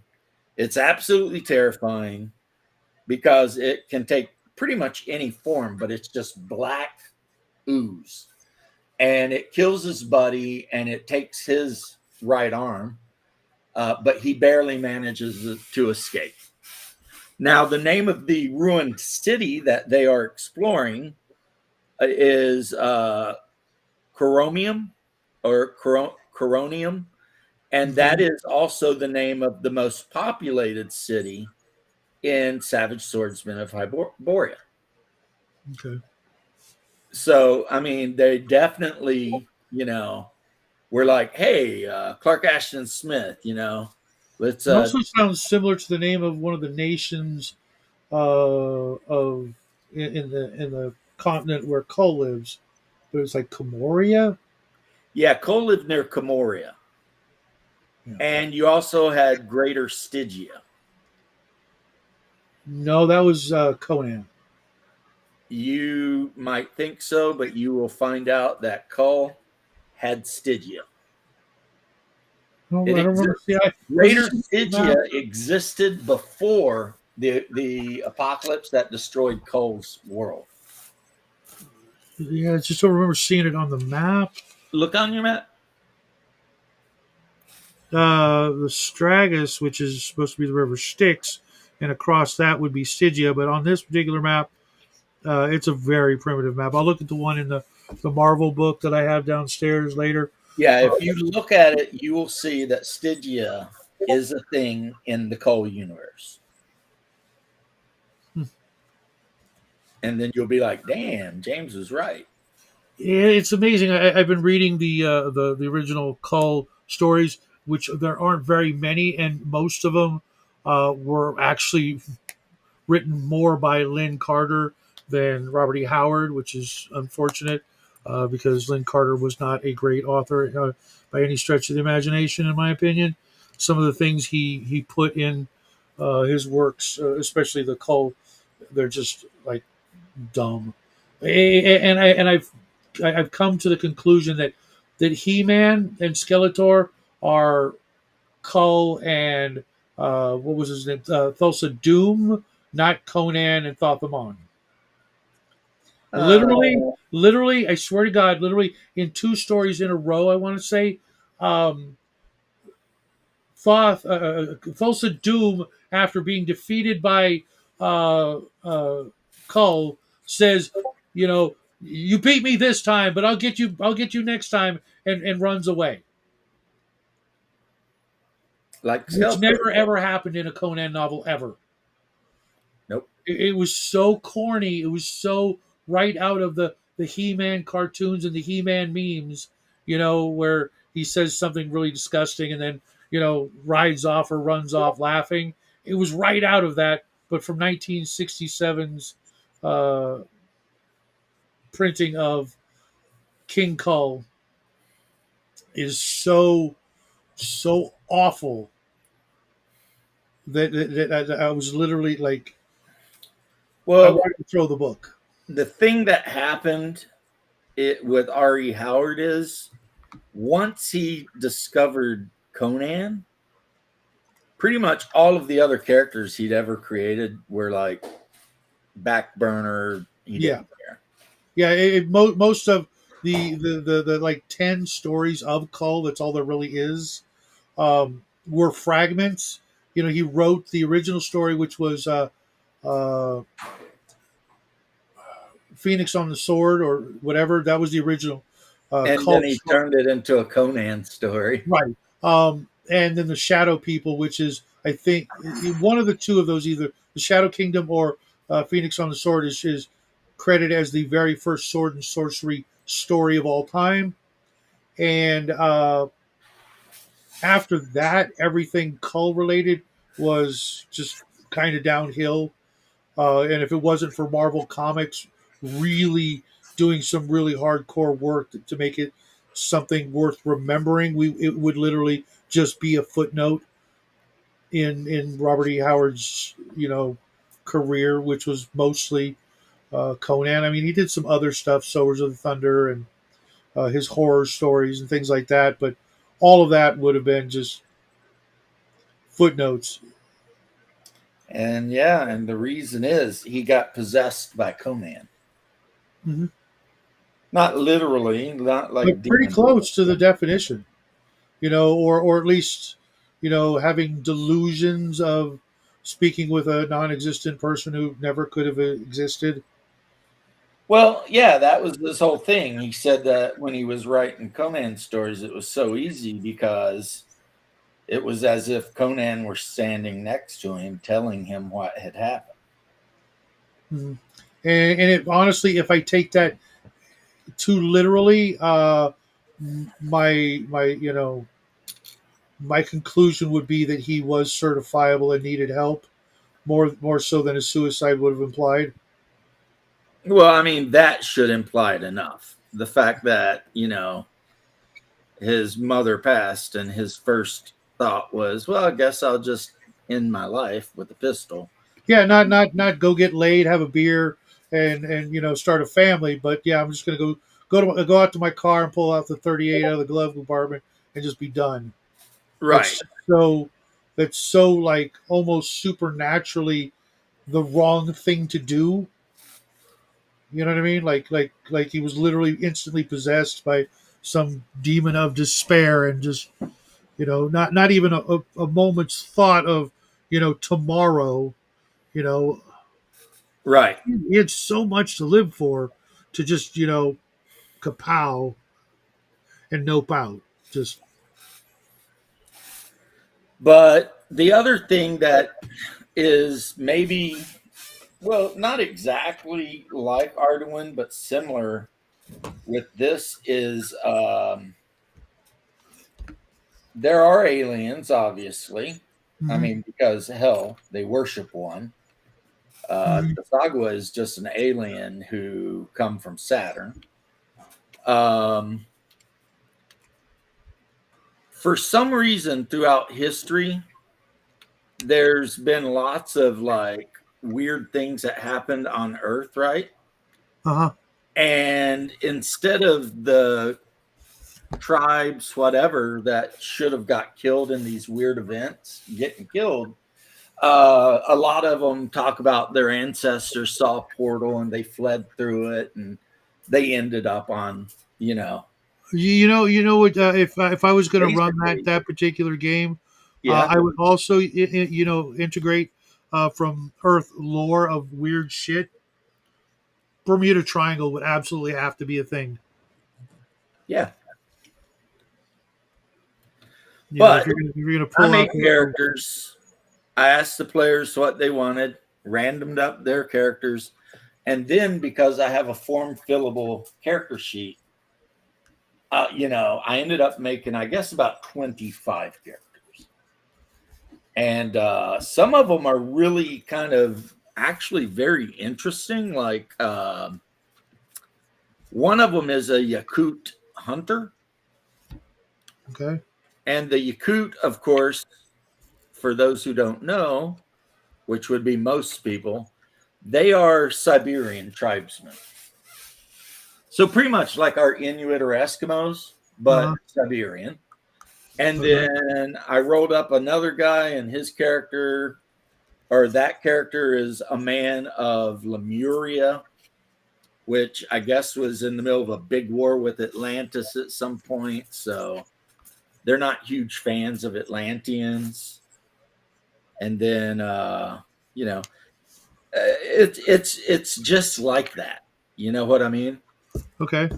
So, like I said, there's only humans in the game, yes, but the humans are drastically different than one another. Like, for one thing, the Hyperboreans, which Hungar ended up being a Hyperborean, they pretty much hate every other type of humanity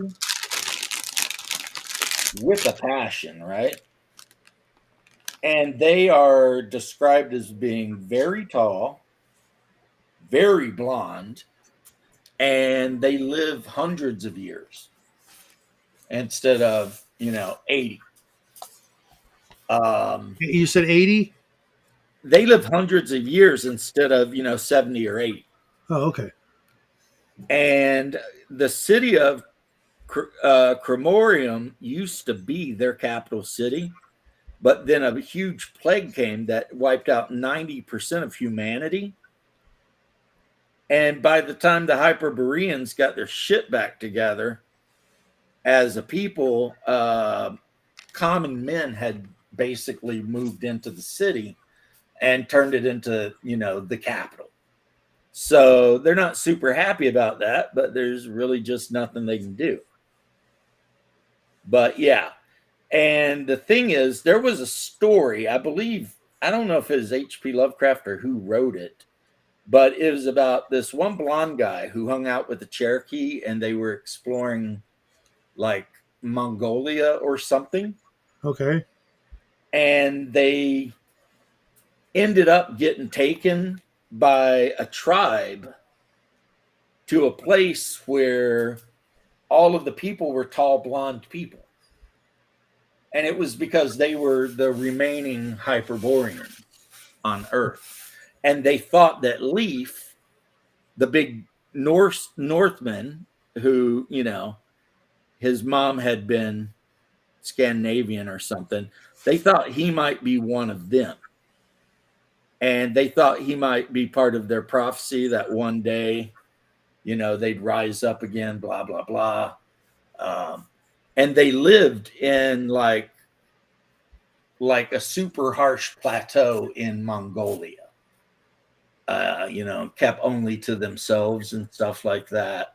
And that's the kind of shit this game is based on, pretty much. Sounds Pretty fun. much. It's like, yeah. There's really nothing else to say. That's just basically what it is. They've taken all of these stories from like the big writers, the pulp writers that you love so much, and they've pretty much combined them all. What's up, Dean? Long time no see, man. Hey, Dean Powell, man. I hope you're doing okay.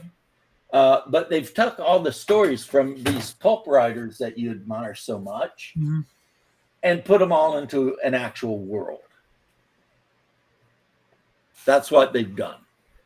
And they don't even try to hide it. Like Hexes north of Cremarium, which is mentioned by Clark Ashton Smith in one of his first stories, right? There's a village on the coast named Innsmouth. Okay. Wow. Yeah, and guess what's going on in Innsmouth? Frog people, maybe? Fishmen? Yeah, a little frog people situation there. And then, of course, in the mountains, there's hidden people, but there's also, like cannibal apes and shit like that. And then on the other side of the mountain, there's the plateau of Ling and the plains of Ling, which means, of course, the men of Ling, which are horned men, but they tend to wear turbans and they wear big shoes and baggy pants so that you can't see that they actually look kind of like satyrs. They got goat legs and horns, but they hide it. And they trade for slaves, and they specifically like black slaves. And it's because those are the ones they like to eat. They have a particular taste for African slaves, which there are some in this world because there's a region that was basically settled by Moors. And of course, there's a city that's all Roman, and there's Greeks and Sumerians, but they call them Cumerians with a K. Then there's Crimeans. They live underground. So all of the people, like from the Bible and from all these stories we read, they're in this setting. It's funny you mentioned that because up until maybe recently. Arduin was the only RPG fantasy world that actually had Christian churches on it. See, I don't know.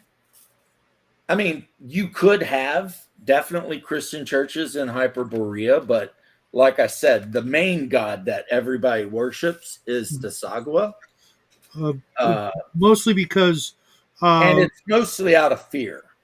It's like they because try Arduin, to that's very Arduin-esque, because Arduin has this thing called the Plateau Forever, which is a plateau full of, stargates, if you will, magical portals that lead to all over the multiverse. And one of them, or several of them, have led to Earth at various points in history. So you literally have samurai and Christians and Moors and, all kinds of groups of humans from Earth who've migrated to Arduin and done their thing. And so, as far back as the well, 1980s, early 90s, there were Christian churches on Arduin. I am wondering, Shadow, and I mean no disrespect to anyone here, if anyone happens to hear this, that my statement might affect. I am wondering exactly how inspired by Arduin, which I know has been around for like 30 years, right? More like 50. The guy who wrote the setting for Hyperborea was.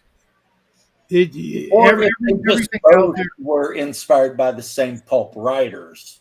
Mm-hmm. So it's And like just a got to remember that parallel evolution kind of situation. no. The very first Arduin book came out only a couple years after White Box, Right. and back then I'm there was just very saying little though, hope. talking to you, it seems like Arduin and Hyperborea are so similar. Mhm. And I'm wondering if the guy who wrote Hyperborea was inspired not only by the pulp writers, obviously, but by Sure. Arduin itself. If it wasn't, I wouldn't believe the guy if they said that, just because Arduin influenced so many things, and any long time researcher in games, aficionado, if you will, who's played some games and been around, has one way or another, whether intentionally or inadvertently, been influenced by David A. Hargrave's Arduin works, uh, because they go back so far and had so many great ideas that have been emulated and borrowed for I think 26 or 28, 2026 or 2028 will be the 50th anniversary of the first Arduin publication. So there's not too many things that really go back that far besides RuneQuest, Pedal Throne, D&D, and Tunnels of So, Troll. so you're basically saying yes, he was probably inspired by Arduin. It has to be. There's just no way around it. But that's not a bad thing, and there's no shade or anything. I'm glad to meet more and more people who appreciate all the same things, because it seems like the older we get, the more we eventually find some appreciation for those things. So what's up, Dean? Man, I ain't seen you in freaking long time. Oh, Yeah, that's what's up, because Dean? that's because what you call it, your streams are too late for me. Uh, well, Oh, I'm sorry. No, mine. shadows. Yeah, mine are always at night when Dean's, been Yeah, asleep for like like 2 or 4 hours. 3 a.m. depending on the time, depending on daylight saving time. Well, Shadow's 3 hours behind me too, so it's 3 o'clock here. It's like noon there. Mm-hmm. So Well, I've been all right. It's mostly just focusing on work, and then, well, I haven't started going to the gym yet, but I have starting like doing like what do you call it, hiking and so forth. Good, okay. good. So how is work, man? I know you were having some new job issues. Yeah, basically. So for people who have seen me on other streams, I have health issues beyond diabetes. Some of them have been treated because it turned out I had what you call secondary thiamine deficiency, which basically means your thiamine level in your blood and what you get in is fine, but some of your organs don't have enough, Hmm. and you need higher than what you can eat to restore that. Which you Even do through through supplement. supplements? Yeah. Really? Huh. You know, Hungar's got something similar because he's missing so much of his colon. He basically has to drink like Pedialyte and stuff like that Oh, so that really? he can get enough like electrolytes and minerals and salt. Yeah. Like whatever a Maybe normal I gotta human use would extra need to place. do, he needs to do like 3 times as much. So it's kind of the same but different. Yeah. But then again, he's very diabetic too. Yeah. So I don't know if that's connected or not. It does because thiamine. One of the thing it does is helps you process energy, especially from carbs. Right. So it's sometimes it's a chicken or the egg when it comes to diabetes. Sometimes it's both. Like Mm. you can be diabetic because you're thiamine deficient, but being diabetic can also cause you to be thiamine deficient. Yeah. Sucks, man. It's diabetes really is the rich person's disease. Or maybe the rich culture's disease, I should say. Possibly. But yeah, Like- work itself. Like people I have- who are like really worried about where their next meal is coming from are probably never going to be diabetic. Nah. But people like us who live in the West and can get all the processed food we want, we pay for it. Yeah. By, contracting diabetes. But so you haven't been doing any gaming or anything? Oh yeah, I've been playing with my well, not real life group. That group that fell apart, but like a half a year ago. But like I have been playing with my online groups as usual, like Friday and for Saturday. I mean, Good. although the Saturday group, the others have worse health issues than I have, so we haven't played in like half a month, I think. That sucks, man. Yeah. Yeah, I quit role playing. What happened? Basically my last living friend from when I was very young got cancer, and he's going through treatments, and I don't know, for some reason I was like, you know what? I'm not playing any more games. I'm not going to run anymore. I'm done. Of course, that lasted about a month. And in 2 weeks, I will be starting our Hyperborea campaign. Yeah. Which you've probably heard me talk about. But I do remember Hyperborea from like a year ago, I think. right. Like you said, that's what you want to play if you want a modern version of art. It's kind of like Arterin, I think you said it was. Yeah. Like, everything comes together. It's strongly based on all of the great pulp writers of like the 20s. So there's a lot of Clark Ashton Smith. There's a lot of R.E. Howard. There's a lot of Lovecraft. There's a lot of Dunsany. So take all of those kind of pulp, sword and sorcery, occult, cosmic horror books. That's the setting. Yeah.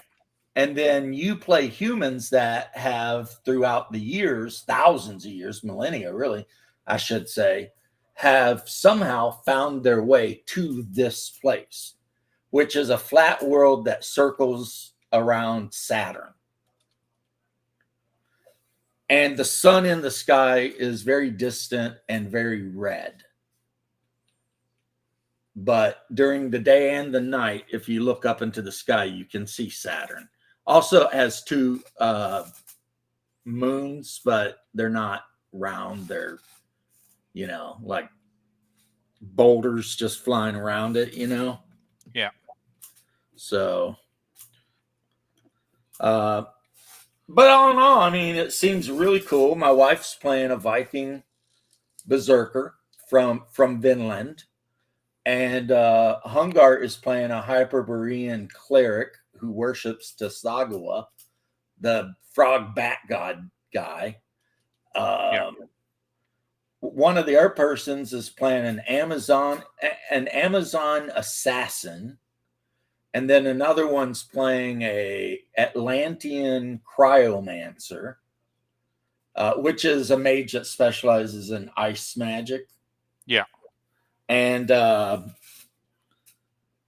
then another one, BRC, is playing a Celtic, a Celt scout, which is a thief that focuses in wilderness stuff.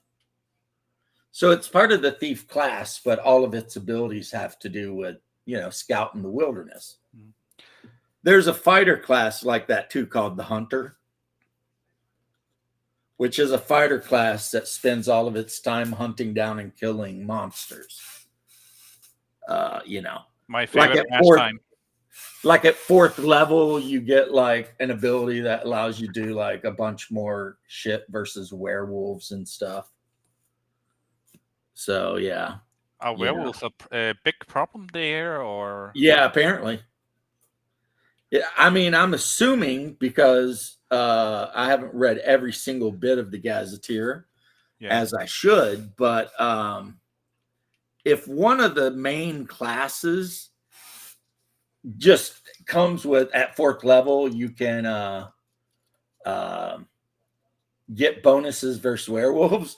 That there's probably a lot of werewolves somewhere around. That's definitely a nation that needs to grow onions. Well, Wolfsbane, whatever, right? Yeah. So yeah, the huntsman's whole deal is hunting down and killing werewolves and shit like that. And I've got a couple more players who haven't told me yet, but because I have hey, what's up, Andre? Because I have the all the PDF stuff, and there's a form fillable character sheet. I've basically made like 20 characters, like at least one of every class. I haven't seen Chivalry and Sorcery 5e. I haven't heard of it either. So I can't have any opinions really, because I just never even heard of it. I hope it's a great game, though. I mean, As an wise old man said, I hope both sides are having fun. Right. Oh, that's mostly about war, but I digress. Right. But rules-wise, it's AD&D. It's almost like straight up just AD&D. There's some modifications, but really it's, AD&D. Like if you have an 18 strength, that only gives you +1 to hit, but gives you like +3 damage. You know what I mean? Yeah. So all of the stat bonuses are actually very low. You're lucky to get above a +1 in anything. So is there any reason why it's only like 1-2 damage? Or 1-2 hit? This game can be brutal. When you roll crit damage, you roll dice 6, and the dice 6 tells you what the crit is. And if you roll a 6, the crit is triple damage. Okay. So if somebody smacks you in the head with a 2-handed battle axe, which does 1d10 plus strength damage, and they crit and roll at 6, triple damage, 3d10, you're probably going to die if you're a mage. So from the sounds of your example, it sounds like they want what do you call it, a regular combat to even, but criticals to be swingy. Yes. Yeah. And well, one thing too is a lot of the fighter classes have die 10 hit die. A couple of them have die 12. So, I mean, your character can start with a lot of hit points, but one bad crit could be the end of your character. Yeah. I mean, that is also, I think one of the favorite house rules I like play with, what do you call it, in something like Pathfinder 1st edition, because 2nd edition already have something like this, is you either get your at first level, instead of like getting your con modifier, you get like your con score, half your con score. I know people kind of like that because like That means like the level 1 character doesn't die from 1 crit, but they die from 2. I actually go one step beyond that, and I just let everyone start with max hit points at first level. Yeah. That's usually what I do, but I Because just I'm not trying to kill everybody out just right off the bat. I mean, yeah, but there was this thing back in the old days. Not well, depends on which edition, but encounters should be kind of uh, either one of a couple of things. Either you run because you can't beat it, right? You come across a dragon, at 4th level, it flies over, you run and hide. You don't freaking attract its attention and freaking challenge it, or you have a chance to kill it, or it's like a good chance, or you have like an even chance, right? Yeah. As opposed to first level, you run across a bunch of fucking hill trolls and the party's wiped. It's like, well, it just rolled random. Well, it shouldn't be all that random. Obviously outdoors it should be a little more random, but dungeon levels were, it's a first level dungeon, it's a 7th level dungeon, kind of like right on the signpost as you walk in, or you got clues saying you're probably not ready for that dungeon, but that other dungeon, maybe that's the one you want to go into.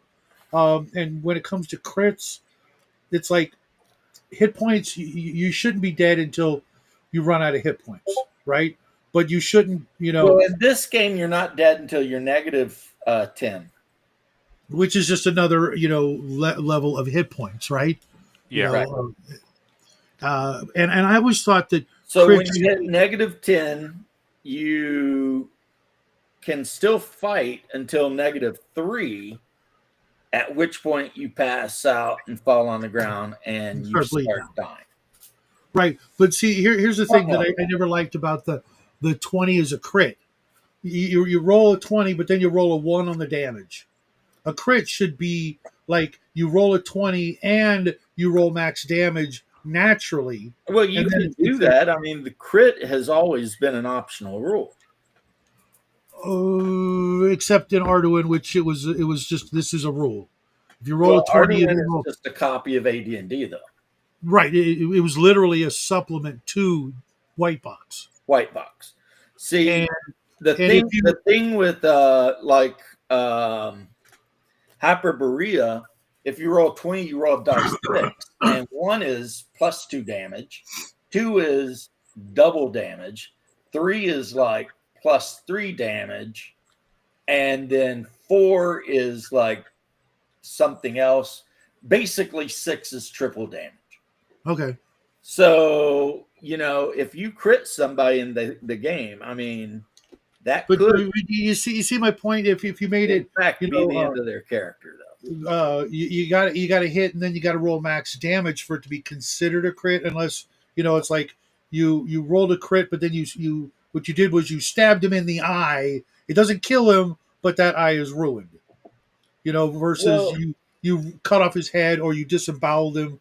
Just straight up, just freaking. Well, You know what I mean? I got just the game for you. It's called Castles and Crusades. I've been Bruce Bloodworth's Castles of Crusade game, and it's got crits and the whole 9 yards. You will love it. You can instantly be shot in the eye and just die. Yeah, that's how Arduin was. I hate when that happens. You rolled a 20, Right. and then you rolled on a percentile table with like 50 or more possible things. But even then, some of them, you could randomly roll and hit somebody in a place that was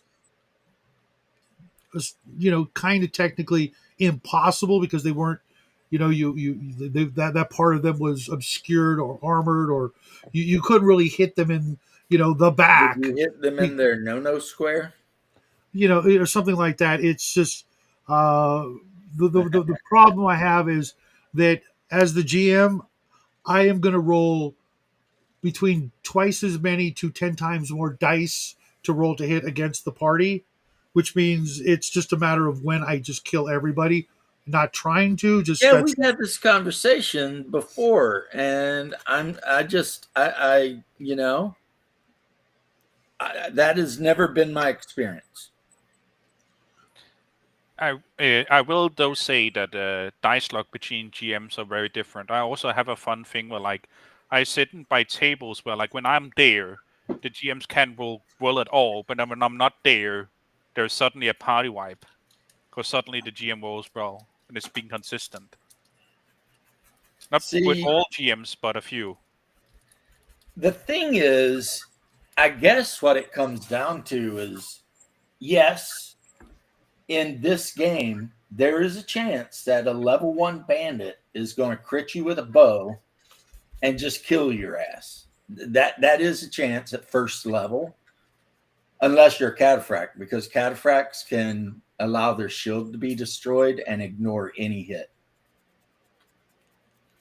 That's kind of a good ability, right? Because they're the defense tank. Yeah. So they have all these defensive abilities. But I digress. I mean, Shadow, you're not wrong. I'm not saying you're wrong, but I've just never had it happen to me. But I'm sure. I mean, you have to admit that the GM, has an unlimited pool of monsters that could attack you and run up on you. I mean, look at the old encounter tables where it could be hundreds of kobolds, out in the wilderness or some shit. Yeah, a wilderness encounter could be 300 goblins. Right, and the party is 6 guys, and if they don't run, that's what's going to happen. The good news is there's no way the goblins are going to sneak up on them. They're going to know 300 goblins are camping in a valley. I mean, Right. That's how it is. But Right, but and if you're hopefully they act appropriately. or you're in a dungeon, and there's 17 ghouls to the parties, once again. But you keep bringing up random rolls, and while I do make random rolls for characters traveling cross country and stuff, usually it's like twice a day, morning and evening.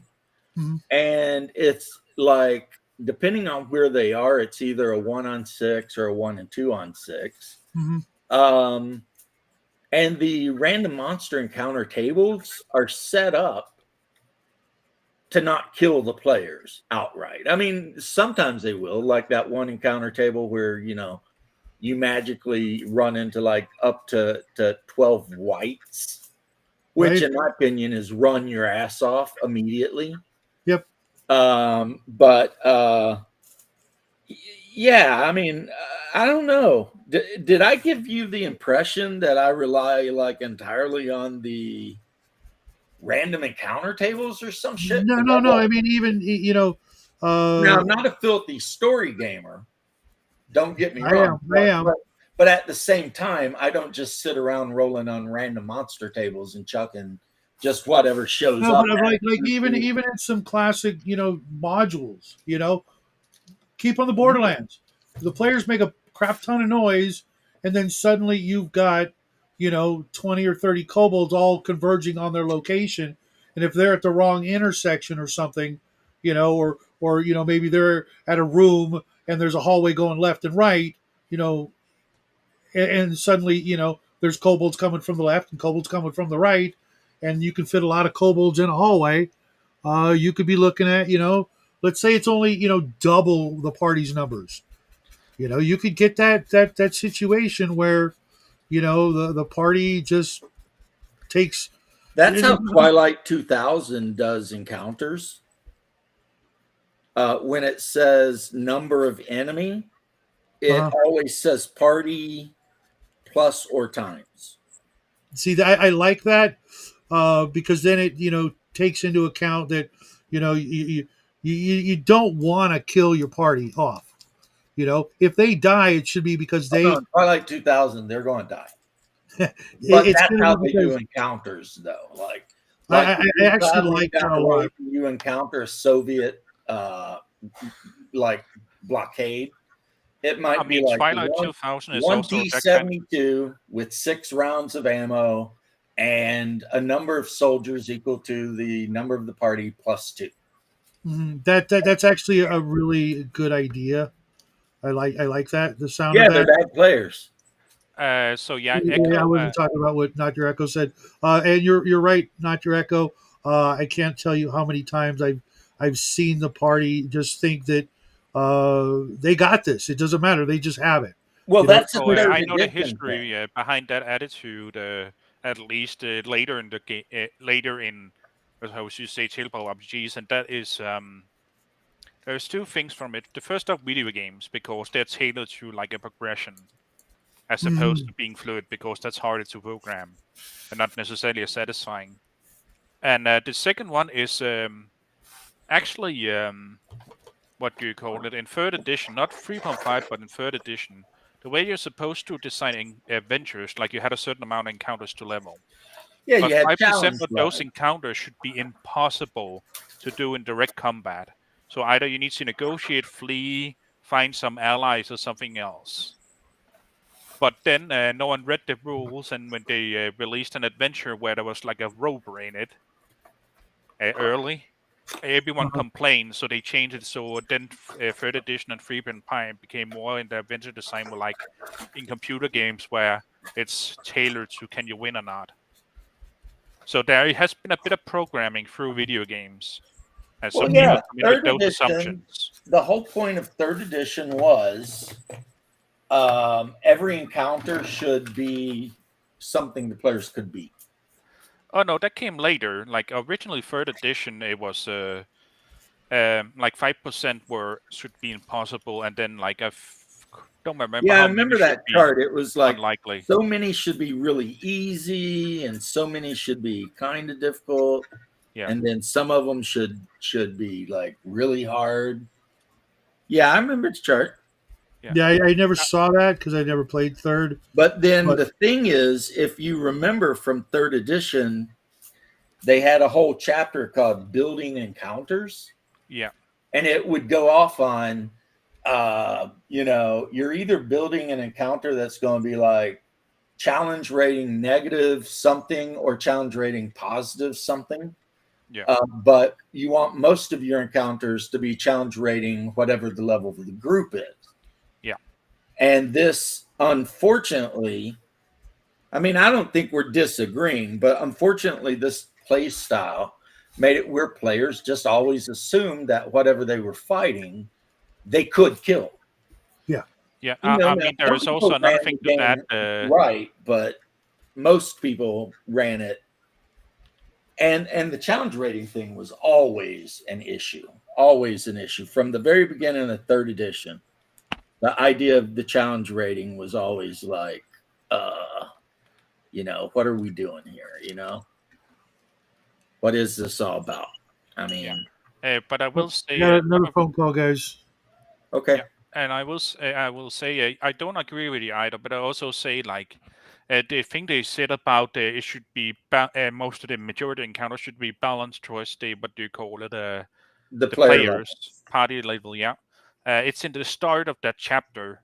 The actual meat of like and here is the harder encounters they come afterwards. So it's also a first page syndrome. Right. People only read the Well, first because page and then that was, like you said, kind of, I think, the video game thing was starting to creep into the game. So that was when you were talking about you got your basically low-level encounters on your way to slay the big boss. Yeah.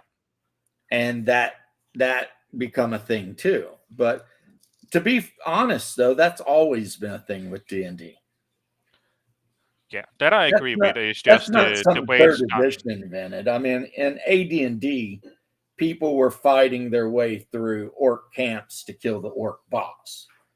I mean, it's just how it is, Yeah, and So. for the problem Shadow mentioned with like wilderness encounters, I think the issue there is twofold. First off, yes, AD&D had like henchmen, mercenaries, and so forth. Mm-hmm. But let's just say later games have prioritized you hiring them more. Like this is why you hire them and so forth. When I read AD&D, there wasn't much about that.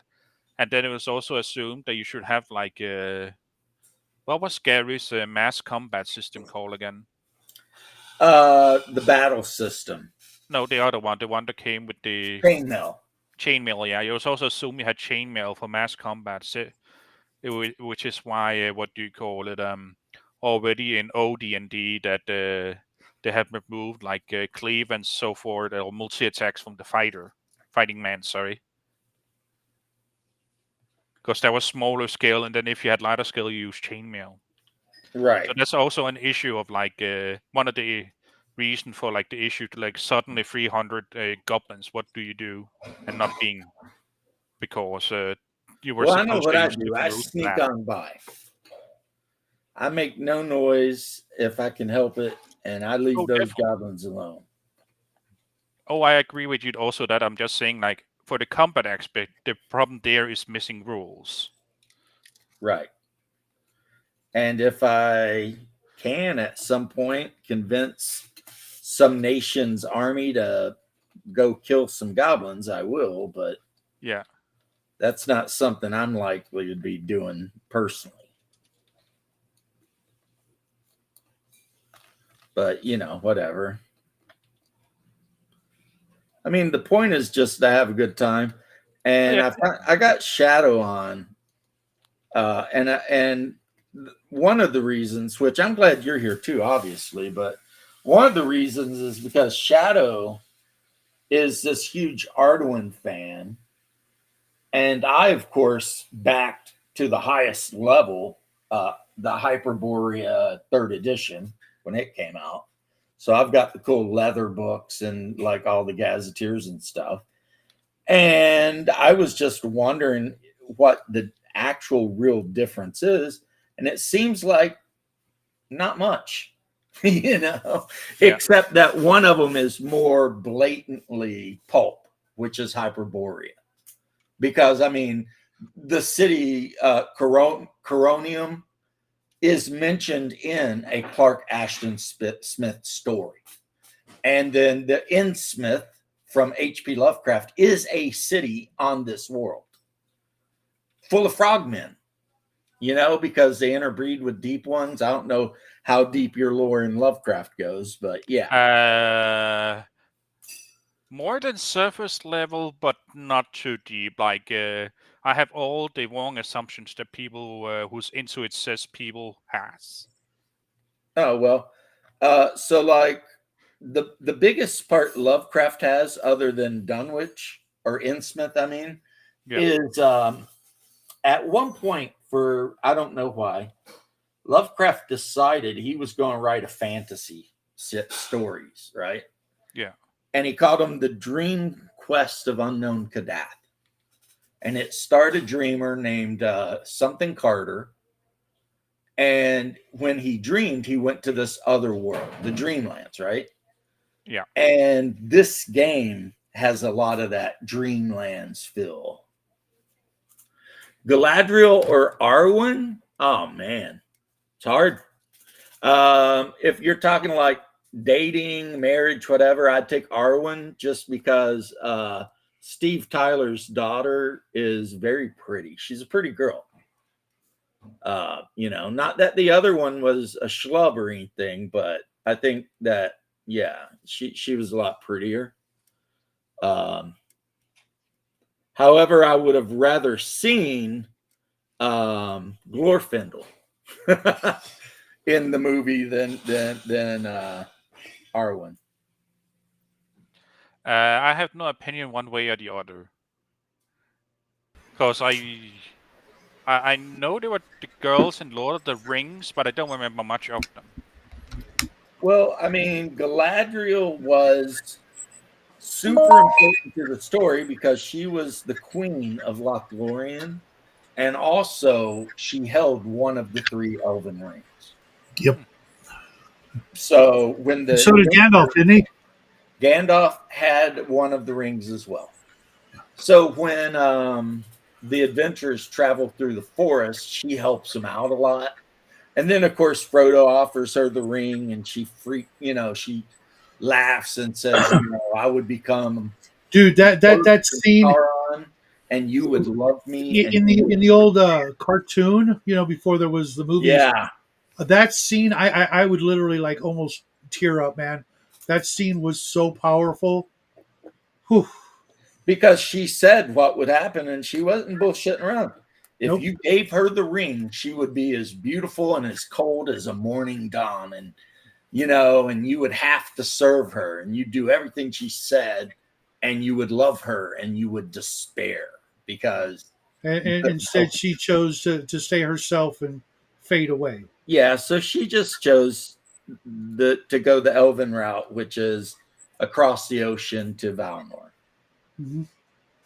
So, James, concerning Dream Realms. It doesn't surprise me that Lovecraft wrote a fantasy about that because Dream Realms were a very common theme in human mythology, and it's only assumed that the reason it fell out of favor is if you are from the Christian perspective that a flood happened and now there's demons everywhere. But not just that, he was greatly influenced by Lord Dunsany, who a huge portion of his stories were a fairy tale place you could only get to when you were asleep, which is Well, that's where you get the Lovecraft story, the Silver Key. Yeah. The Through the Gates of the Silver Key. There was two. Yeah, there's a whole chronicle of the Dreamlands, and I think the main character's last name is Carter. I forget what his first name. Randolph Carter. Mm-hmm. All will be my simps. A quote from Galadriel. That's basically what she said. If you give me that ring, you guys are going to be my bitches, and you'll like it, but you'll also be miserable. Mm-hmm. So. Don't give her the ring. Of course, they handed the ring, not that they ever show it, but in the book, they hand the ring to Tom Bombadil, and he looks at it, and then he puts it down, and Frodo's like, why don't we just give it to Tom? And Gandalf is like, because he'll leave it laying around somewhere. He don't think. Yeah. I think the Board of the Rings hit it best when he was just a drugged out hippie. Yeah, pretty much. He's living in the woods with his freaking hippie ass wife, who apparently is the daughter of a river, and he's dressed up like he's going to a circus, and he don't really remember shit, even though he can sing and make the sun rise in the middle of the night. I mean, so I will say that it's a good idea that he wasn't in the Lord of the Rings movie because that would be distracting. Yeah, well, not only that, but people would have just done the same thing I just did and likened him to. Because as much as people true effect on the story is none. Still kind of side quest. Hey, you've encountered Tom Bombadil. Yeah. Now try to have explain any that effect on anything.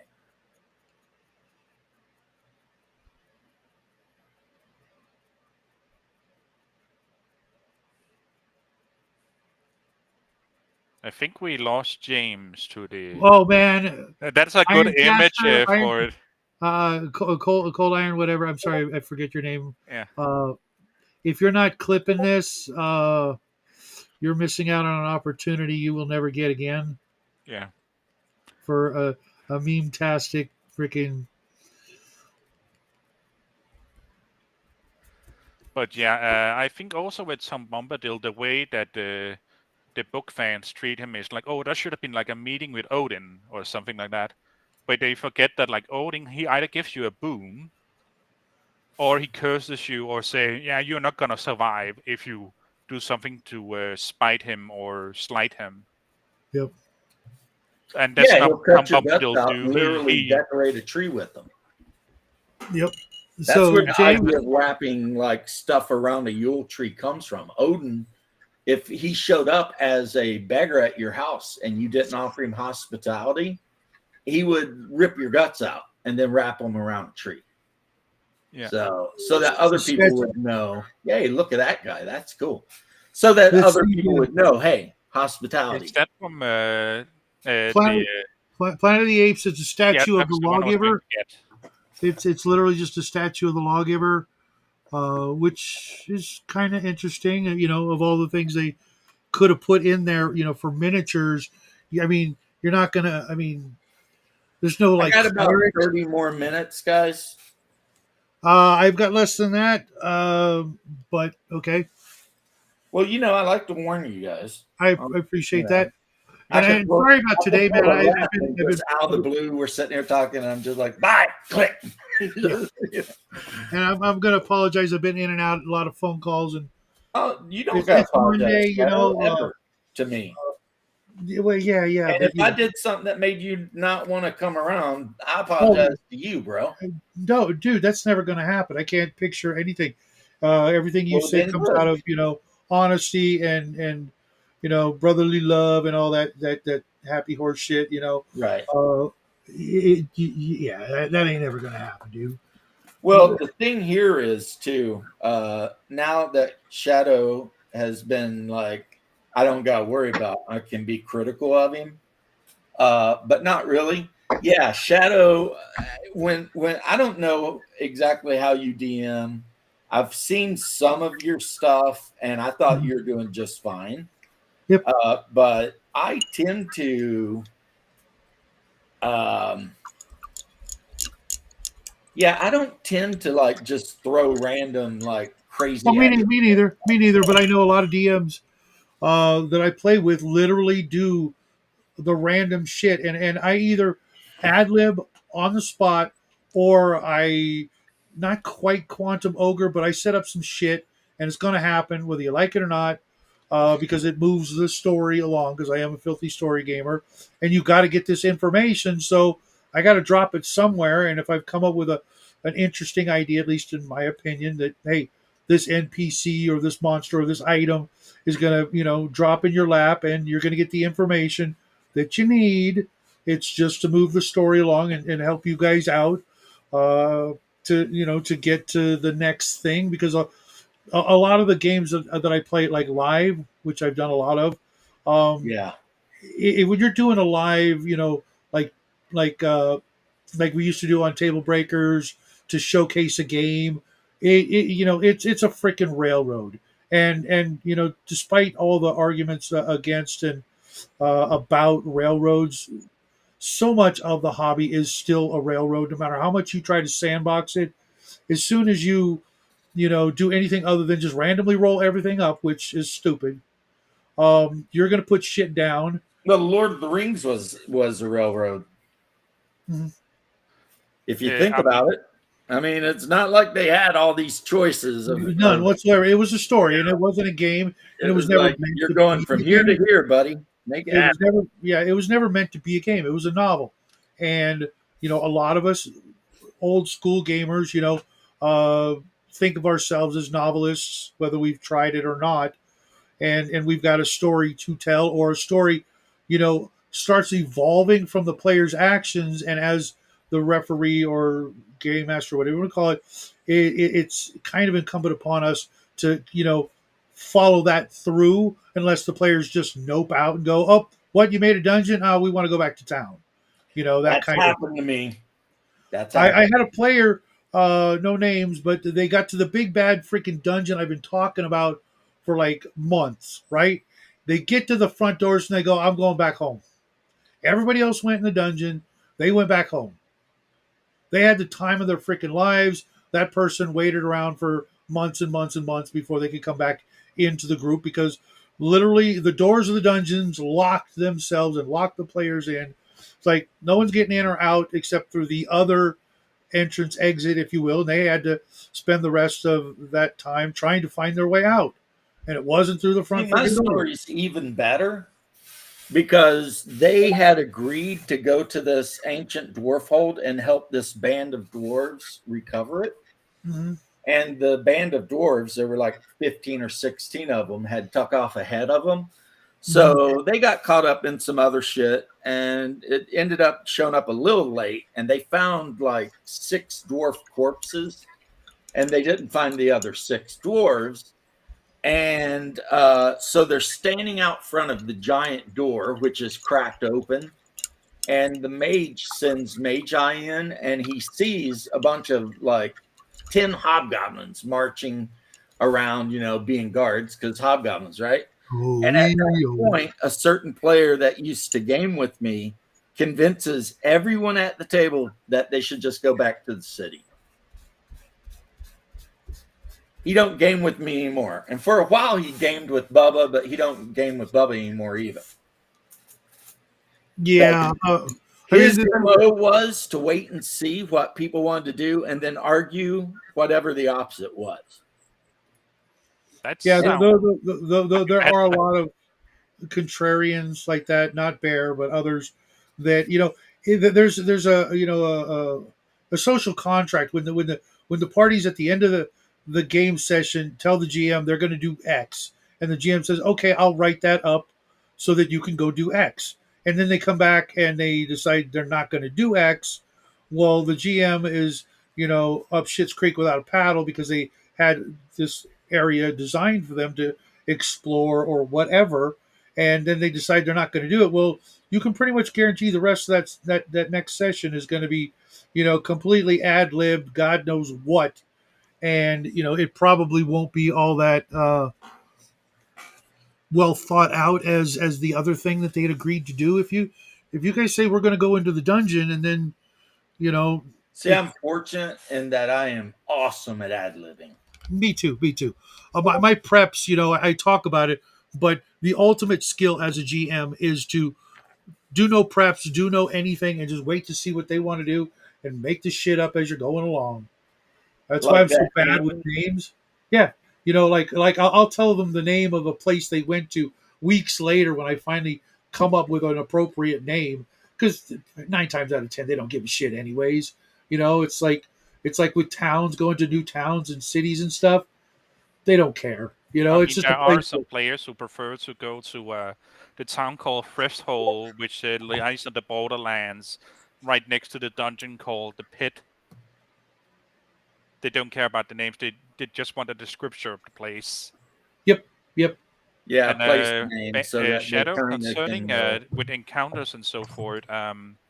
You said how we all kind of not quantum ogre it, but we kind of engineer the encounters.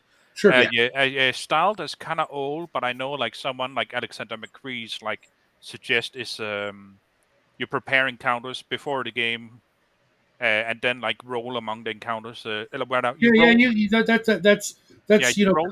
the ideal way to do it. Prepare some, because the other thing I have a huge pet peeve with, just absolute massive, is rolling up treasure after you defeated the monsters. Yeah. You need to roll that shit up before, because what if the monster had an extra healing potion? Or what if they had a magic weapon and they're not using it, but it was laying in the corner, and after you defeat them, you find it? Bullshit.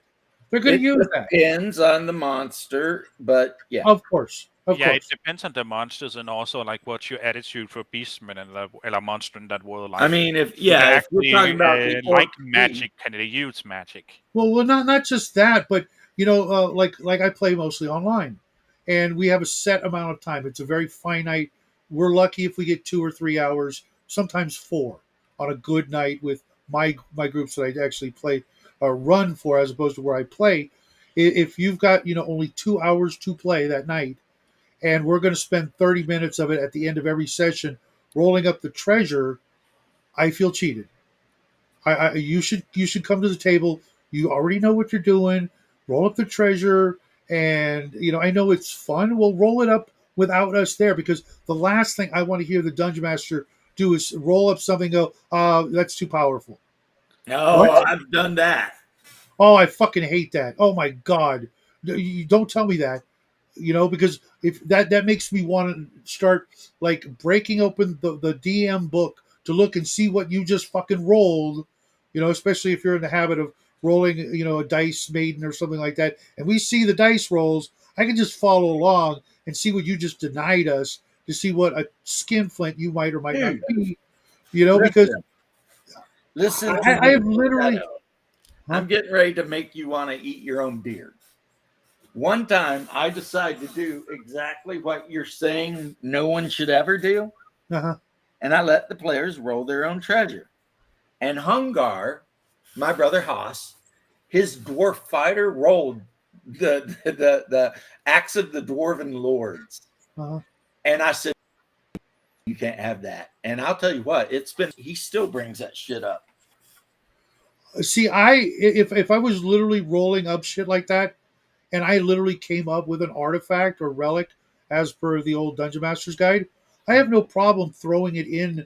If I can kind of make it kind of make some sense. Why, Dude, I'm just saying this is my mea culpa moment here. Yeah, because I did a thing. You can handle it. If you accidentally drop the Sword of Kaz on a 4th level party, you can handle it. It's not going to break the game. Okay, now he's got a +6 short sword. Okay, cool. Well, now I'm just going to give the monsters a little bit better armor and weapons. Maybe they're going to start running into, ogres and trolls instead of orcs and hobgoblins. Okay. Well, you guys are tougher. You want to play with the big boys? You're going to run into some monsters. My current campaign, right?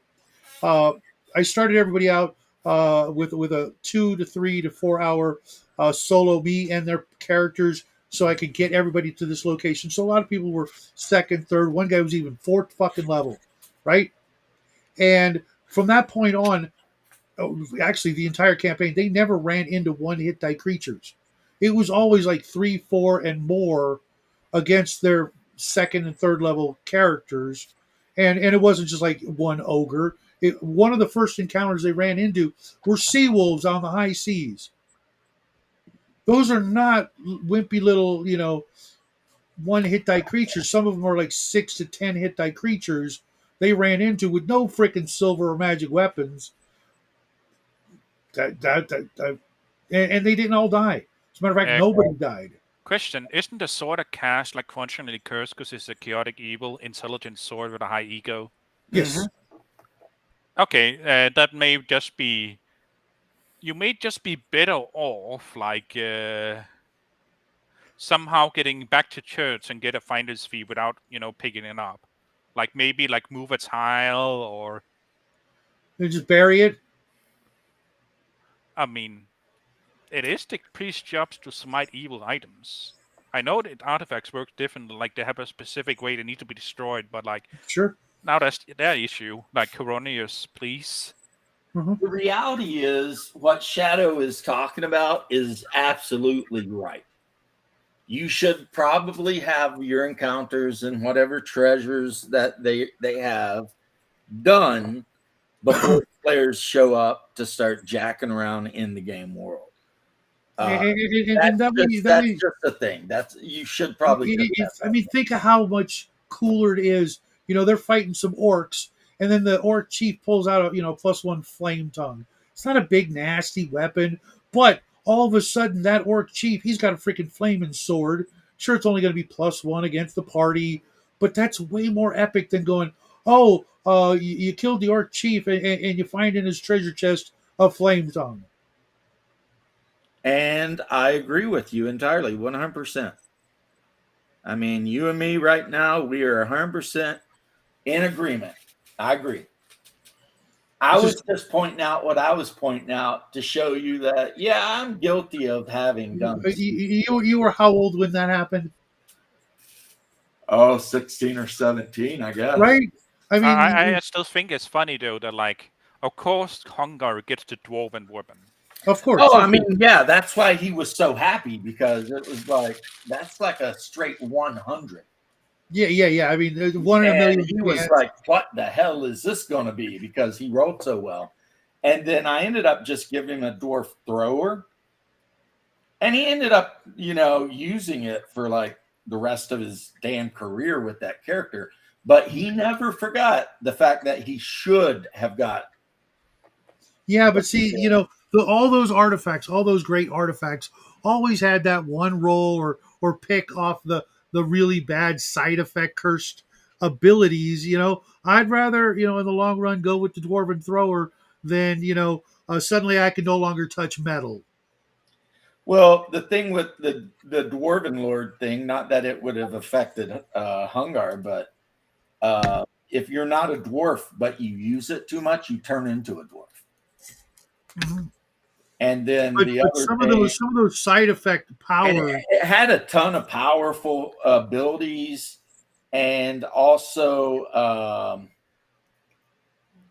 some things that might not be awesome. And I have a like it question could about detect that treasure axe within then. how many feet, like once a day. And I have a question about that weapon then. Did what? that came out before or after it was established in lore that Moradin will, if you are positioning him and you're not a dwarf and he feels like it, he's gonna forge you into a dwarf? Was that before or after that artifact was introduced? I Probably can't after. say because it was AD&D first edition. Yeah. So I don't know when Morden decided he was going to start turning people into dwarves, but Yeah, was he in the Deities and Demigods book? If not, I don't remember it was a Greyhawk thing or a Planescape thing. I just know if it was Moradin was Planescape, that was second edition, so way I after. know, but I know Moradin was in Which reminds Greyhawk. me, I yeah. I have a copy of Planescape, Well, Moradin is the main god and of I don't think I've ever even opened this box. that Don't kind of do is it. the People thing. might freak out. Oh well. Yeah, I'm 100% certain I've never even opened this box before, other than maybe when I first got it to make sure the contents were there. I'm gonna have to do a review of this because there's quite a bit in here. 4 separate books, a crap ton of maps. Oh yeah, there is a reason why people like Planescape. There Some was a lot people of money really put love into it. Planescape. You got to get your nails done? And it's even got a DM screen in it. Wow, that's nice. It's ugly, but it's got one. Okay. Well, I mean, you know, Yeah, I've never it's an even read this. interesting setting. It had its own lingo. You know, it had its own slang and It stuff. had the best version of the Tiefling. Okay, It well, did. I'll be wary of that. Well, There you the say. reason why it had that shadow is I love because you, the say. Tiefling there is just a human corrupted by the lower planes. Like Uh-huh. they've been there too long or been exposed to some kind of energy. Right. It's not a bloodline thing, and it's random what they are, what's happening to them. And a common, extraordinary one, as an example, is someone who has a shadow that does what it what it feels like. I know the feeling. I personally, I am of the old school that preferred the Alu and Cambion type demon creatures, where they were the offspring of a demon or a devil and a human, Yeah. and they were never characters; they were straight up monsters, and never should that change. Letting people run, yeah, my daddy's a demon. He was just misunderstood. Nonsense. No, that shit's Yeah, that's evil. 5e. In second edition, like Tiflings hunted and effed with. Like every Tifling was unique because they had to roll on all those charts to see what their demonic curse was. Which I only really know this because I played Neverwinter Nights, and one of the characters you could recruit was this Tifling thief.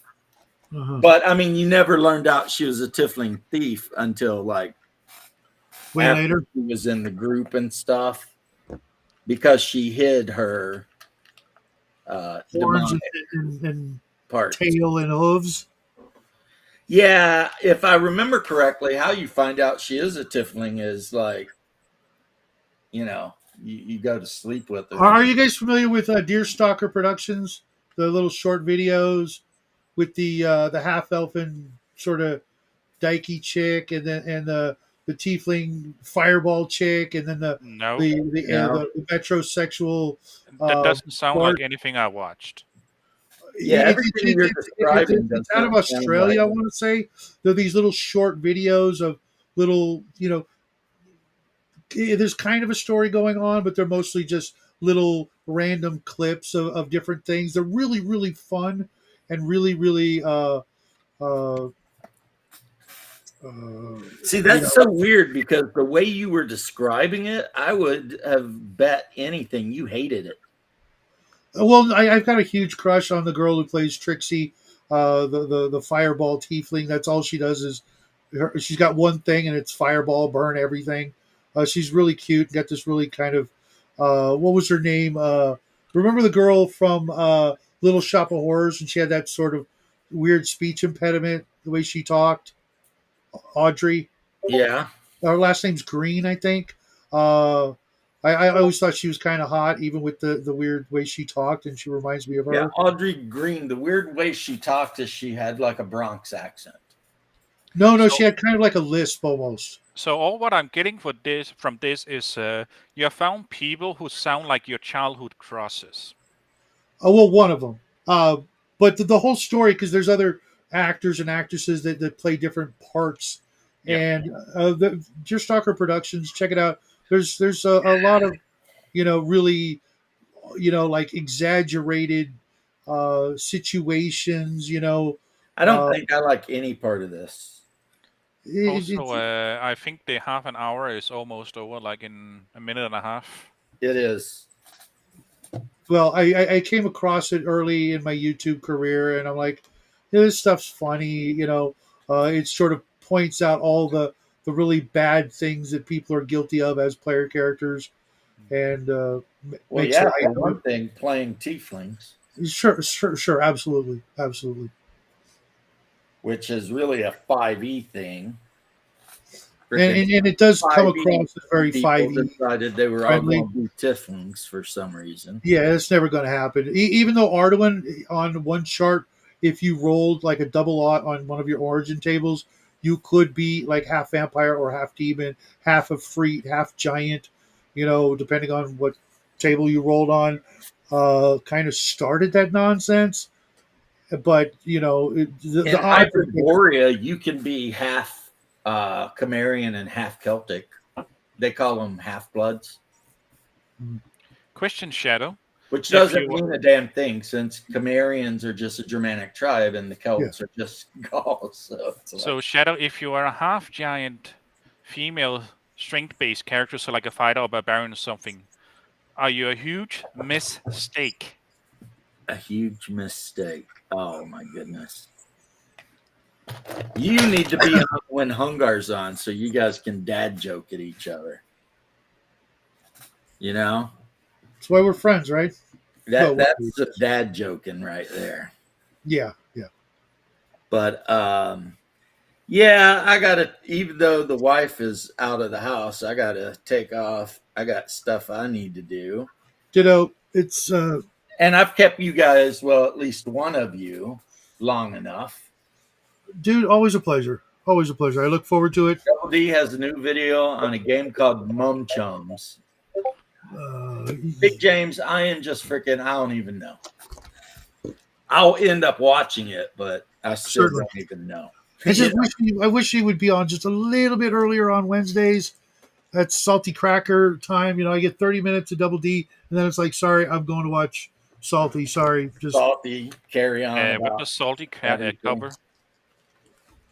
Salty Cracker. is a very funny political commenter. Okay. Also, question: does he mean cracker, as in the biscuit, or the white person? Yes.